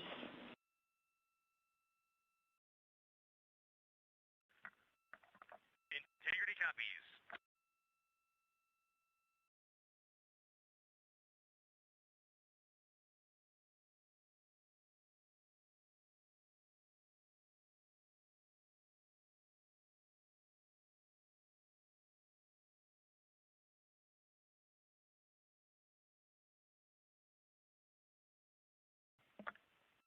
Houston, we're checking with you in step 4, burn config ATP.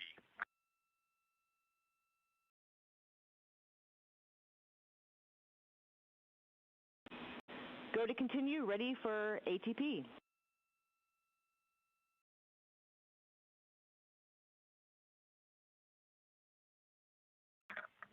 Houston, ATP burn config is go.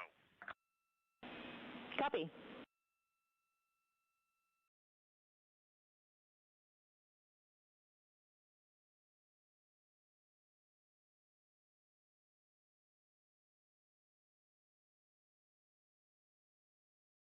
This view live in Artemis Mission Control here at Johnson Space Center in Houston as the Orbit 1 team continues monitoring the flight of Orion on the Artemis II mission. We've just completed the proximity operations demo, during which pilot Victor Glover manually flew the Orion spacecraft, the first time anyone has done so.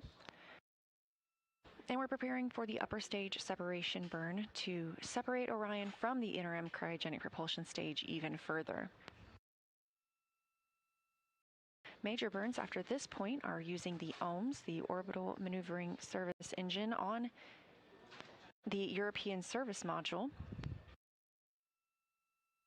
There are also some 24 reaction control system thrusters on the European Service Module.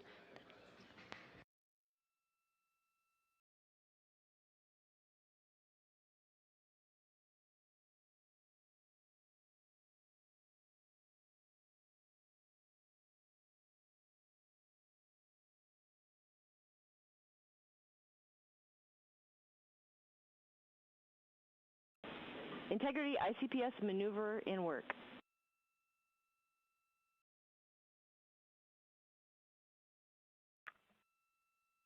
Integrity copies. The interim cryogenic propulsion stage making an additional maneuver ahead of the USS-2 burn. That USS-2 burn coming from Orion. The ICPS will have its own disposal burn and will burn up upon re-entry over the Pacific Ocean.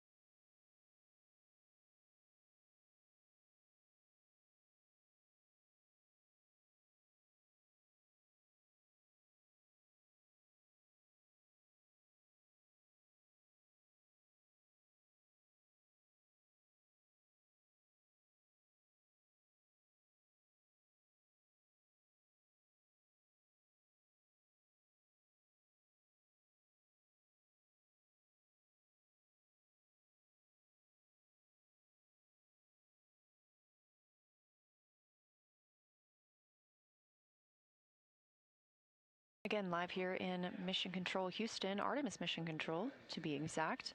Just down the hall from the International Space Station Mission Control Room, also flying with humans aboard 24 hours a day, 7 days a week.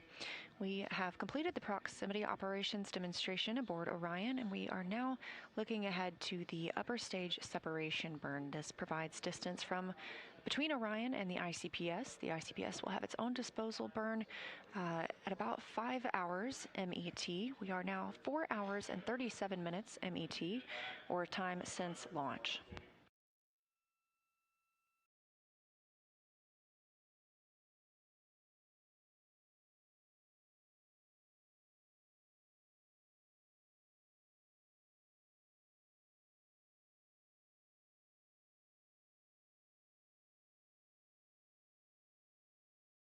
It's been a long day for the crew aboard Orion, and they still have a few tasks to complete before they can go to bed tonight. Of course, we'll have the upper stage separation burn that they will need to monitor. They'll continue doffing and stowing suits. Houston's here. Can you confirm what status you want us for suit drying? Checking.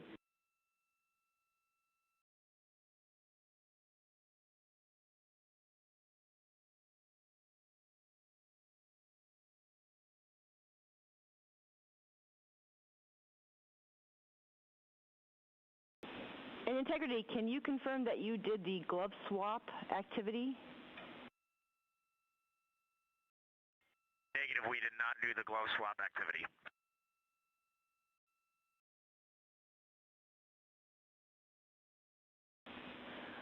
All right, when able, you can do the glove swap activity, and then we'll need a 15-minute timer, and then we'll be ready to terminate suit drying.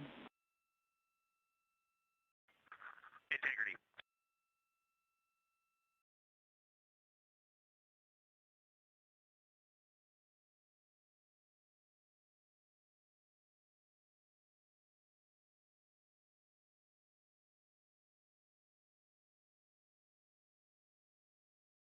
Solar arrays are now in motion ahead of the USS 2 burn, the upper stage separation 2 burn.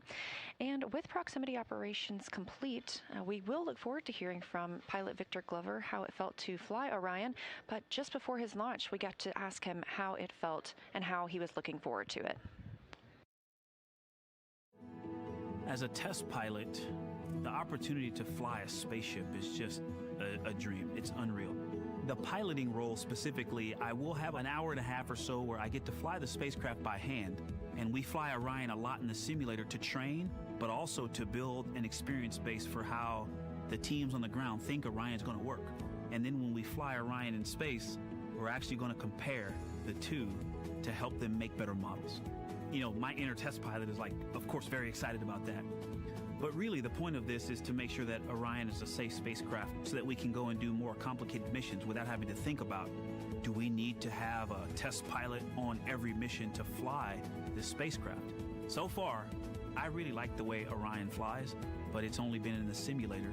And so the ability to fly one actually in space on a test mission is just a really unique opportunity.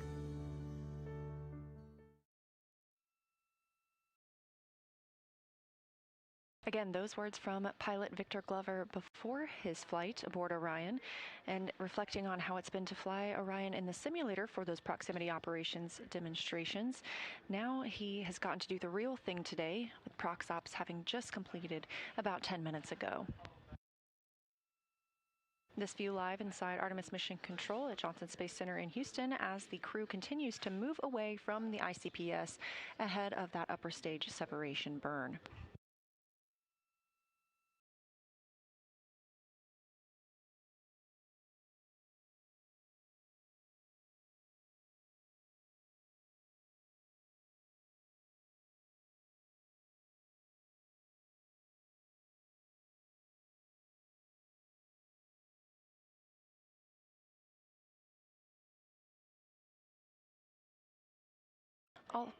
All four solar arrays are now in position ahead of the upper stage separation burn. Integrity Houston, we are checking on those cautions.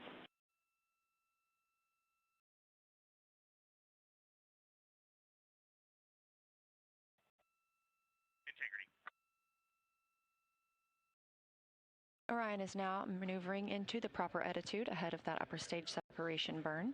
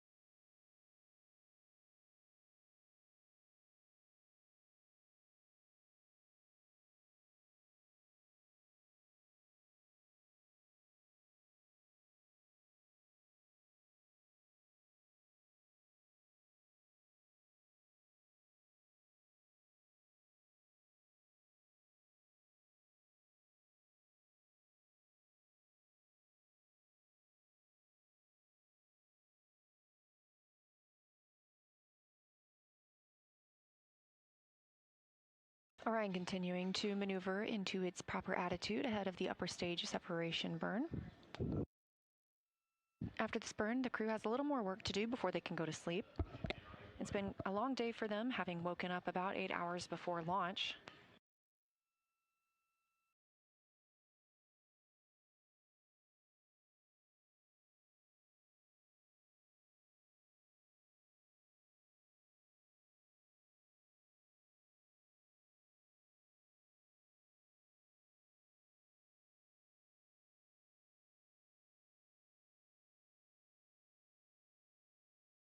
The crew aboard Orion will continue stowing their suits and configuring the cabin as they need it for the duration of the flight. At Integrity Houston, those caution warning messages for prop were seen on manifolds being used for maneuver to burn attitude. Still go for USS-2.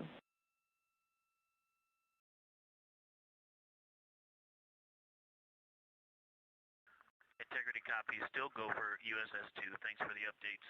And the crescent Earth from almost 20,000 miles looks amazing. Thanks for that report.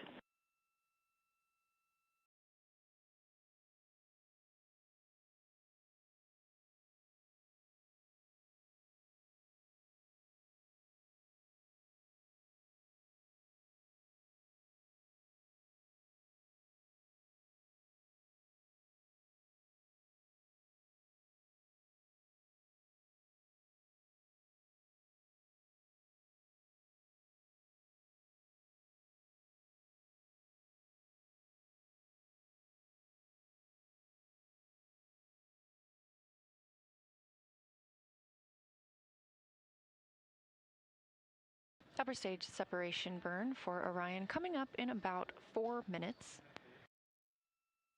We're now 4 hours and 46 minutes since liftoff. This view coming live from the spacecraft, looking at one of the solar arrays.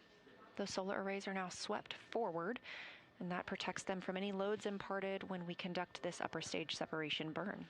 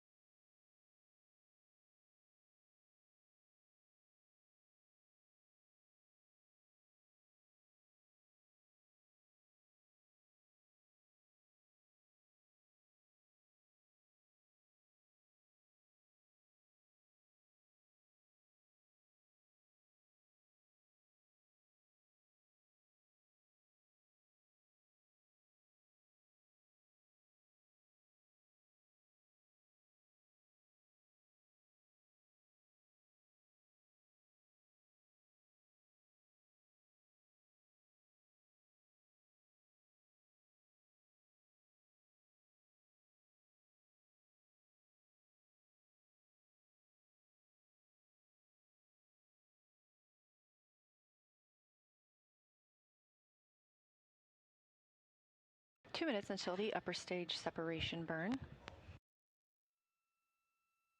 This will be the last burn of the evening. The crew will continue stowing their suits. They'll configure the cabin.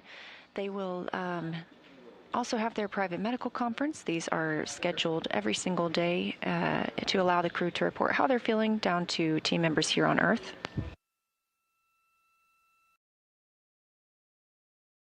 Then they'll get into their pre-sleep and their sleep for the evening. They will only get a few hours of sleep to start. They're going to wake up essentially in the middle of this nap for the perigee raise burn. That burn will set us up for translunar injection tomorrow. A translunar injection burn is what will commit us to flying by the moon and also serves as our deorbit burn.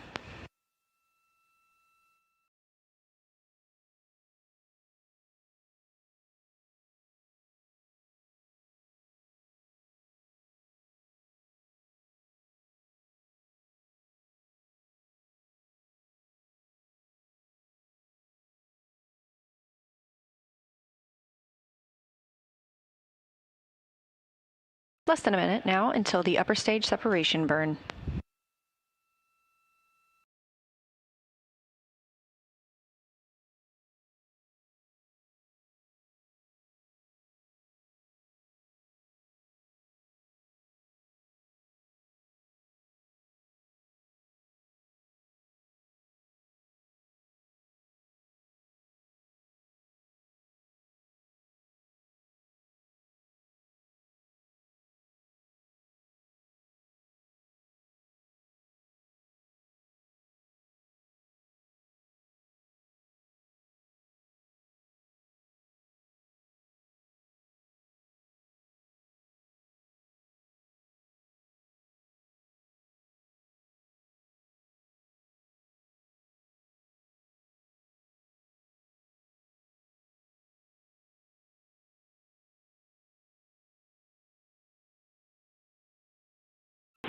Integrity Houston, no action on the OMS caution.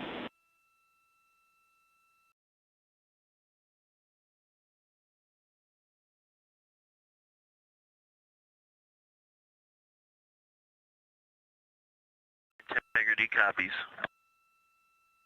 And we have confirmation of the upper stage segment burn start and complete. Very short burn. And Integrity Houston, no action on the RCS prop cautions. Let's taking a look. Okay, copy. And we show about 10 seconds to go on a trim burn, and that is looking good. Attitude is stable. Copy.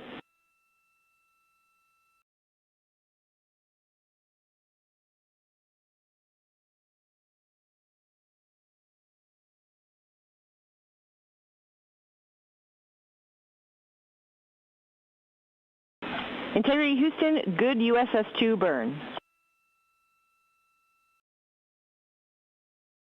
Integrity copies, good USS-2.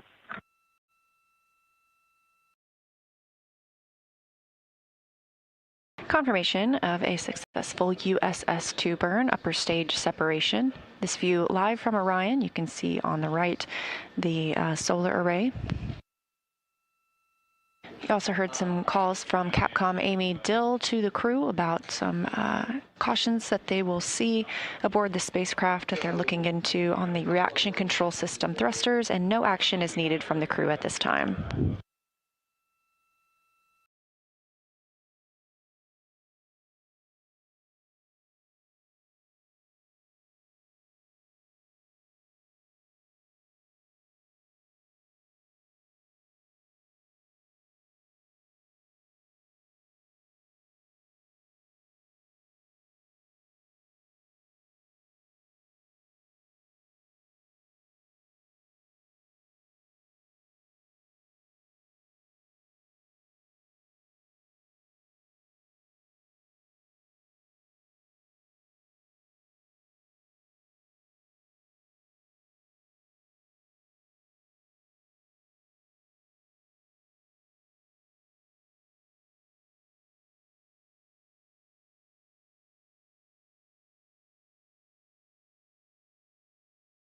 Houston Integrity and procedure 12.2.2515 USS-2 burn execution. Confirm you will complete remaining post-burn reconfig, and we will exit the procedure.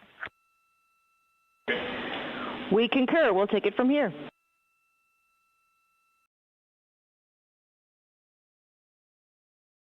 Thank you.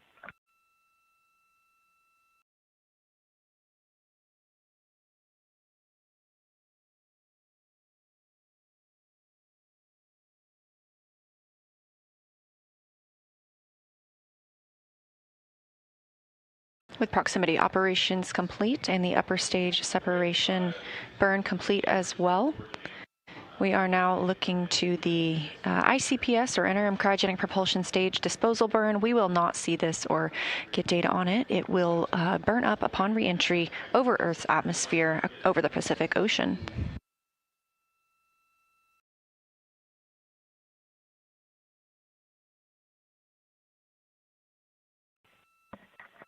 Houston Integrity, I'm going to request to suppress the CMA 300. Copy and checking. And Reed, we will suppress from the ground the CMS 300 caution.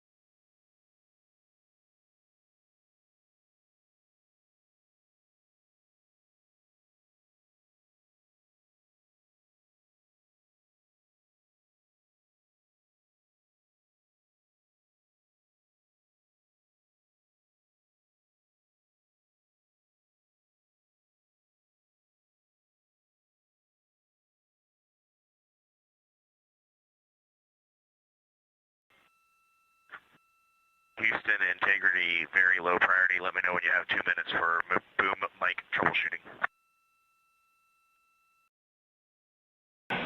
We have the time. Okay, Amy, as we're learning how to use this mic, I'm talking in a conversational level with the mic about a half a centimeter from my mouth. How do you hear me right now?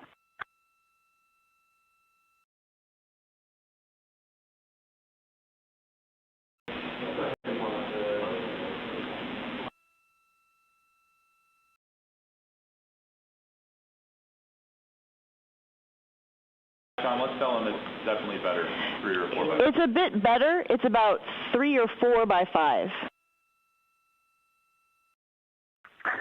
Okay, Amy, and now I am talking to you with the tip of the boom mic pressed against my upper lip, so I have lip contact on the mic. How's this now? 5 by 5. Okay, I will let the crew know. Thank you. We copy.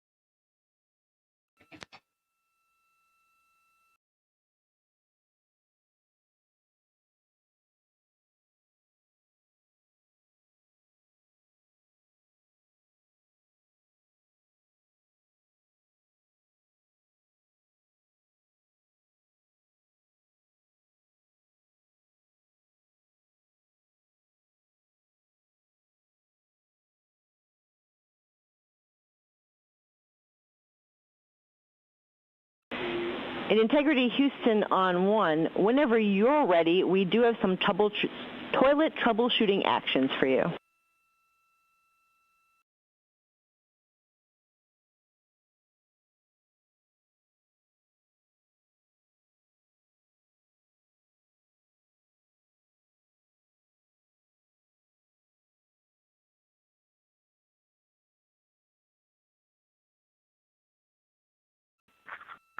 Okay, Houston, we copy on toilet. We have 1 stowage delta for you. Let me know when you're ready to copy.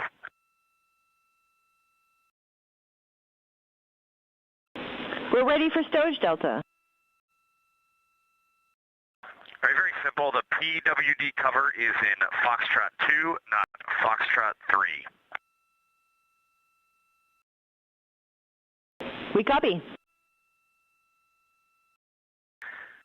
Okay, Amy, just give us about 2 minutes and we'll be ready for the toilet orders.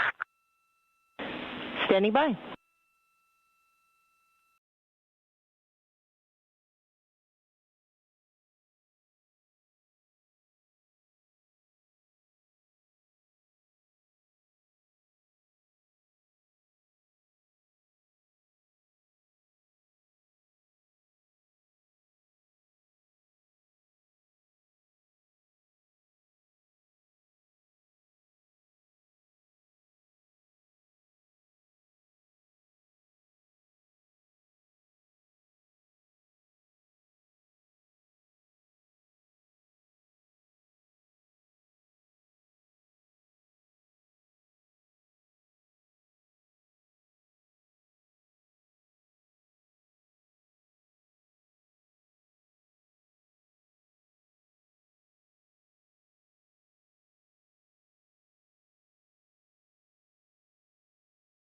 And we have confirmation that the interim cryogenic propulsion stage burn has started. Again, this is a disposal burn. The ICPS will re-enter Earth's atmosphere and harmlessly burn up over the Pacific Ocean.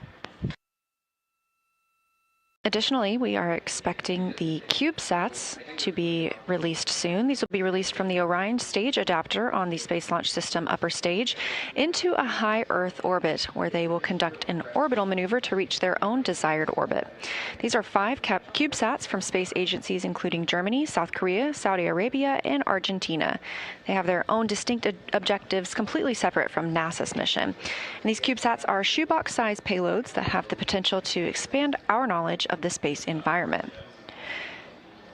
The German Space Agency, or DLR's Takeles CubeSat, will measure effects of the space environment on electrical components to inform technologies for lunar vehicles.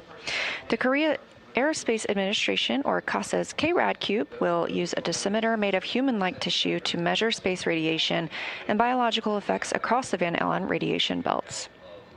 The Saudi Space Agency's Saudi Geomagnetosphere Satellite, or SHMS CubeSat, will measure space weather at a range of distances from Earth. And Argentina's Comisión Nacional de Actividades Espaciales, or CONE, has a CubeSat called Etna, which will assess radiation shielding methods, measuring Earth's radiation spectrum, collecting GPS data, and validating a long-range communications link. By working with other countries to fly these, Houston's here. Hey, Amy. Without knowing what's going on later this day, how important is the 4K encoder setup? Checking.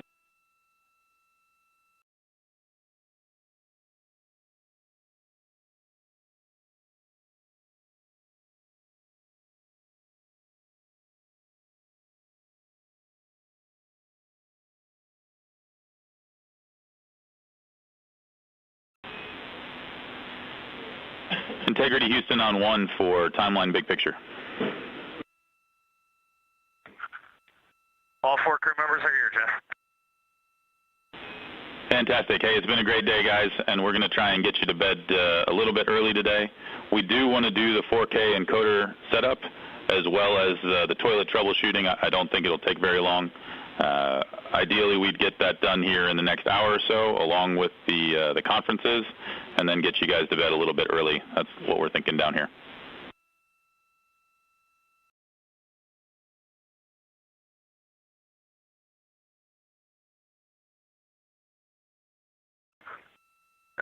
Jeff, that all sounds great to us. I have a couple pieces of information if you have no further updates.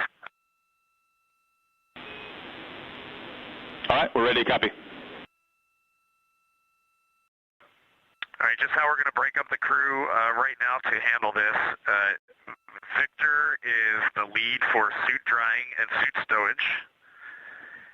And we show that we have had glove swap for about 15 minutes, so we could probably move on there. How copy? We copy. Okay, Jeremy is going to be the cabin config supervisor. He is going to get into cabin config, but as his first activity, he is going to get a power chain set up with the Cobalt brick, and then he will work 4K encoder, and I will help him. How copy? We copy.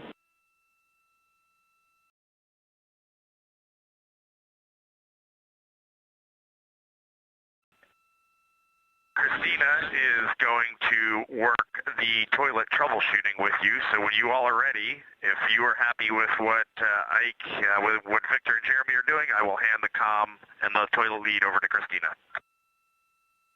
Copy. Stand by for data rate change.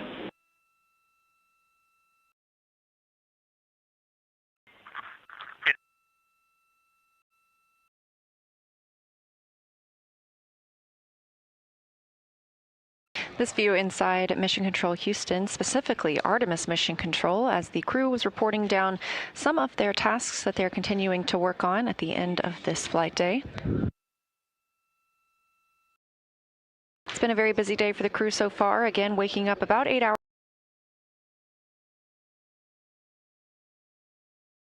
before liftoff, which was now 5 hours and 5 minutes ago. After a successful ride to orbit, they saw the perigee raise maneuver, the apogee raise burn, and got into the proximity operations demonstration. They then conducted the upper stage separation burn to depart the interim cryogenic propulsion stage. That's put us into our current configuration. The crew is working inside the cabin to configure it, to configure where they will stow their suits, and we'll eventually get into some pre-sleep and sleep opportunities before the apogee raise burn in the middle of the night.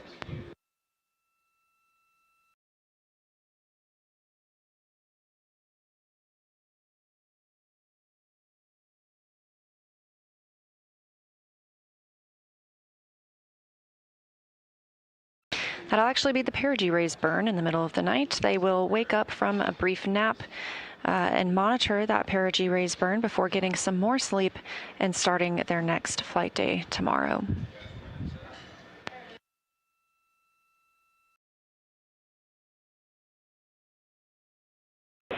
Integrity Houston, back with you.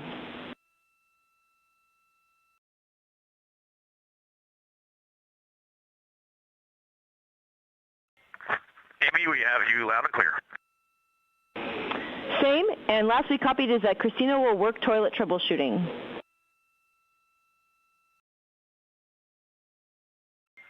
That's a good read, and I'm ready for those words when you are. Okay, Christina, first, we do not think empty oxone beads were installed for launch, so we do not suspect a blockage. We think it could be a priming issue. So the first thing we'd like you to do is to verify the toilet air filter barrier is removed. And I have a step number from toilet setup and activation procedure if you need it. Let us know when that's complete, and then we're going to power cycle the toilet from the ground and have further steps for you. Okay, I copy all. Before we continue, are we go to swap the suit drying? And correction, are we going to terminate the suit drying? Go for suit drying termination.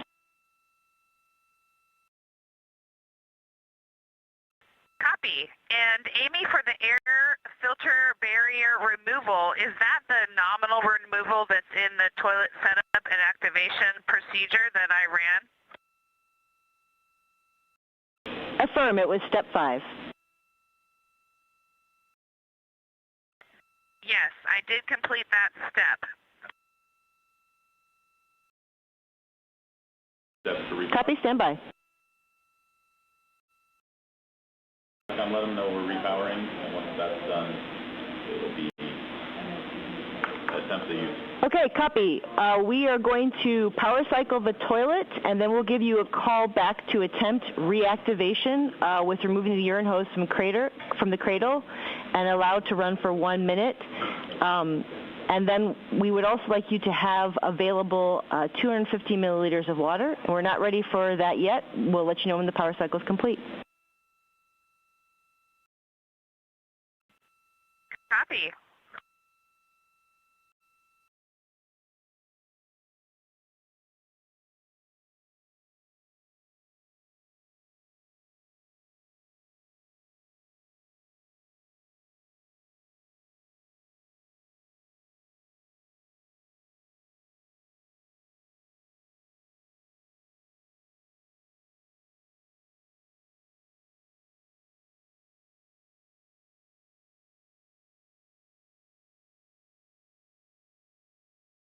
Crew aboard Orion, specifically Christina Cook, NASA astronaut and mission specialist, continuing to troubleshoot the issues they saw earlier with the toilet. The teams here on the ground are relaying up instructions on how to resolve that situation.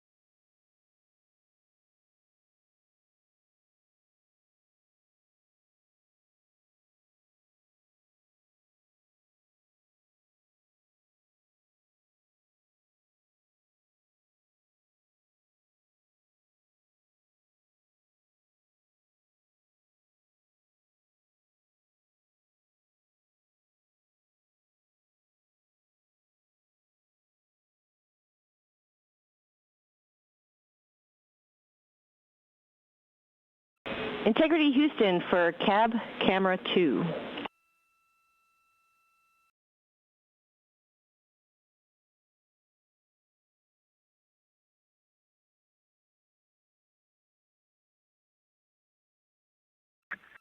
Go ahead.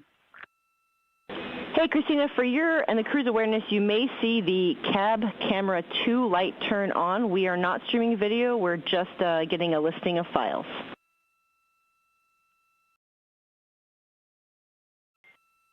Copy.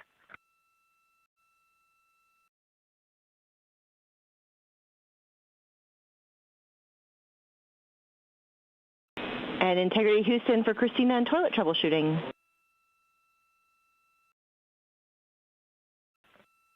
Go ahead. Okay, Christina, we're ready for you to attempt reactivation of toilet by removing the urine hose from the cradle.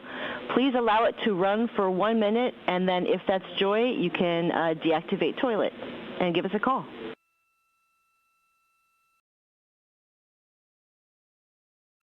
Copy, and understand I'm not putting the water in the funnel at this time. Correct. Not yet. Not for this time. In work.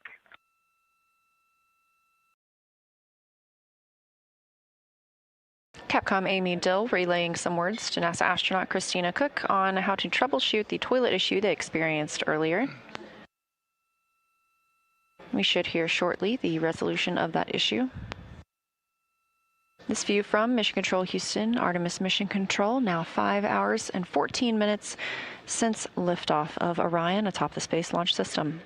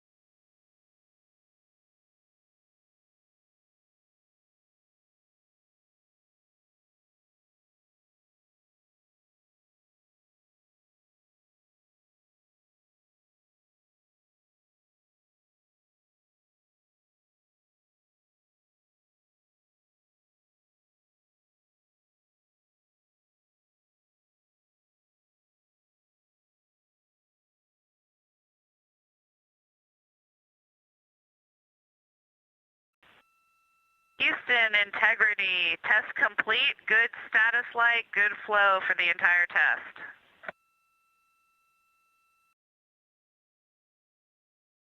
Okay. Good news, Christina, and we are discussing next step. Stand by.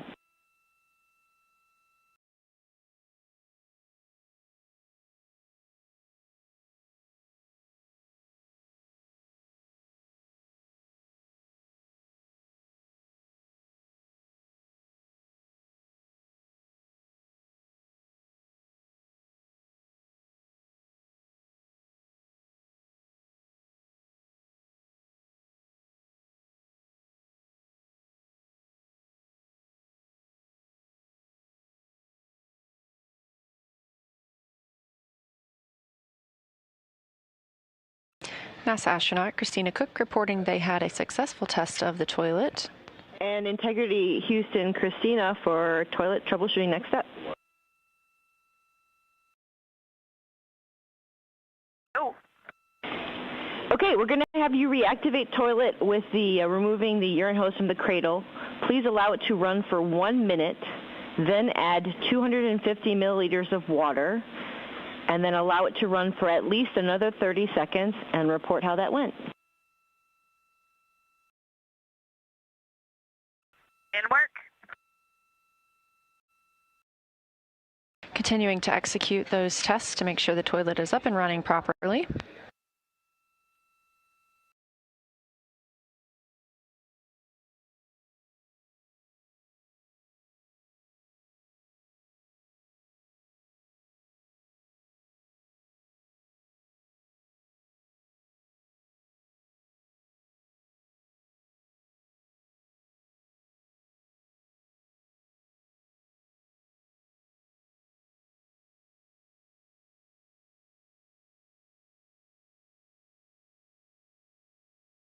Also on the timeline for the crew tonight is an AGA reading, or an anomaly gas analyzer checkout. They will test the air inside the cabin. They do this a couple of times a day to make sure that the environment inside the Orion spacecraft is as we expect. Again, this is the first time we've ever flown humans aboard Orion. It is a test flight, and so we're testing every single specification possible in preparation for future missions.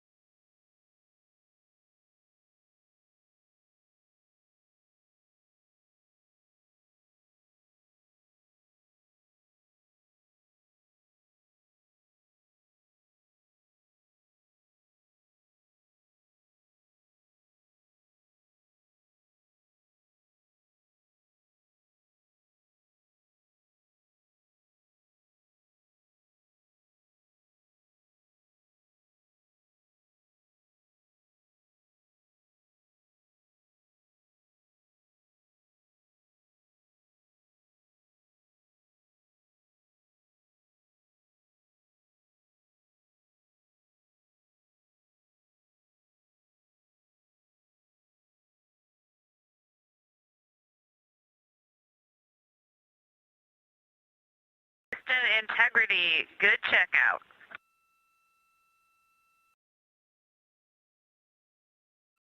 Okay, excellent news, Christina, and we are discussing if there's anything further we need.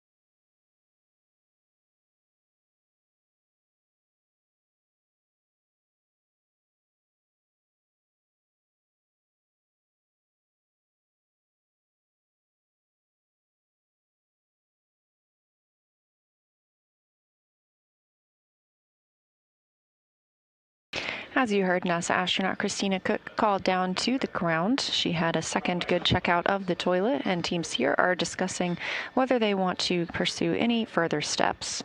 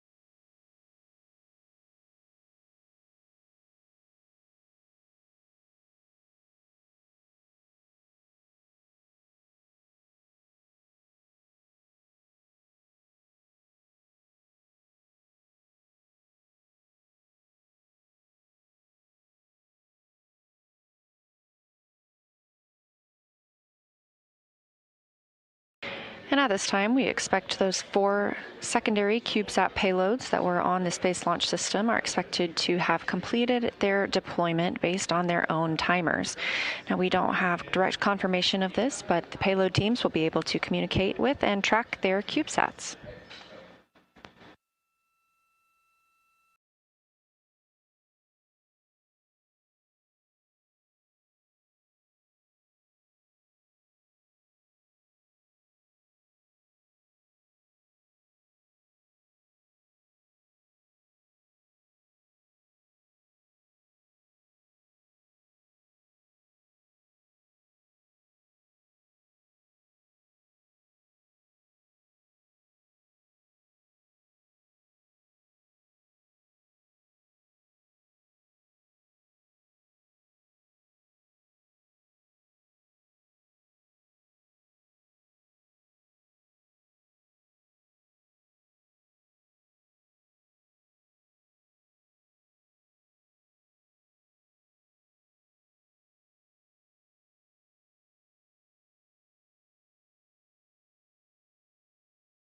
Integrity Houston for toilet status.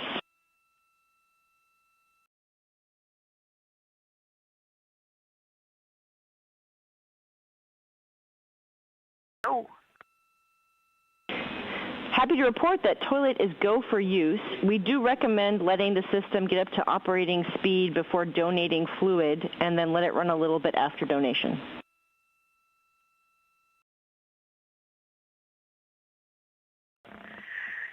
We are cheers all around, and we will do that. Regarding the same, we have 1 CCU that will need to be emptied.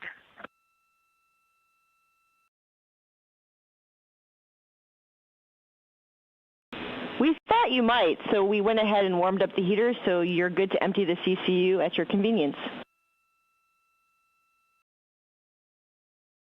We copy all. Thank you.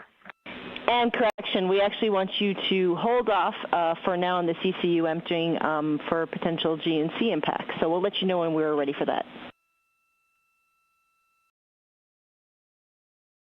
Understood. further confirmation from the ground teams and crew that the toilet issues have been resolved and that the crew will be go to use the toilet as normally planned.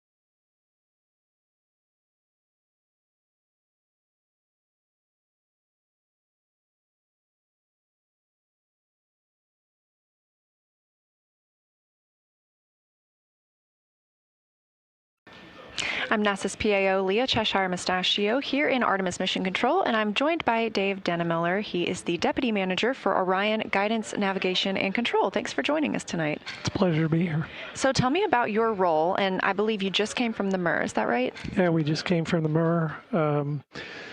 I lead a team of people who developed the guidance, navigation, and control system for Orion. It's kind of a mouthful, but basically, where are we? How do we get to where we want to go? And how do we control the vehicle? We work hand in hand with the people in this room, the flight controllers, and we developed the ProxOps demo and all the other flight ops that we're doing on Artemis II. Well, now that we're through the ProxOps demo, I would love to hear about what your team was hoping to learn during that demonstration. Yeah, it's a very important data collection activity on Artemis II. There are basically three categories of things we wanted to learn. Controlling the vehicle involves a whole loop of hardware, software, and people. So we start with the docking camera view that you saw on the NASA TV. And that goes to the display unit that the crew looks at. The crew has to interpret that image and decide what to do. And they make commands to the computer and the hand controllers that you saw the crew members deflecting. And those go through our algorithms to determine which jets to fire. And then we have some electronics to pass those commands along. And that causes the vehicle to move, which goes back to the docking camera again. So it's a big loop. And the ProxOps was testing that whole loop to see how it worked. The second category of thing is the docking camera. Cameras in space have historically had problems because the space lighting is very, very tough on cameras. The brights are very bright and the darks are very dark, very high contrast environment. So we've done all the testing we can with the camera on the ground, but there's nothing like testing it in the space environment to see how it will really work. And then the third category of thing is that when we got in close to the ICPS, we're doing very, very, very small maneuvers. They're less than 1/100th of a meter per second velocity change of the vehicle. They're so low that our IMU can't detect them. So we need a target vehicle out in front of us so that we can actually see the motion. So we collected all that data, and now we have some stuff to look at post-flight. That's fascinating. And I know pilot Victor Glover was really excited to see, and really quickly, we are getting an amazing view right now, I believe, from Orion, and that may be the Earth or the Moon in the very background.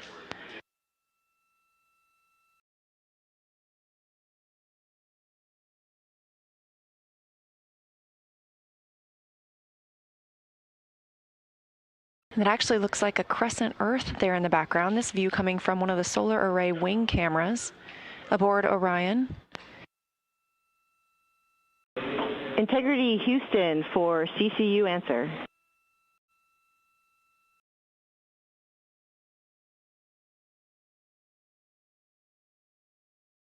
Go ahead. Christina, two options for when you can dump the CCU. One option is today at MET, 6 hours, 35 minutes, which was during a planned dump time for us, or we can find a time for you to empty the CCU tomorrow.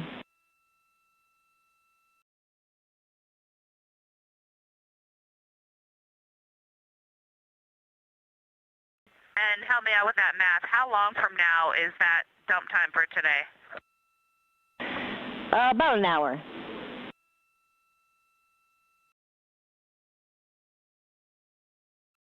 And I think we'd prefer to do the dump today during that time.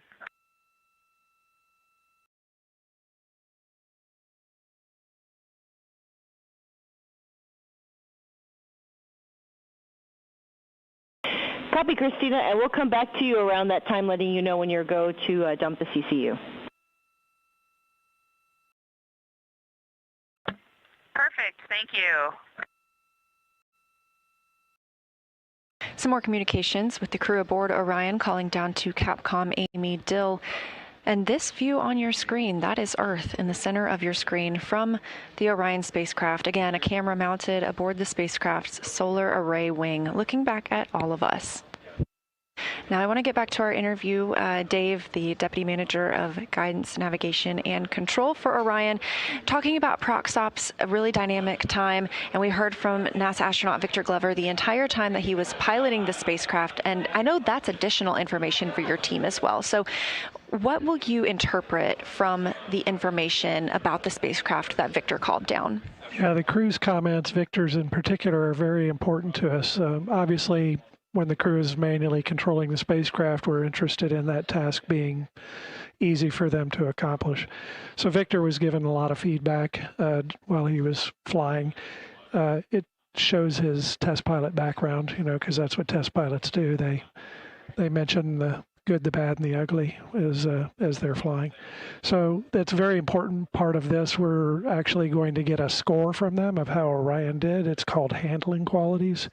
It's a time-tested tradition in the aircraft world that we adopted for spaceflight back in the shuttle days.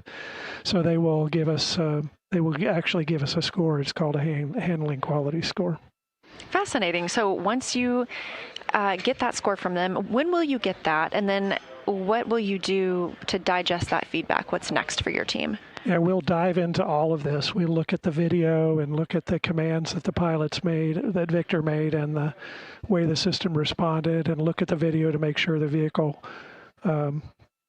did what we expected it to do. And we'll look at all of that afterwards. We've gotten Victor's comments live now, but we'll get more post-flight when we interview the crew post-flight. Well, that's great. And I know that this is not the only time during the mission that the crew is manually flying the vehicle. There's a manual piloting demo coming up in a few days. So is there anything that your team learned today that helps inform how that demo will go, or any preparations? Yeah, there's actually lots of different kinds of manual piloting tasks. The one that we did today is one of the more complex ones. We did it first because we needed the ICPS to be there, and the ICPS we had a limited amount of time before it had to perform its disposal burn. So these other tasks don't require an ICPS. We'll be doing some tasks of pointing the vehicle. We'll ask the crew to point at a star to simulate a future operation where we need to point the vehicle at a target at long range while the target's still at long range. So there's just lots. We're going to turn jets off to simulate a degraded control system and see how the control system responds. So we have a lot of other manual control tasks coming up.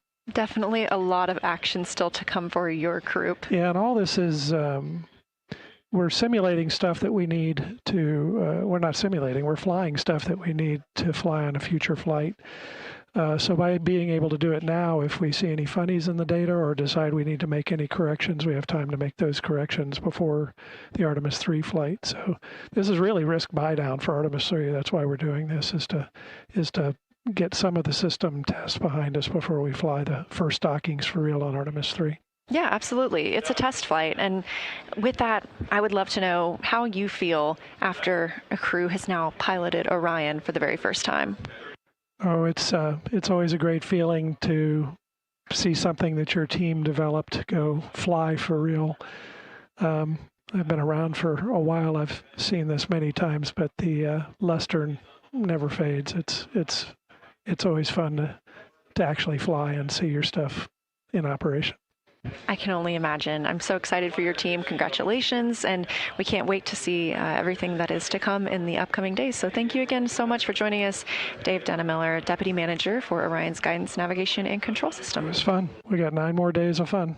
Let's do it.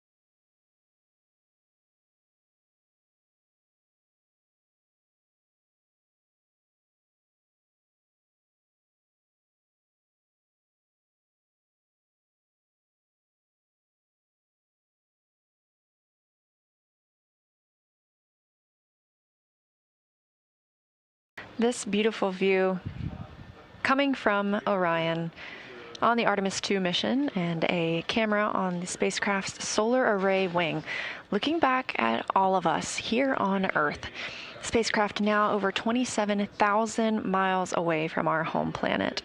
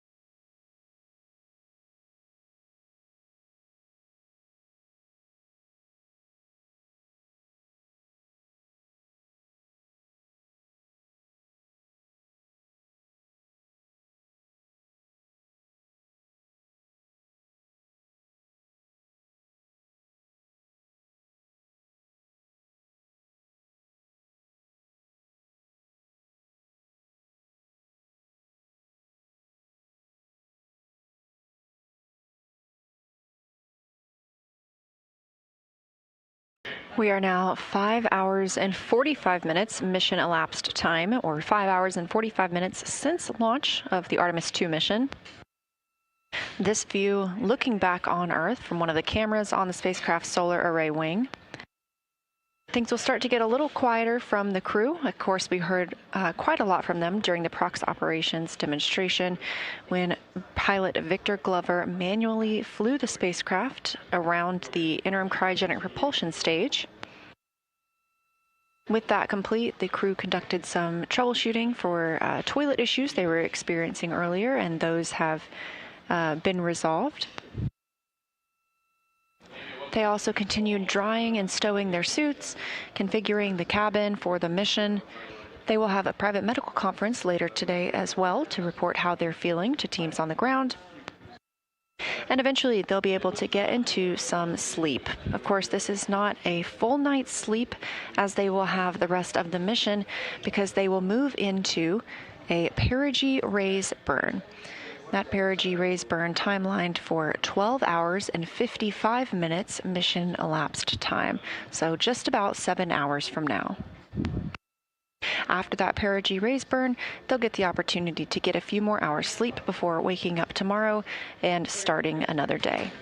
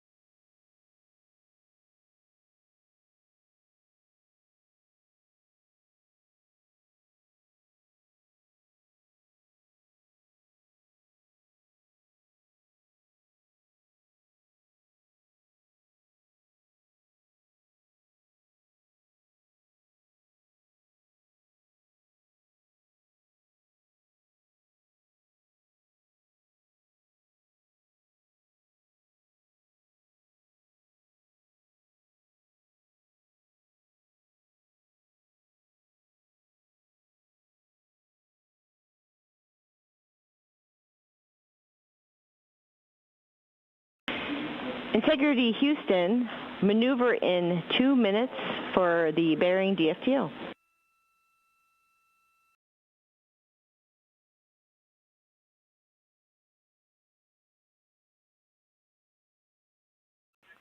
Integrity copies. And timeline question, would you like us to do the PCS O2N2 med checkout activity? Indeed we would, and you are go in step 1.1. Copy all.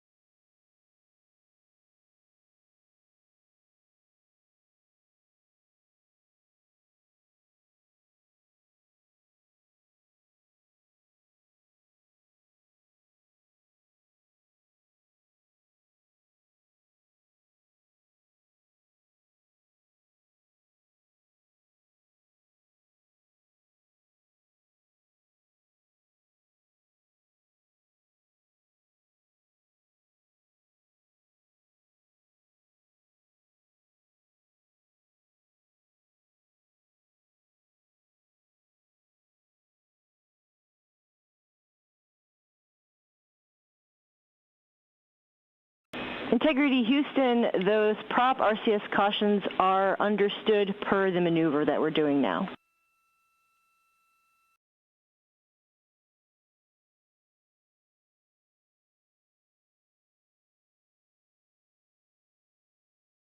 We copy.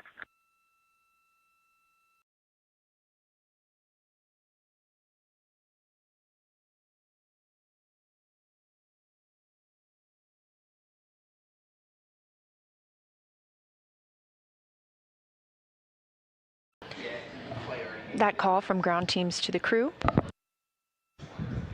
letting them know that any warnings they see on their screens can be ignored. No action is required of them right now.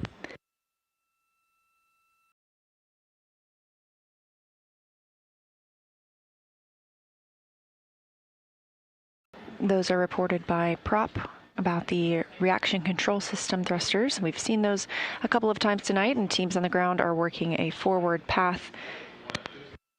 Right now, they'll be able to quiet those alerts on the crew's displays.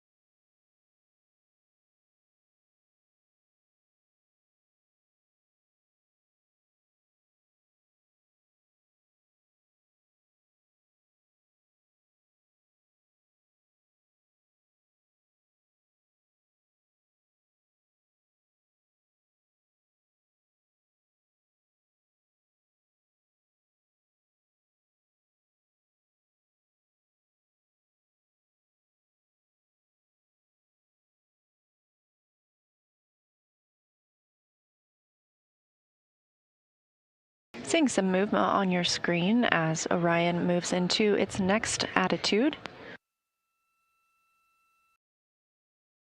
Again, this video coming from the tip of a camera on the solar array wing. You also have a great view now of the European Service Module and that OMS engine. That's the Orbital Maneuvering System engine. This is a NASA-provided and refurbished engine. So far, not including today, it had been to space 19 times on 3 different space shuttles. The OMS engine provides about 6,000 pounds of thrust, and if you strapped it to a car on Earth, it would go from 0 to 60 miles per hour in about 2.7 seconds.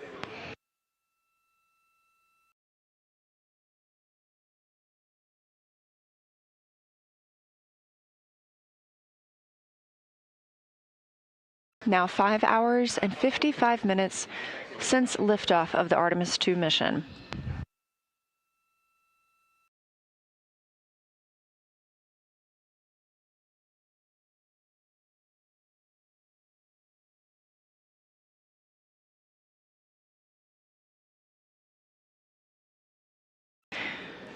The Artemis II crew continuing to configure the cabin aboard the spacecraft. Again, a very long day for them, having woken up about 8 hours prior to launch. Now coming up on 6 hours mission elapsed time.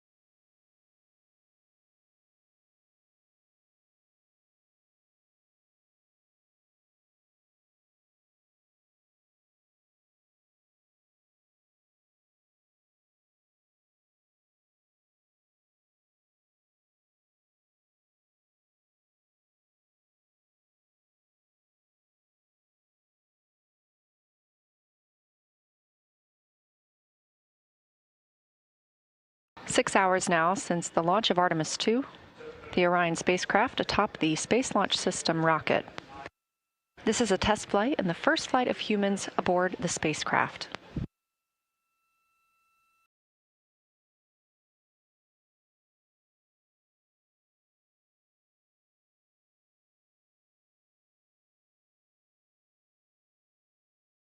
This view on your screen coming from the Orion spacecraft, a camera on its solar array wing looking back at us on Earth. Now we do have 4 astronauts working aboard the spacecraft. The commander is NASA astronaut Reed Wiseman. He's a Baltimore native. He's been in space before, and he was a flight engineer for Expedition 41 aboard the International Space Station from May through November 2014, a total 165-day mission, working on science experiments in areas like human physiology, medicine, physical science, earth science, and astrophysics. He also served as chief of NASA's astronaut office from December 2020 to November 2022. Reed has 2 daughters. We saw those 2 girls waving at him as he departed the operations and checkout building today, boarded the Astrovan, and went to the launch pad. Artemis 2 pilot is NASA astronaut Victor Glover. He was selected as an astronaut in 2013, when at that time he was serving as a legislative fellow in the U.S. Senate. His first trip to space was in November 2020. He launched as the pilot of NASA's SpaceX Crew 1 mission, that was the first operational mission of our commercial crew program, resumed launching American rockets from American soil to the space station since the end of the shuttle program. Victor is a U.S. Navy captain and naval aviator who served as a test pilot. He has more than 3,500 flight hours in over 40 different aircraft. He added a spacecraft to that today as he piloted Orion during the manual flight of the proximity operations demonstration. And he and his wife have 4 children.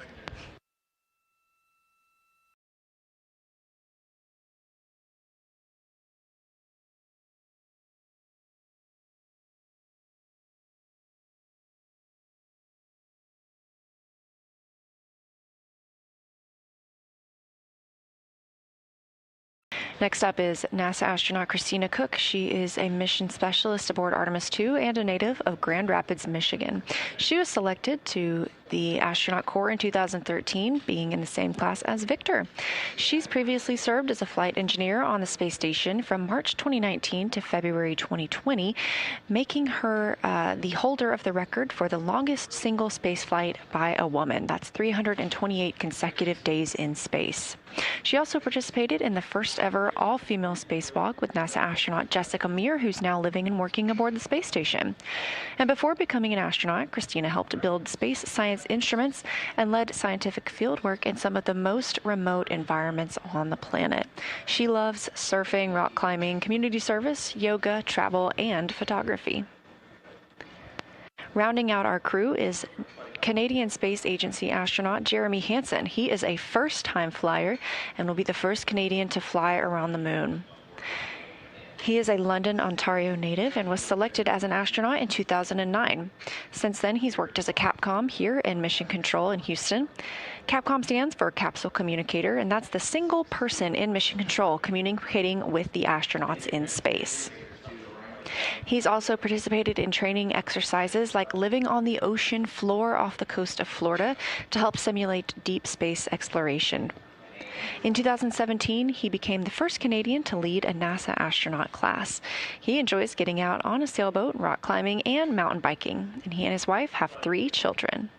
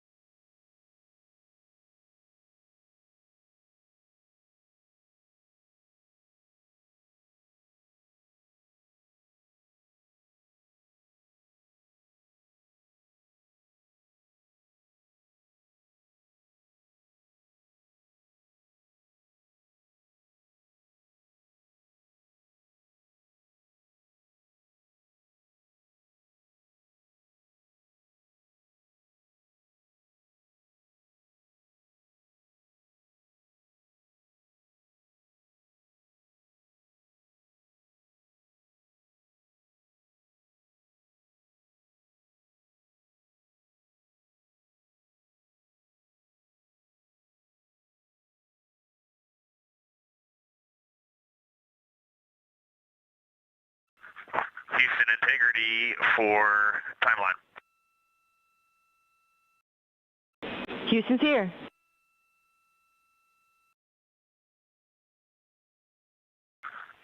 Okay, Amy, we are got the 4K camera encoder installed and the camera is set up. Are we doing scene and voice for PAO, or are we skipping that for today?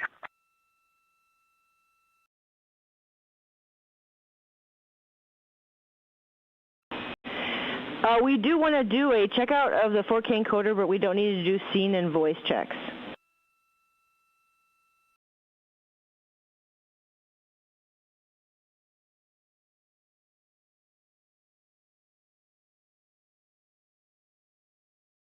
And Reed, that might have not been clear. We won't be doing a formal scene and voice check for PAO purposes, but we'll do a quick one just for the encoder checkout.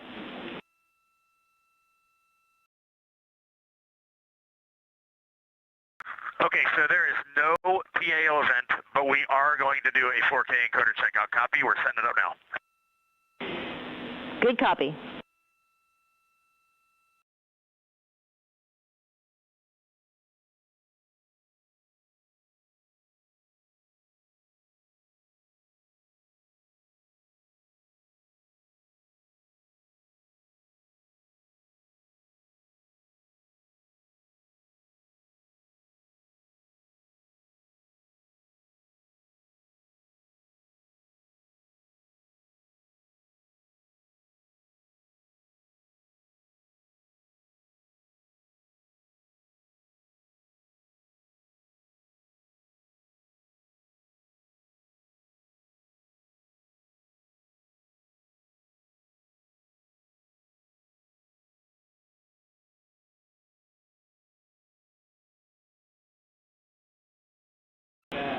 And Integrity Houston, we do have you on video for the 4K encoder checkout.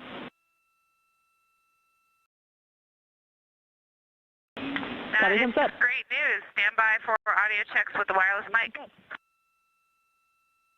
Copy.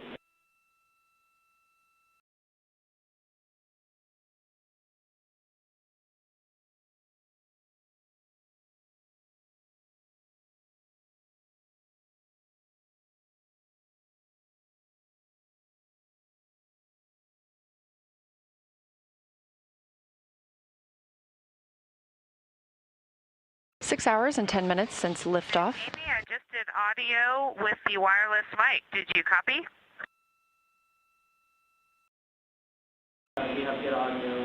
And we copy good audio on the handheld mic.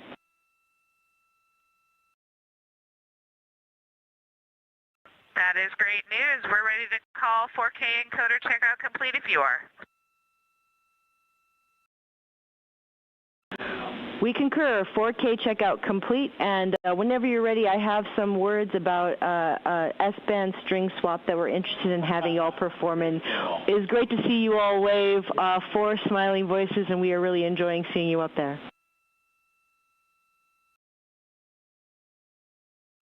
Not as much as we're enjoying being here. That is true. And Rise is also smiling at you guys.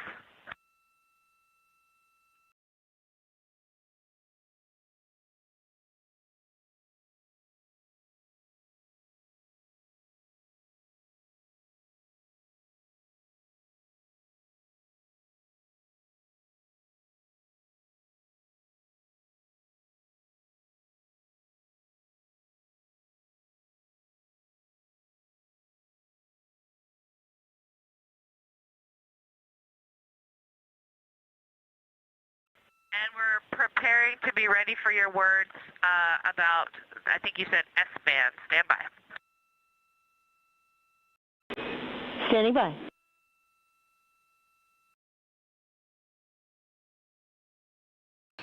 And ahead of our future public affairs events, the crew has completed a checkout of the 4K encoder video and audio. Completing that installation tonight will allow us to have them conduct some events starting tomorrow. This view on your screen coming from Orion, looking back at all of us on Earth. This is coming from a camera mounted on one of the spacecraft's solar array wings. Just a little crescent Earth. Now 6 hours and 12 minutes since launch. The first flight of humans aboard Orion.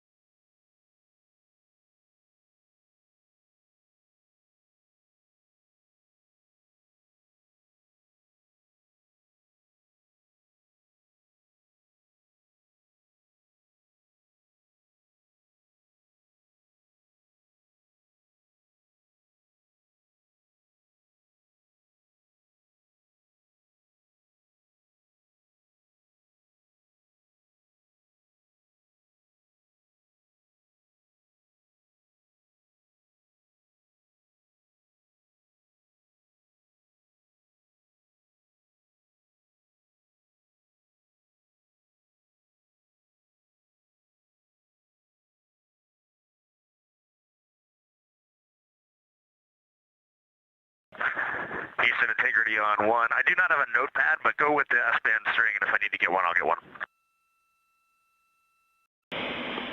Okay, copy. We know you're doing much cabin config, but first off, we did want to check if the EMER mass deploy is complete. Affirmative. Great, thank you. And then for the S-band string swap, we do want you to perform an S-band string swap back to string 1. We think the communication issues earlier in the mission were due to a ground issue, but we want to confirm good comm on string 1. I have a procedure when you're ready to copy. Ready to copy. 21.1.3 for S-band string swap. Perform all steps.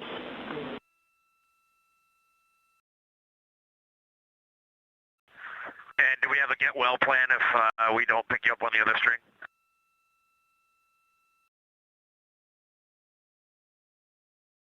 Checking.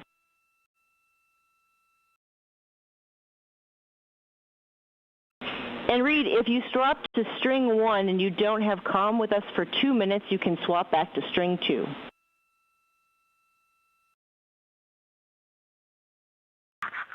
Okay, that sounds good. And can Christina go for her PAO teardown activity?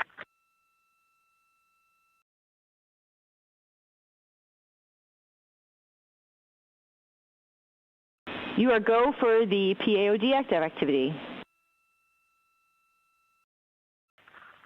Okay, we copy that, and 21.1.3 is going to work, and we have at least one use on fluids in the toilet, and it worked great. We are so happy to hear that.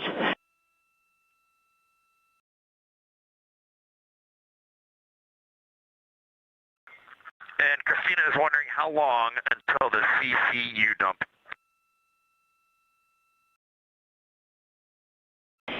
Approximately, standby.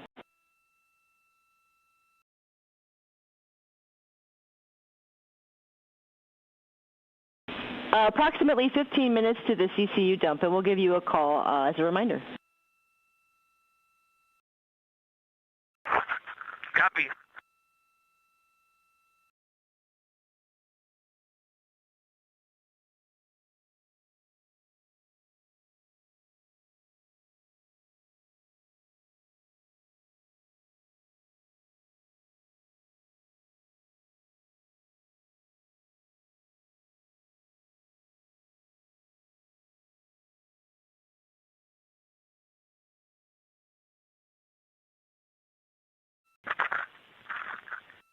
Houston integrity, com check on string 1. Loud and clear. How me? We have you the same. We are on S-band string 1 primary. Looks good. We concur, and we will be staying on string 1.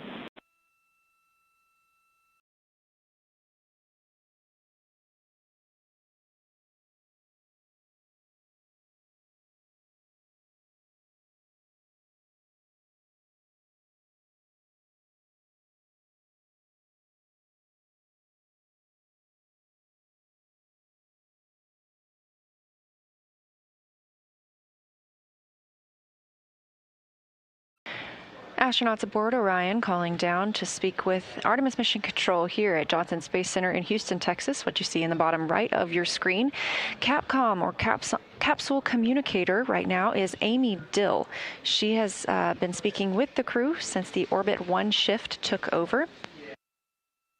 The Capsule Communicator is the only person in Mission Control that speaks directly with the crew. You can see her there down closer to the bottom left of your screen, and right next to her is NASA astronaut Raja Chari.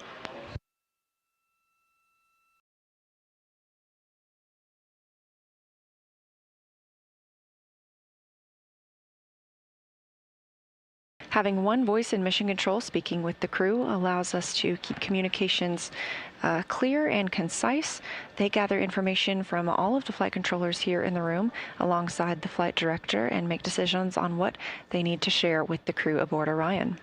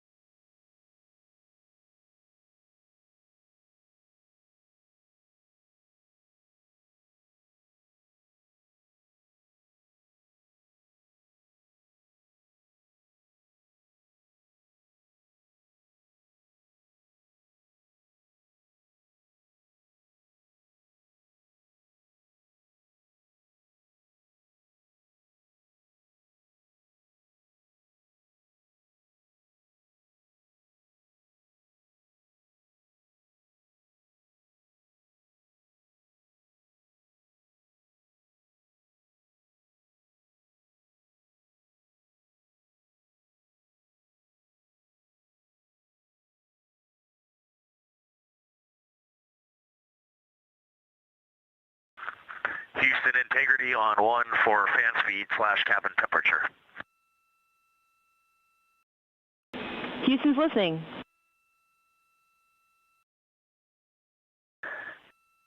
Amy, is it possible to lower the cabin fan speed a bit?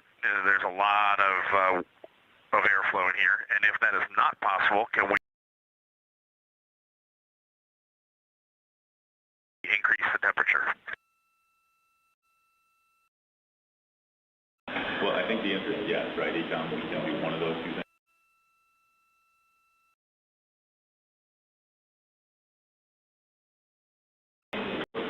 Copy, Reed. We understand the request, and we are discussing how to implement. We'll follow up. Yeah, sounds good. No urgency there, but just know that will be our desire down the road. Copy.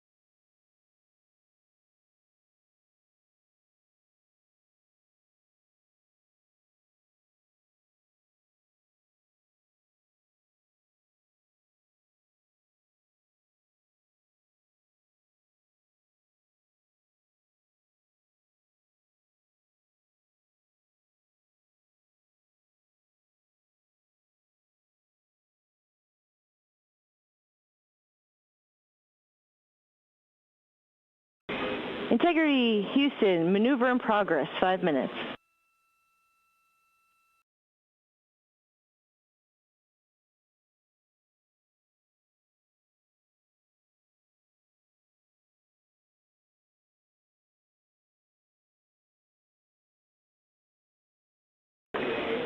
And Integrity Houston for the enabled SM, RCS prop cautions. Those are, again, understood with the maneuver, and we are working to suppress the ones that are enabled.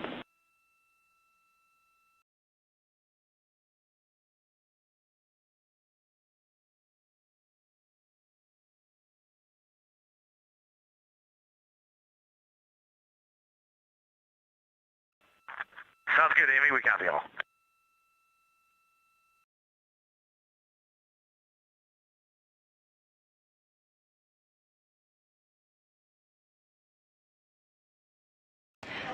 Now over 6.5 hours mission elapsed time, or time since the Artemis II mission began, with liftoff of Orion atop the Space Launch System rocket at Kennedy Space Center in Florida. Since then, the crew has seen the perigee raise maneuver and apogee raise burn before moving into the proximity operations demo. They detached from the interim cryogenic propulsion stage and then used that stage as a docking target. Of course, we did not dock today, but this was great practice for us to understand how it feels to manually fly Orion. So pilot Victor Glover was manually controlling the spacecraft in relation to the interim cryogenic propulsion stage. We also saw CubeSat deployment. Eventually, we had the USS-2 burn, the upper stage separation burn that took us away from the interim cryogenic propulsion stage, and the ICPS itself had its own disposal burn.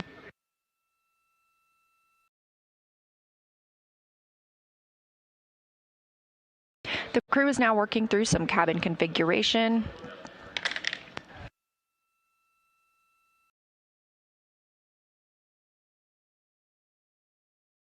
Once their cabin configuration is complete, they will have their private medical conferences to report how they're feeling down to teams here on the ground.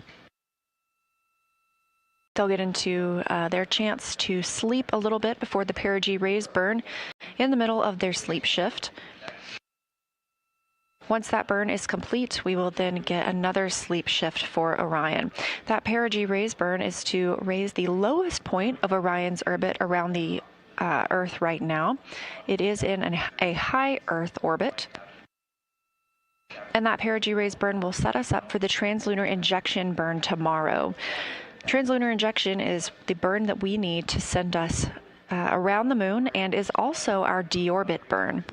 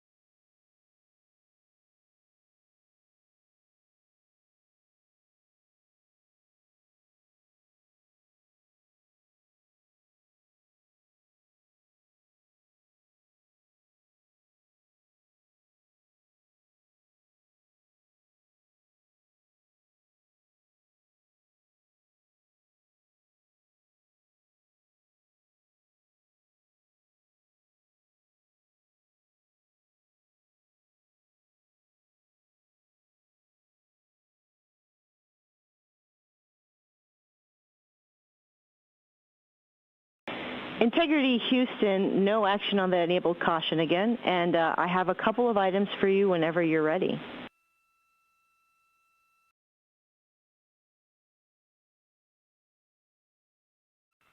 Okay, Houston, we're ready. Go ahead. Okay, first off, to address the cabin environment, we're going to command cabin fan speed lower from the ground.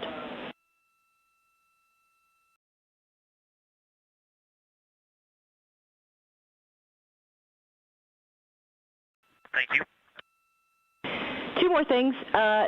Also, you probably already have, but your go to set cockpit and cabin lighting as well as DU brightness per your preference. We are well out of the eclipse. You're right, we have. Thank you. I figured you might have. And we're also at that time where we're ready for you to do the CCU dump, and I have a procedure when you're ready to copy.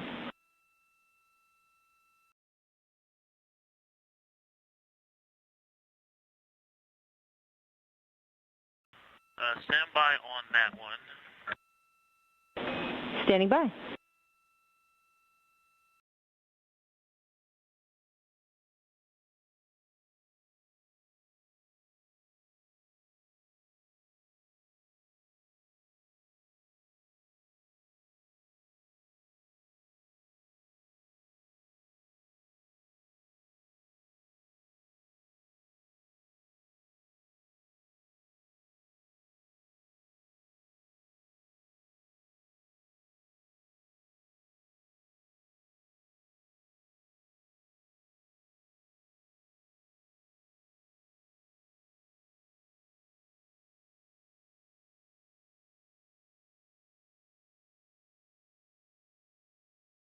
Okay, Houston, we are ready to copy the CCU dump procedure.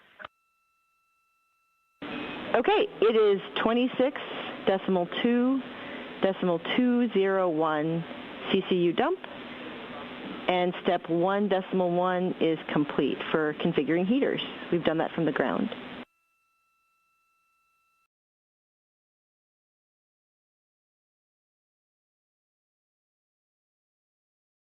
Okay, Houston, we copy. Thank you. And as an additional, once you get there, there's a check step in step 5.1 for confirming heaters reach set point. They are there, so you're good to continue once you get there.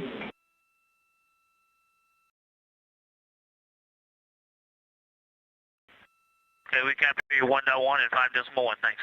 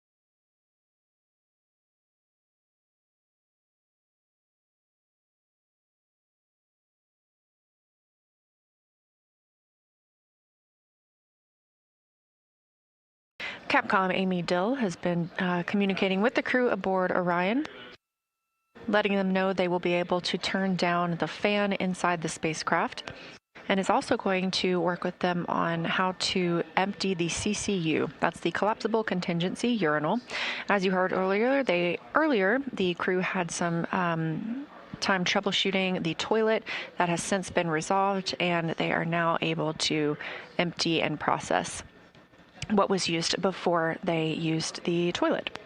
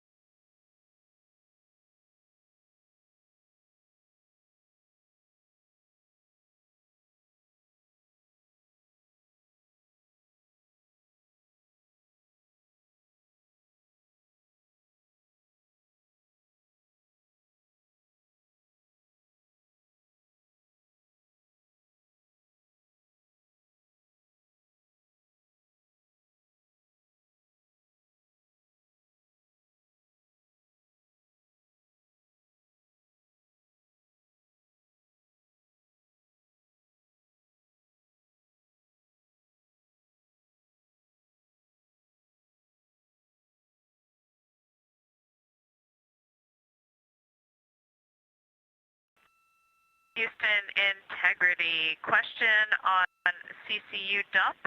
Also a status. The O2 N2 med checkout activity is complete. Copy status. Ready for question. Yes, the CUD-1 ECFA was not installed yet. I have located it. Am I go to remove all of the packaging around the connectors and go ahead and connect it to CUD-1, or is there a procedure I should be referred to for that?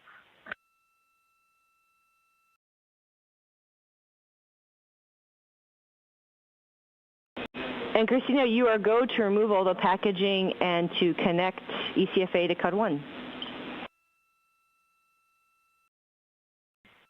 Copy all.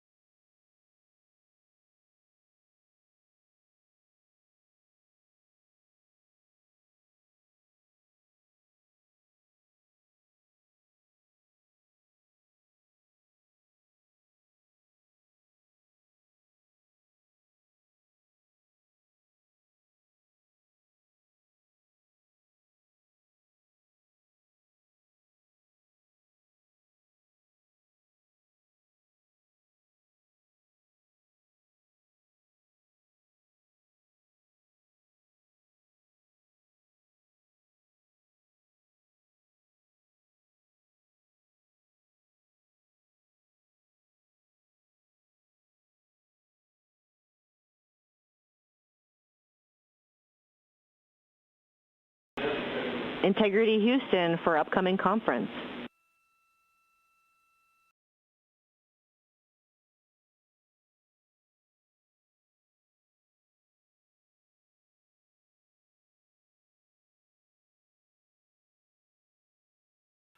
Go ahead for upcoming conference.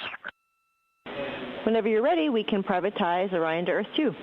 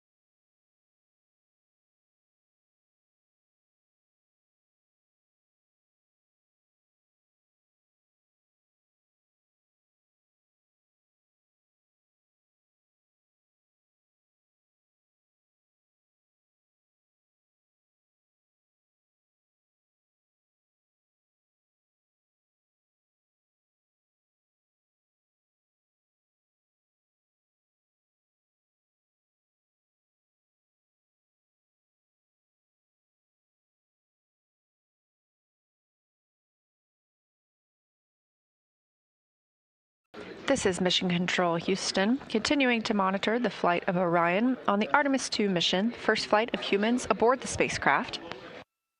Orion is now over 32,000 miles from Earth since launching 6 hours and 48 minutes ago. Again, we're looking at an approximately 10-day mission. The crew will soon be stepping into their private medical conferences. These are scheduled to allow the crew time to report down to the ground on how they are feeling during the mission.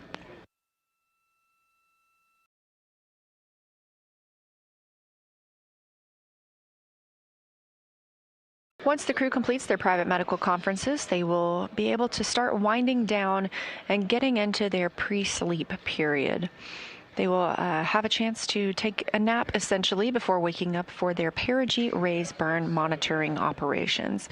Once perigee raise burn is complete, and again, perigee raise burn is to lift the lowest point of Orion's orbit around the Earth, and we are in a high Earth orbit.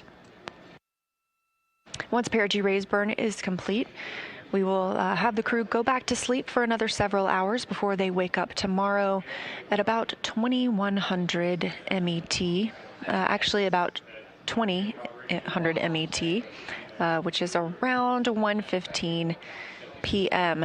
Houston time, Central Time. It'll be a busy day for the crew tomorrow. They will have their first full day inside the spacecraft. They'll have the opportunity to talk about the vehicle status with the crew in Mission Control Houston. They will also begin exercising.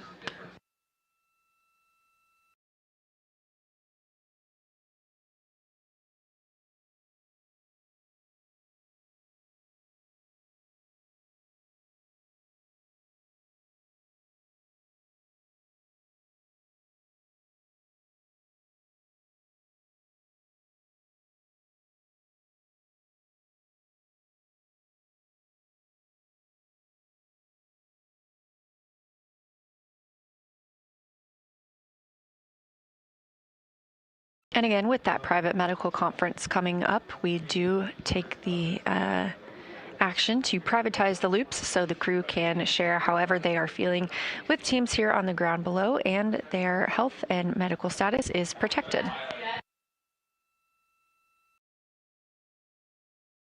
The main thing on their timeline tomorrow will be the translunar injection burn.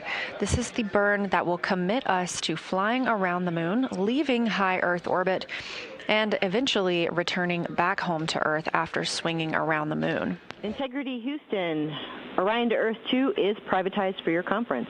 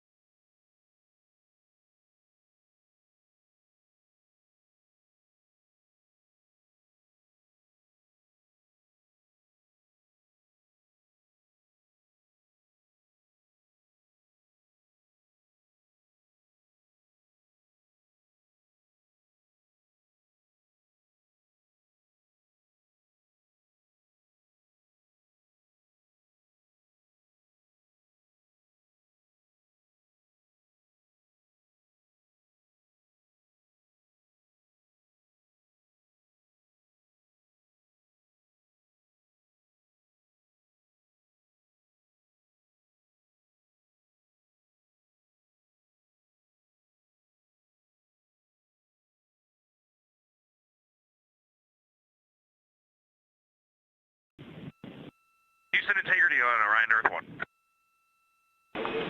Houston's here. You can go ahead and normalize Orion Earth 2, and then Reed is going to have a PCD question. I'm having a little bit of network issues. I need some troubleshooting assistance. Copy. We will normalize.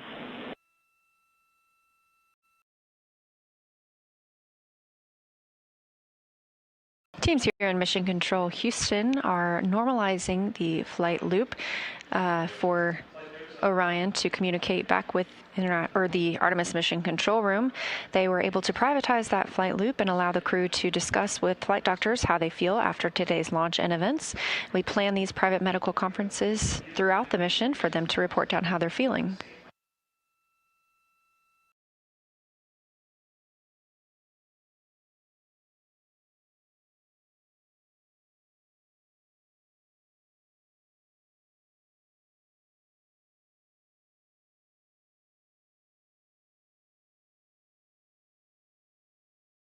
Integrity Houston, we are ready for your PCD questions whenever you are.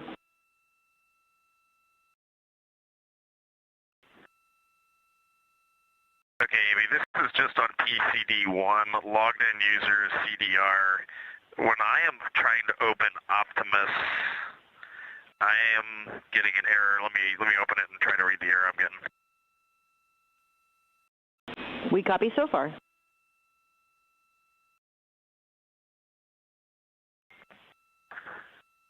So I get a screen that says, "Welcome to Optimus tablet" with an exclamation point, and it says, "We need to gather some basic information to get you started," and it's got 3 questions. But then laying on top of that, about 1/5 of the size of the PCD, is a pop-up window that says, "Network error. Operating system is reporting access to internet as unavailable. Check to see if device has network capabilities enabled." We copy, and we are chatting.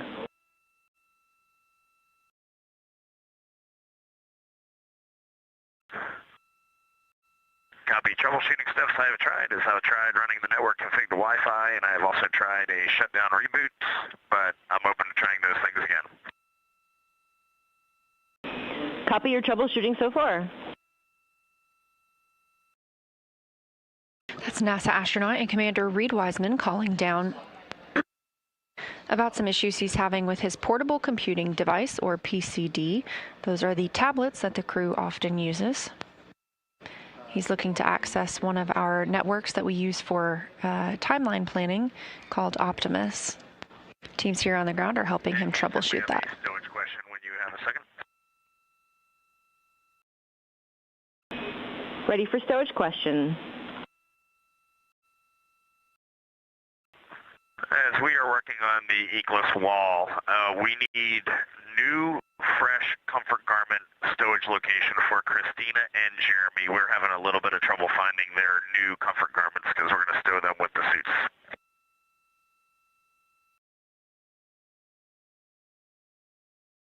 Copy. We will look that up and get back to you when we have it.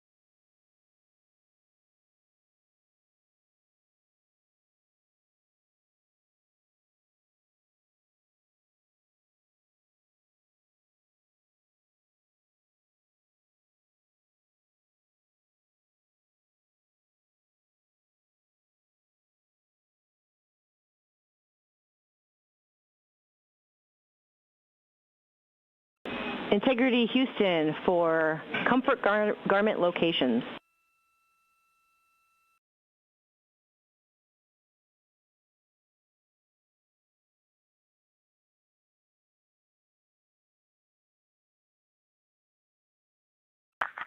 Go.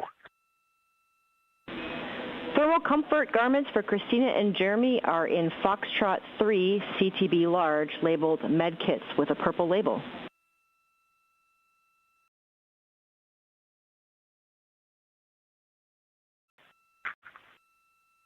Copy, we're checking it out.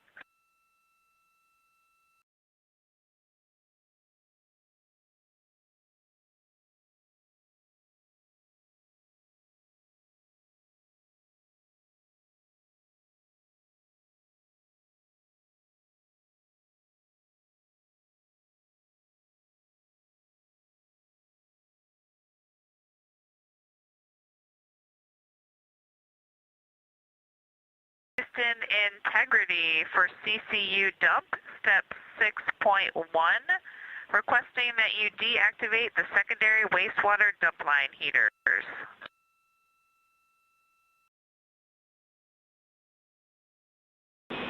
Copy, thanks for the call. We will go ahead and leave those on for your awareness.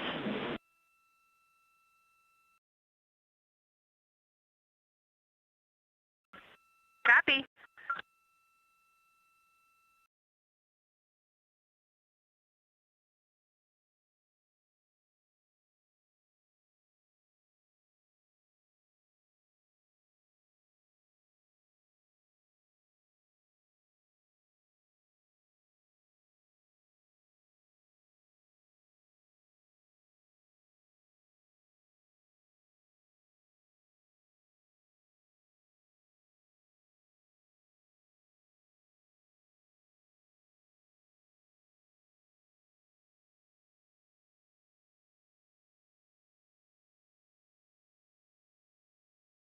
Integrity Houston for read PCD troubleshooting.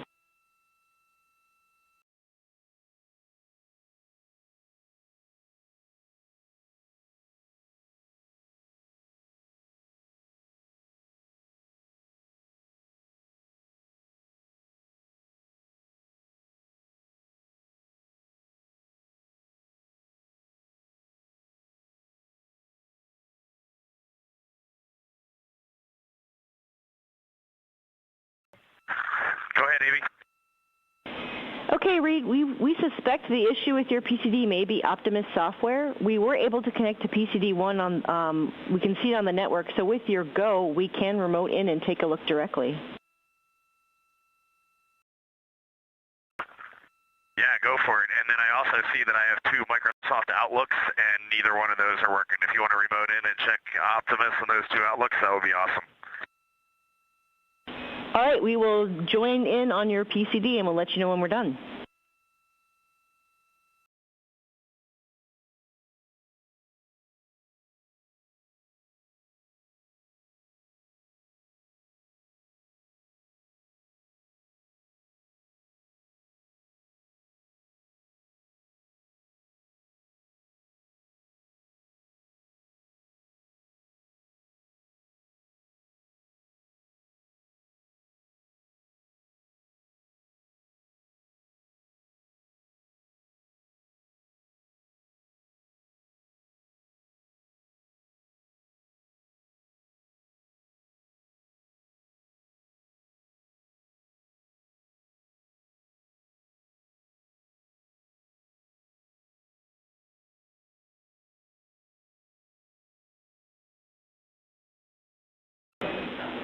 Integrity Houston, for your awareness, we have increased the ping timeout to 2 hours 51 minutes to encompass the KUS PDL Compass.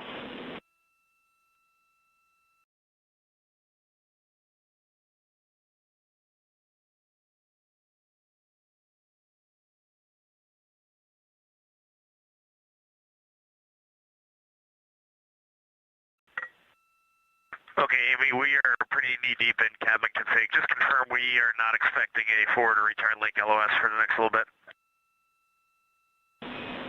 Correct.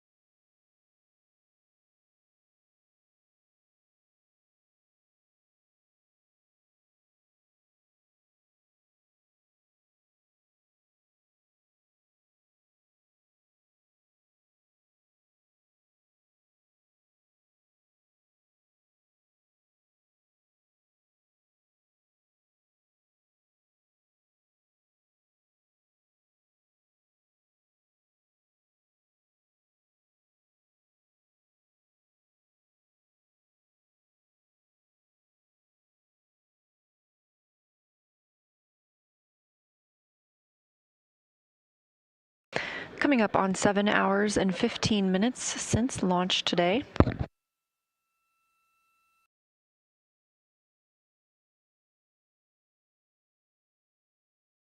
Orion now over 33,000 miles from Earth. Our 4 crew members aboard getting settled in to the spacecraft. Most recently, Commander Reed Wiseman calling down. Integrity, Houston, 1 minute to DTE handover.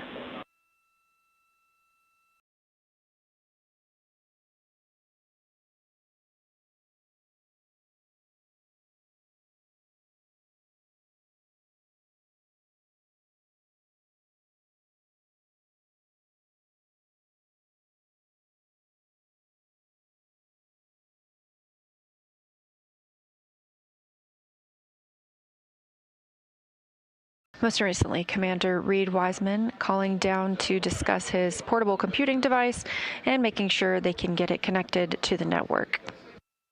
The crew is getting into the end of their day, a very long day for our astronauts. They are officially in their pre-sleep period, working through that checklist, and will soon be moving into the sleep portion of their day.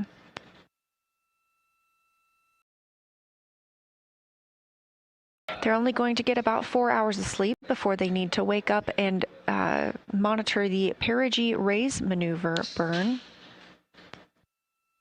That perigee raise burn will lift the lowest point of Orion's orbit around the Earth. And again, we are in a high Earth orbit, a little bit different than what we're used to aboard the International Space Station in a low Earth orbit. At any time, the International Space Station flies about 250 statute miles over the planet, and obviously we are now over 33,000 miles away from our home planet. That perigee raise burn will set Orion up in its proper positioning ahead of the translunar injection burn tomorrow, one of the major milestones on the crew's timeline tomorrow. And that translunar injection burn will be what sends us to the moon and also commits us to coming home.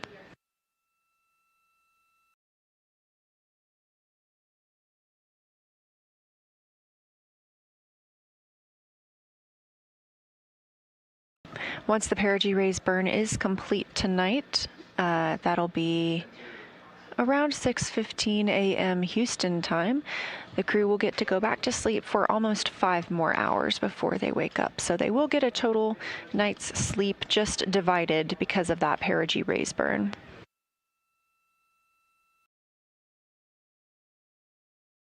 This evening, after completing the proximity operations demonstration, the crew has been working in the cabin to stow everything that they've been using so far and configure it for the rest of the mission. Tomorrow, they'll have time for space adaptation, helping them get used to the microgravity environment. They all have a midday meal scheduled at the same time. Of course, again, they will monitor those burn operations and conduct some exercise.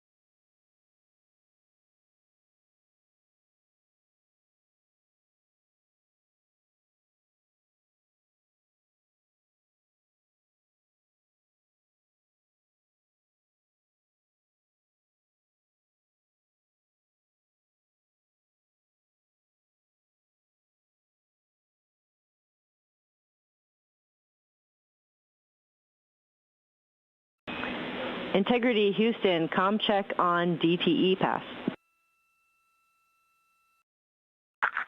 Houston, we have you loud and clear, Alice. Loud and clear. Excellent. We're just going to continue running through cabin config. We copy. And Amy, I got a stowage note for you. We stowed our used comfort garments in Ziploc bags in the F4 locker, in the off-nominal waste management system comfort garment bag, which was empty.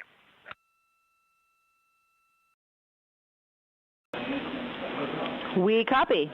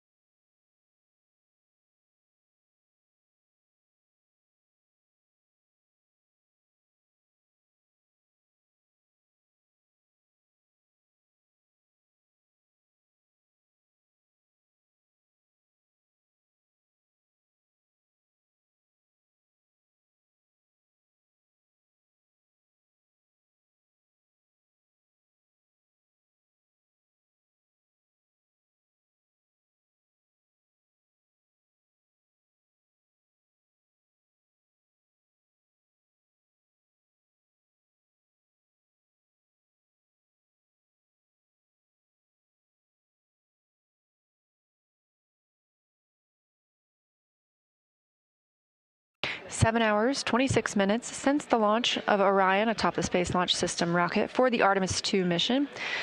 Our 4 astronauts now over 34,000 miles away from Earth. Throughout the mission, astronaut voices, images, video, and vital mission data.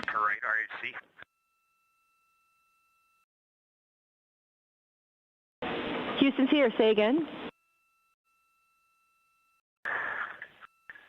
For the right RHC, C2 RHC, is there any way you all can open the RPC for that and save us the commanding?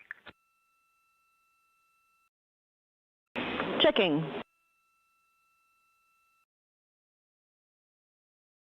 Commander Reed Wiseman calling down about the rotational hand controller that was used earlier during the proximity operations demonstration. And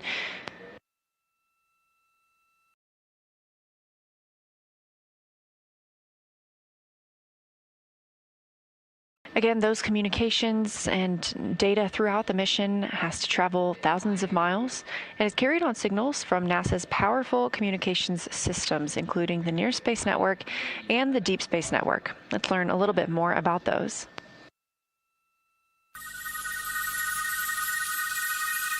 NASA's Artemis II will send 4 astronauts around the moon, preparing humanity for a long-term lunar presence and future journeys to Mars. Enabling communication and navigation for this test flight are NASA's Near Space Network and Deep Space Network. With antennas around the world and a fleet of relay satellites, the networks will deliver vital data to and from Earth through all phases of the mission. The networks are seamlessly integrated at NASA's Johnson Space Center in Houston, Texas, where Mission Control coordinates the network handovers. These transfers represent a delicate dance between the 2 networks, exchanging support as the mission shoots toward the moon. On the launch pad and during their early orbit phases, NASA's Orion spacecraft and Space Launch System rocket will rely on communications and tracking services from the Near Space Network. After its translunar injection burn, the Deep Space Network's global array of antennas will serve as Orion's primary communication support during lunar orbit. As the mission journeys farther into space and away from Earth, signal strength weakens and bandwidth is conserved for crew communications. The astronauts will have a near constant connection to Earth, ensuring their safety on a journey farther into space than ever before. We say near constant because as Orion goes behind the moon, a planned loss in communications will occur. The Deep Space Network will be standing by to reacquire the signal as Orion reappears. The Artemis II mission also provides an opportunity to test new capabilities. Using laser links, NASA will periodically transmit Orion data to showcase the benefits laser communications could have for future human spaceflight missions. The data from Orion, sent by radio signals or laser links, is massive. The mission is gathering images, data, and video, while also generating details about mission health and crew voice files. All of that data gets processed here on Earth, where systems compress it for efficiency. In the future, we'll upgrade these systems on Earth so that image and video clarity improve with each moon mission. With the Artemis II test flight, we're evaluating the communications infrastructure that will help carry us into the future as we explore the moon and journey forward to Mars.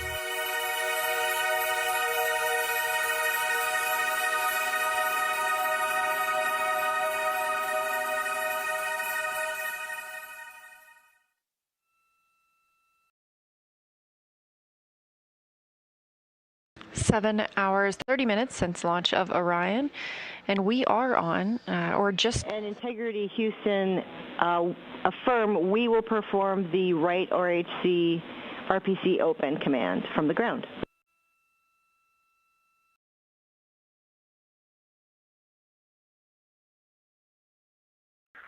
Okay, Amy, thank you very much. That helps.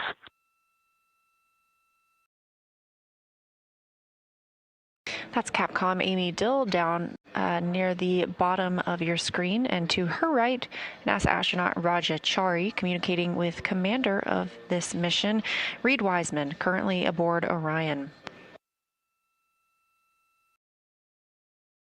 Wiseman initially called out about the rotational hand controller, and Dill confirmed they would activate the RPC, the remote power controller, to alleviate the crew from having to execute that action.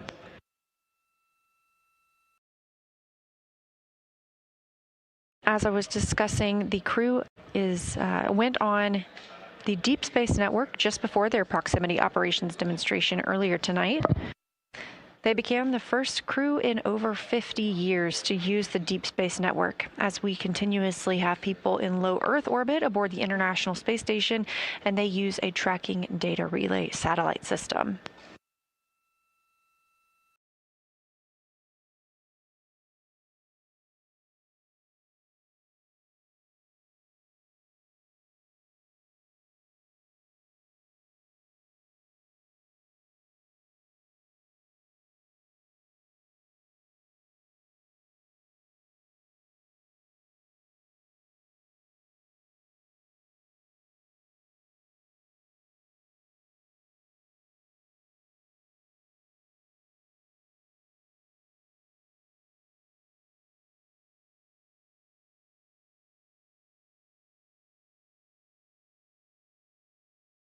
Again, we are going to continue to hear fewer calls from the crew as they are now in their pre-sleep portion of their day.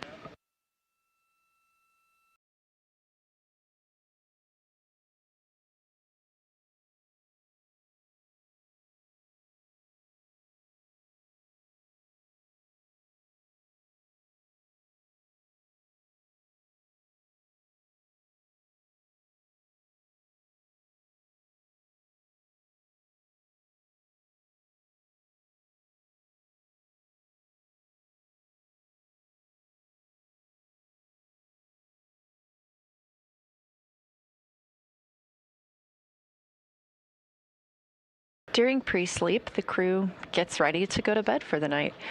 That includes everything from hanging up their sleeping bags to stowing any equipment and personal items to make sure they're not floating about the spacecraft. They also eventually, once all of the rest of their checklist is complete, will install some window shades over the windows aboard Orion. They have the option to do so if they choose. They also have the opportunity to put on earplugs and sleep masks.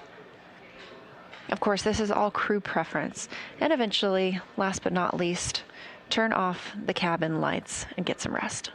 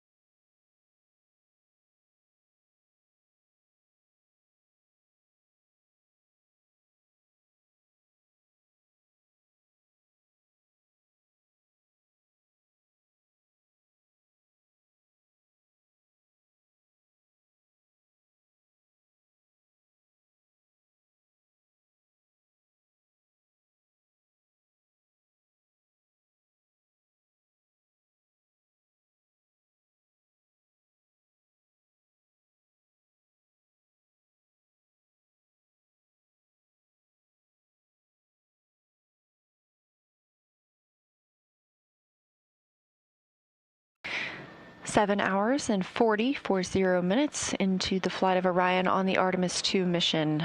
Overall, about a 10-day mission.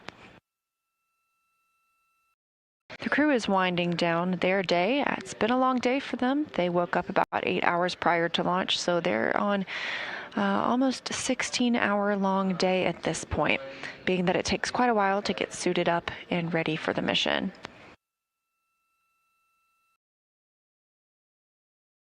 After launch, the spacecraft completed the perigee raise maneuver and then the apogee raise burn before the crew was able to conduct the ProxOps demo. That is when pilot Victor Glover manually flew Orion, the first time anyone has done so, and maneuvered it around the ICPS, the interim cryogenic propulsion stage, which had just detached from the spacecraft. That demonstration was all to help us prepare for future missions in which Orion will need to dock to a lunar lander and descend to the lunar surface. Following the ProxOps demonstration, Orion completed the upper stage separation burn, giving it distance between Orion and the interim cryogenic propulsion stage itself having a disposal burn. Since then, the astronauts have been working about the cabin, stowing their suits that they wore into orbit, configuring the cabin for the rest of the mission, and they also conducted their private medical conferences, speaking with teams here on the ground about how they were feeling after their launch day. They are now in their pre-sleep portion of the day. They're going to get a few hours of sleep before the apogee raise burn, the perigee raise burn. That'll be at 12:55 MET, so about 6:30 a.m. Houston time, just a little bit before that.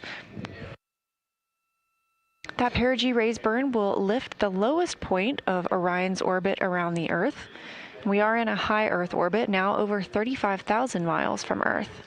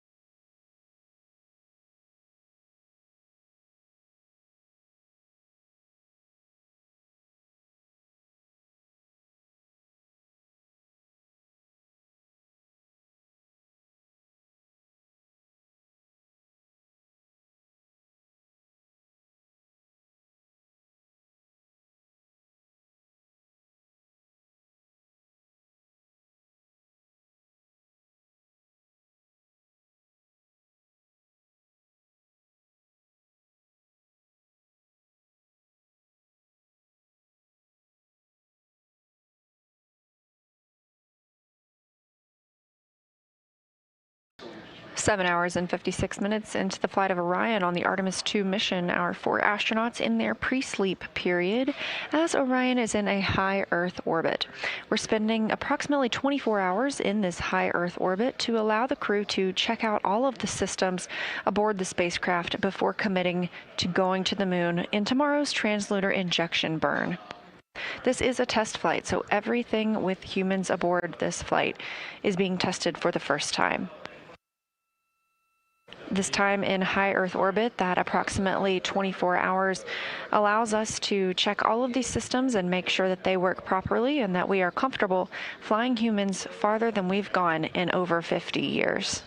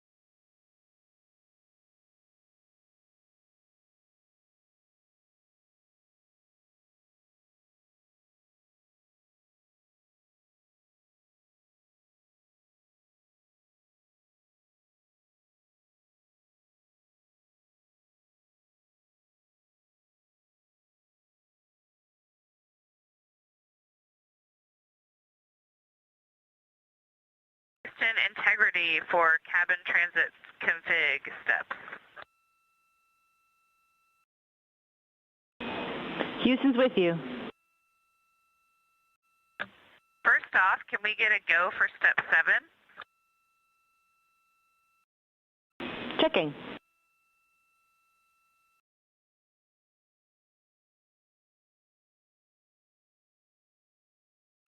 What is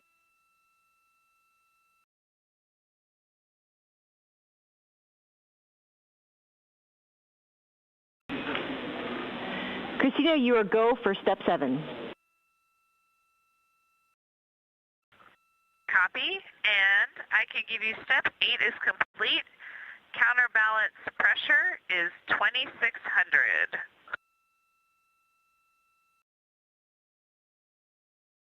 We copy.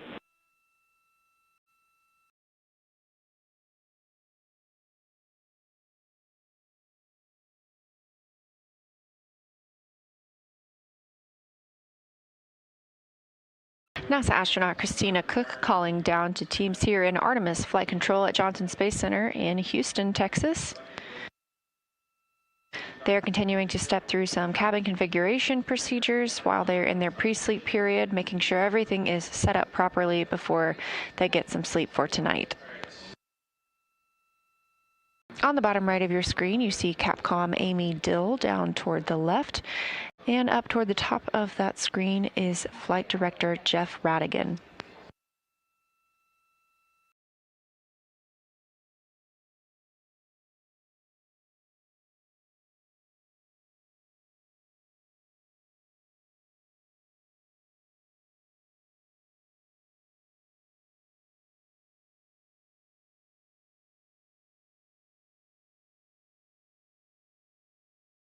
It's been just over 8 hours into the flight of Artemis 2. A successful liftoff and ascent for Orion into a high Earth orbit where we find them now, over 36,000 miles away from our home planet.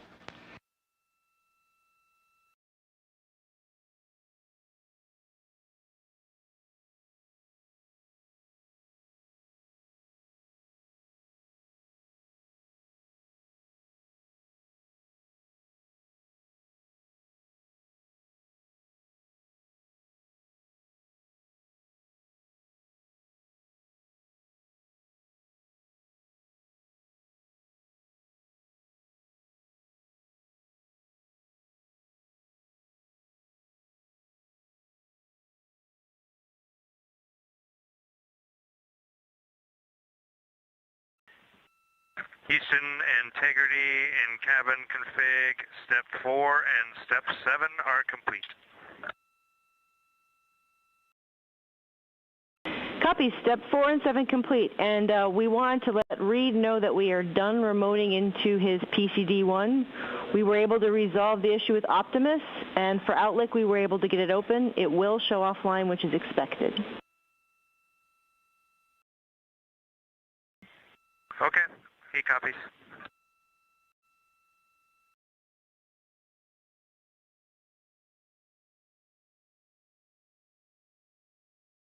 Those calls from Capcom to the crew about an issue Commander Reed Wiseman was experiencing earlier with his PCD, his personal computer device, or portable computer device, I should say, which is how he accesses the internet during the flight.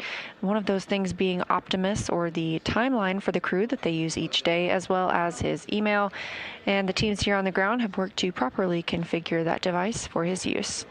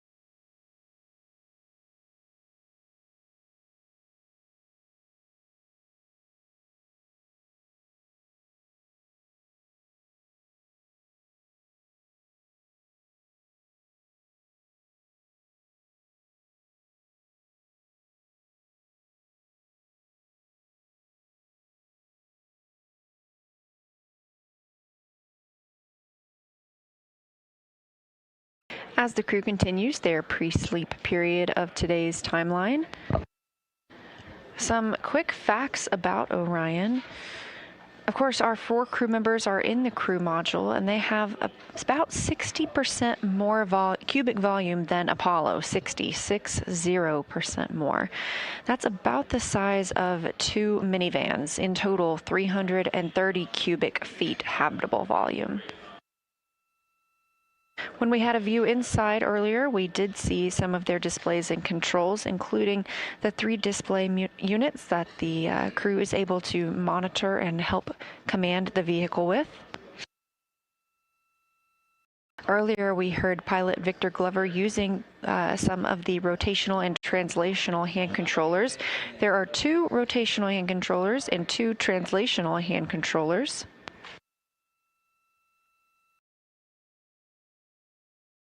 And something that the crew will be working on tomorrow is exercising.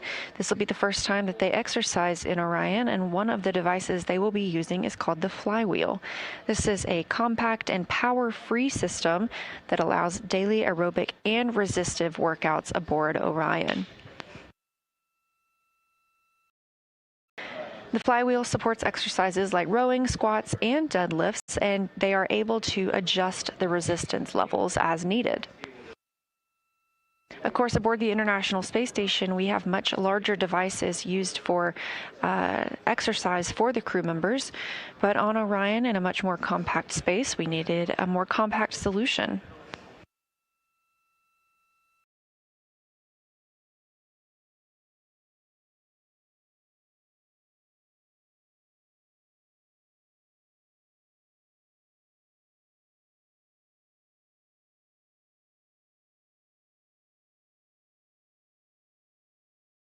In this animation, you can see the 4 solar arrays aboard Orion. There is a camera on the tip of each solar array. We had some beautiful views of Earth from one of those cameras earlier, and we are looking forward to some incredible views of the moon as we fly by on flight day 6.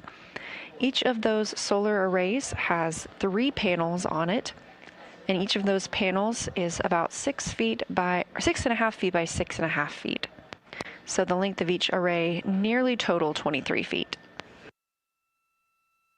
Each of those arrays would provide enough electricity to power 2 3-bedroom homes.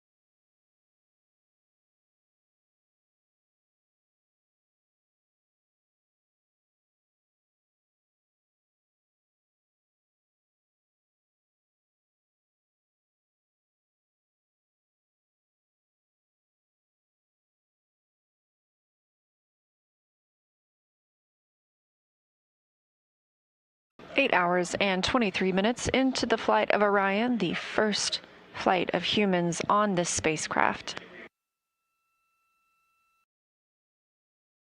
Our 4 crew members, Reed Wiseman, Victor Glover, Christina Cook, and Jeremy Hansen, lifted off today atop the Space Launch System rocket from Kennedy Space Center in Florida. They had a smooth ride to orbit and have since completed all required burns to put them in the proper high Earth orbit where they are now. Earlier today, we also saw them transition to the Deep Space Network. This is the first time in over 50 years that we've had humans back on the Deep Space Network. We have had humans living and working aboard the International Space Station for over 25 continuous years now, but they they communicate through the tracking data relay satellite systems. That was one of many milestones for the crew today. We also saw them complete the perigee raise maneuver, the apogee raise burn, modifying Orion's orbit around the Earth, and keeping us in that high Earth orbit. Being in this high Earth orbit for over 24 hours allows the teams and the crew to check out the systems aboard the spacecraft before conducting the translunar injection burn tomorrow. The translunar injection burn is what will commit the crew and the spacecraft to flying by the moon on flight day 6, and that burn also serves as the deorbit burn for the spacecraft.